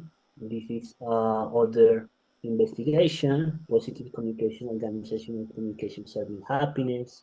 And if at its core, happiness is nothing more than this said by Leo Milsky in 2011. So, job happiness in healthcare workers, this is a systematic review. That means happiness and the well-being of healthcare workers are directly related to the quality of care they provide, which is linked to professional burnout. This is a study from Peru and Mexico. And happiness and organization well-being are aspects that are still under development in this institute. This is very interesting. This is how public policies for the Organization of Happiness Management, the United Nations Resolution 65 of 2011 recognizes that finding happiness is a fundamental part of every human being. Furthermore, it urges member states to undertake the development of new measures that better reflect the importance of discovering happiness and well-being in the environment, with the aim of guiding their public policies. This is a centenary university which landed workers online PhD in happiness study in USA. Tal Ben Sahar, Tal Ben Sahar is the right person, is an expert of the subject in happiness, and it will combine multiple disciplines to train leaders who change will be global. This is our study. I almost done. This is our organization happiness scale. We are made it with Professor Luis Arias and my person. We're going to present the results in the Colombian Congress of Psychology. This is two criteria for explain how is organization happiness scale. The number one dimension, working condition, or the number two is perception of happiness. We build an instrumental scale because we want to measure the happiness in the organization. And if you want, you can scan the QR and you participate in the study because it's important for us. This is other relevant studies for the subject. We have a chapter book about neurodiversity and organizational happiness. We have a podcast with my wife, Happiness at Work, the connection between emotional well-being and corporate service by Consultor Salud. A systematic review, organization happiness and diversity, a case of study developed on organization happiness model and empresarial strategy for comprehensive work and integration, literary review, organization happiness, public policy contribution, about implementation of Compass 007, 2018-2013. This is a district public policy of comprehensive talent management. That's the image you saw before. And in this moment, I'm the leadership role leader of the organization Happiness and Human Relations Research City. In current project, there are others, but this is mostly for the region. We are working with the Professor Luis Arias, and we are working with Sebastián Gavini, a reference to in Argentina and Chile with La Pamela, other teacher. We are development of transcultural well-being assessment instrument to measure happiness in this case. At this moment, I'm leading the methodology for updating the Health Human Talent Law with the Congress of the Republic of Colombia.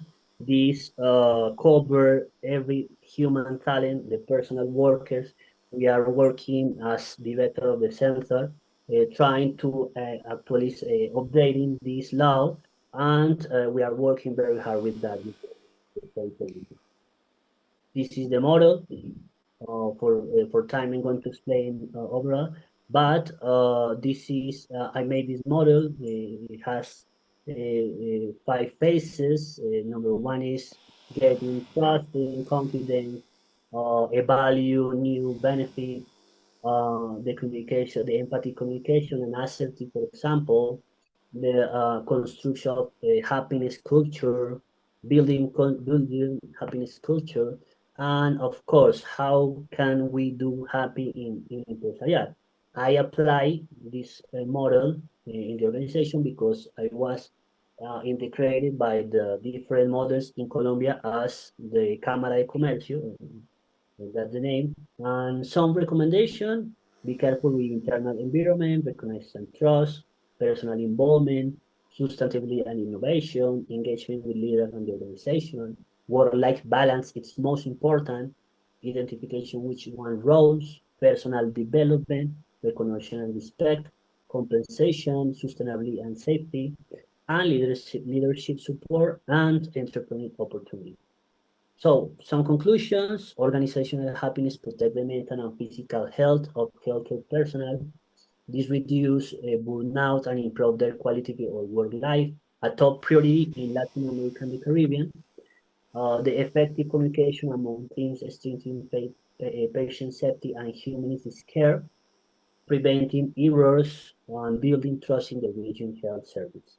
Empathetic leadership based on respect and recognition increase motivation, trust and commitment among healthcare workers, fostering more human and sustainable health system in Latin America and the Caribbean, and prioritization emotional salary and work-life balance, of course, is essential for the well-being and retention of the health talent contribute to a stronger health system responsive across the region. The last one, implement a space for active listening and participation, enhance staff identification with the mission of care and their involvement in the work, leading organization transformation in Latin America and the Caribbean. This is organization happiness model and effective communication are global transformation driver for Latin America and Caribbean because mental disorder impose the global economy between 2.5 and 85 trillion dollars annually due to productivity loss by OCDE. In Colombia, 70% of women and 56% of men report job burnout. It includes healthy workers. 2.5 million Colombians suffer from depression, exceeding the global average, and only 2% of the health budget is allocated to mental health in Latin America. That the 6.5% expenditure in health, just only 2 is allocated by mental health, and more than 60% are going to sick at the hospital. Well, I want to finish my intervention with this poem, The Paradoxical Commandments by Ken Keep. I'm sure Professor Safari recognizes it, born in an orphanage in Calcutta, India. Let me read it. Changes may be misunderstood as having hidden motives. Okay, anyway. What you buy with care may be destroyed for no reason, built anyway. The good you do today may fade from others' memory. Do good anyway. Give your best even if the world doesn't acknowledge it. Give yourself anyway. The UNMDP says, leave no one behind. Thank you very much, Dr. Safari. This is my scan to LinkedIn profile, and thank you very much for the space. Wonderful, wonderful. So I would just place on record thankfulness to you, but I would request that since due to lack of time, we may not be able to take a lot of questions. But there is a question written by a candidate, a participant in Spanish for you. So maybe you would have a read, that question has been written in Spanish just for you. So please have a read in the Q&A section. It's by Amandeep Sen. I do not know how to read Spanish, so I am requesting you to please read it. Okay, I'm trying to do the chat, you have but to stop. You have to stop. Yeah, okay, I'm stopping your sharing now. So you can go to the Q&A section, and the question is from Amandeep Sen. He has asked a question in Spanish. Okay. And participants, please stay patient. The feedback form would be shared very soon. Okay. Please do not ask and say the same thing several times. It doesn't look very decent. Okay. Thank you. If you're attending a session about which the timeline has been already notified, it is your responsibility to attend it on time if you actually want to receive a certification. So please do not post the same thing several times. It doesn't look decent. If you want, I can. Do you want me to send the question to you, like in personal chat? Okay. Let me see. No, the copying function doesn't work. So what I'm going to do is, if you go to the Q&A section, okay, I'm going to keep only one question for you here, so that you can read that question. So what will happen is, I'm taking out all the questions, and I'm going to keep only the Spanish one for you, so that you can read it.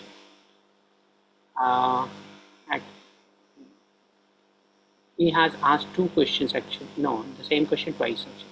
Questions open. Can you find it now? Yeah. Well, yeah. He has asked two questions actually, not one. Maybe you have it.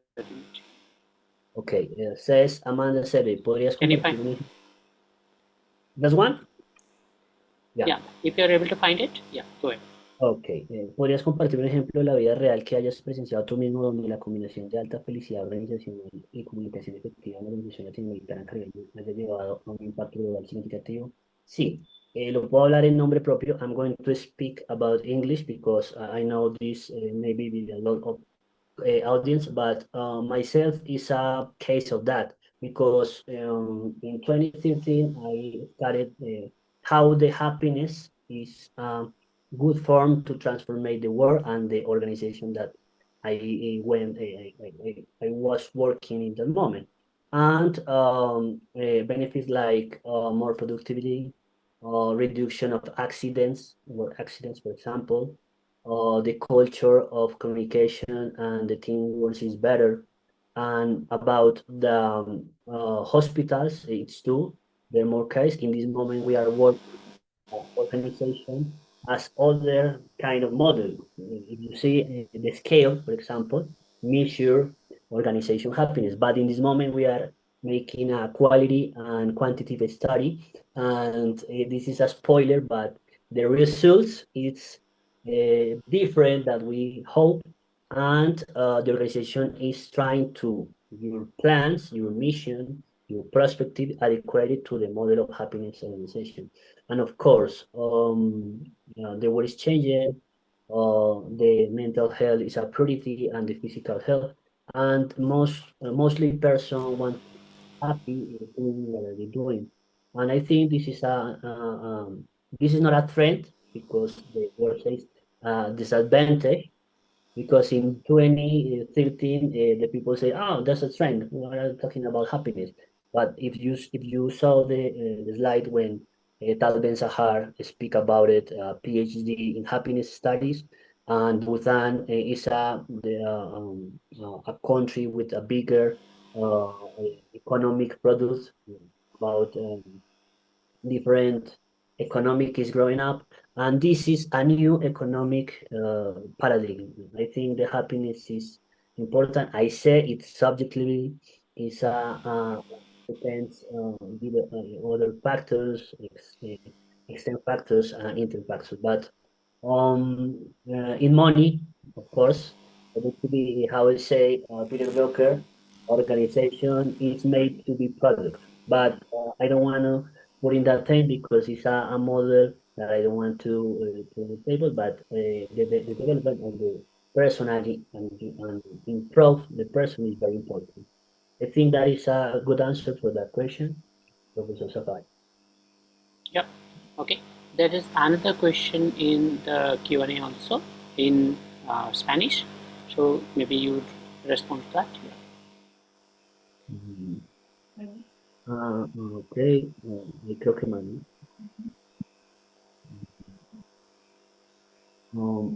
Okay. This is the one, I mean, Amanda Chip, Professor Sapani. Yeah, there were two Just- questions. There were two questions, and one I think you answered the first one because I don't understand much Spanish. So I think you Okay. answered the first one, and this question is left out. Yeah. Okay, that's the answer that I made before, but the feedback is very important. I think in my studies, I did a lot of studies in this, 200, for example. What I can resume of these studies is the feedback and the feed forward. We don't use the feed forward. I mean, feedback is past the event, and the feed forward is the future event. How we prepare for a situation or bad situation in the hospitals, in the for the health workers. For example, just a example. If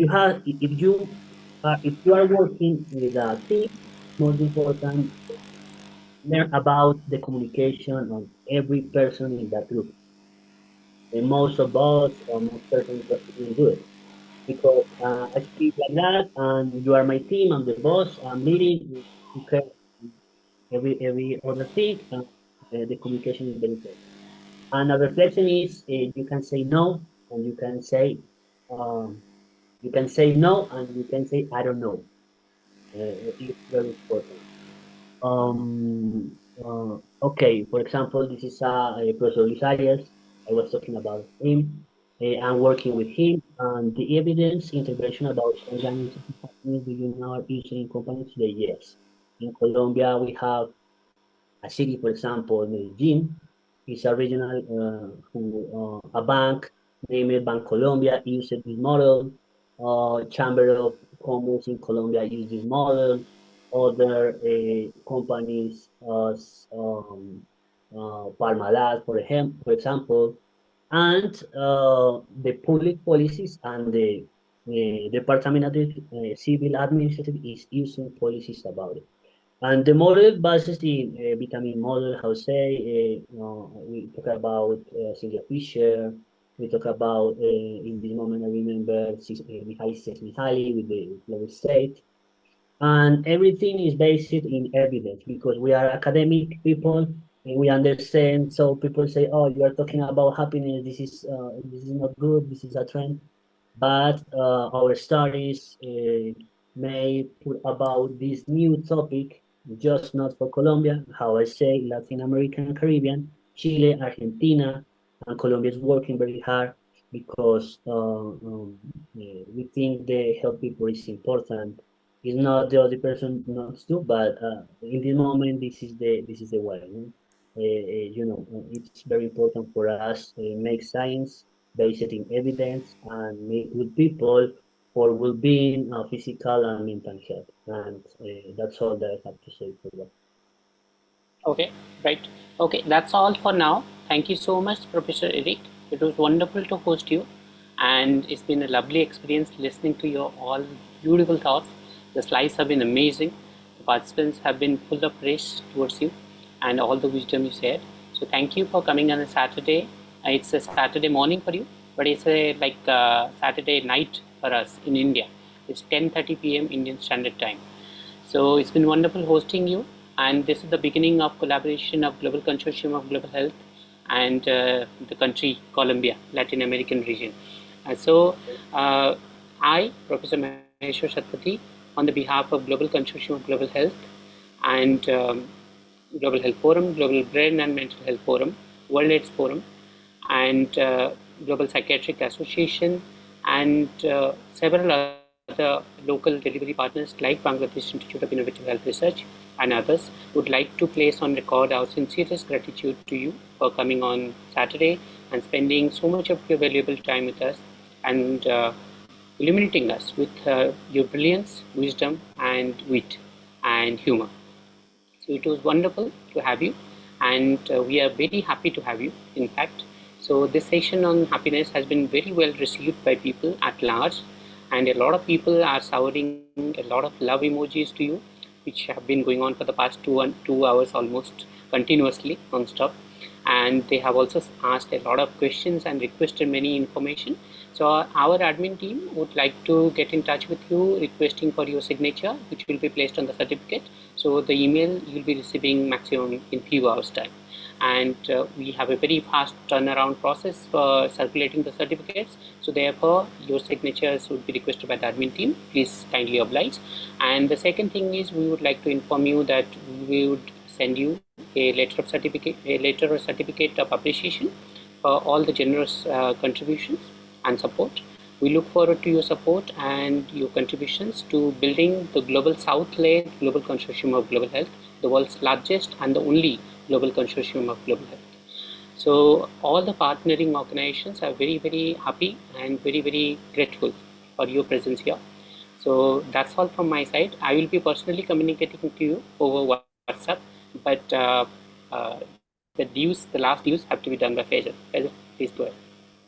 Thank you very much, Professor Safari. Sorry for my mistakes in English. Apologize for that. But this is for to say happy, be happy, and trust in the process, and we will see together in the patient. Thank you very much. Sure. Thank you, Professor Eric Fabian and Professor Satpathy, for such an insightful and practical discussion on organizational happiness. So this brings us to the conclusion of our today's advanced training sessions of our global certification program of and international workshop series We hope the ideas shared today inspire you to seek meaningful partnerships, expand your research frontiers, and continue shaping a more equitable, collaborative future in public health. Let's keep learning, collaborating, and transforming global health together. Until next time, take care and good night, everyone. Yep. Okay. So that's all from us for now. Thank you so much, Professor Eric, again, and thank you everyone. Thank you to all the participants for being such a sportive audience. You have been wonderful participants. It's already 10:30 p.m. Indian Standard Time, and 265 people still present. That shows the level of enthusiasm, level of engagement, authentic engagement that we have from all parts of the world. And our Global Advanced Certification Program, as well as International Workshop Series, is being regularly attended for the past 12 weeks by more than 3,000 participants from all over the world, 170 plus countries. So, and without any funding support. So we are extremely proud to also acknowledge that. And we also want to place on record the support and partnering, endorsement by the University Polytechnic Colombiano, which is the recent partner in our process. So thank you, Professor Eric, for initiating that. We are taking ahead in terms of a small collaboration, but we would love to have more collaboration in terms of research, advocacy, practice, and maybe developing better collaboration, global partnerships in terms of what sort of work can be done together. Different countries can come together. If your university would like to play a role in that, catalyzing it, please let us know. We would be very happy to have you on board. We are anyways getting all universities and organizations on the board of Global Consortium of Global Health. So far, we have got more than 270 organizations from all over the world who have registered with us as member organizations on the Global Consortium of Global Health. So we would love to have your university also as one of the partners, as a member of Global Consortium of Global Health. And we would love to work with you. That's all from my side. Thank you so much. Have a wonderful weekend, and I shall be in touch with you over WhatsApp. Thank you. Take care. Bye. Namaskar. Okay. Thank you. Okay, participants, please fill the attendance, the feedback form which has been shared in the chat. If you are a workshop participant, International Workshop Series participant, please only fill International Workshop Series. Do not fill the GACP. GACP stands for Global Advanced Certification Program. That is a very elite group of participants, and they are already present here. If they are listening, you are very elite group of participants. Please maintain the dignity of that elitism, okay, and take care of yourself. Keep working hard. Now we have to go ahead and end the meeting in just 2 minutes time, because we have another meeting starting straight right now.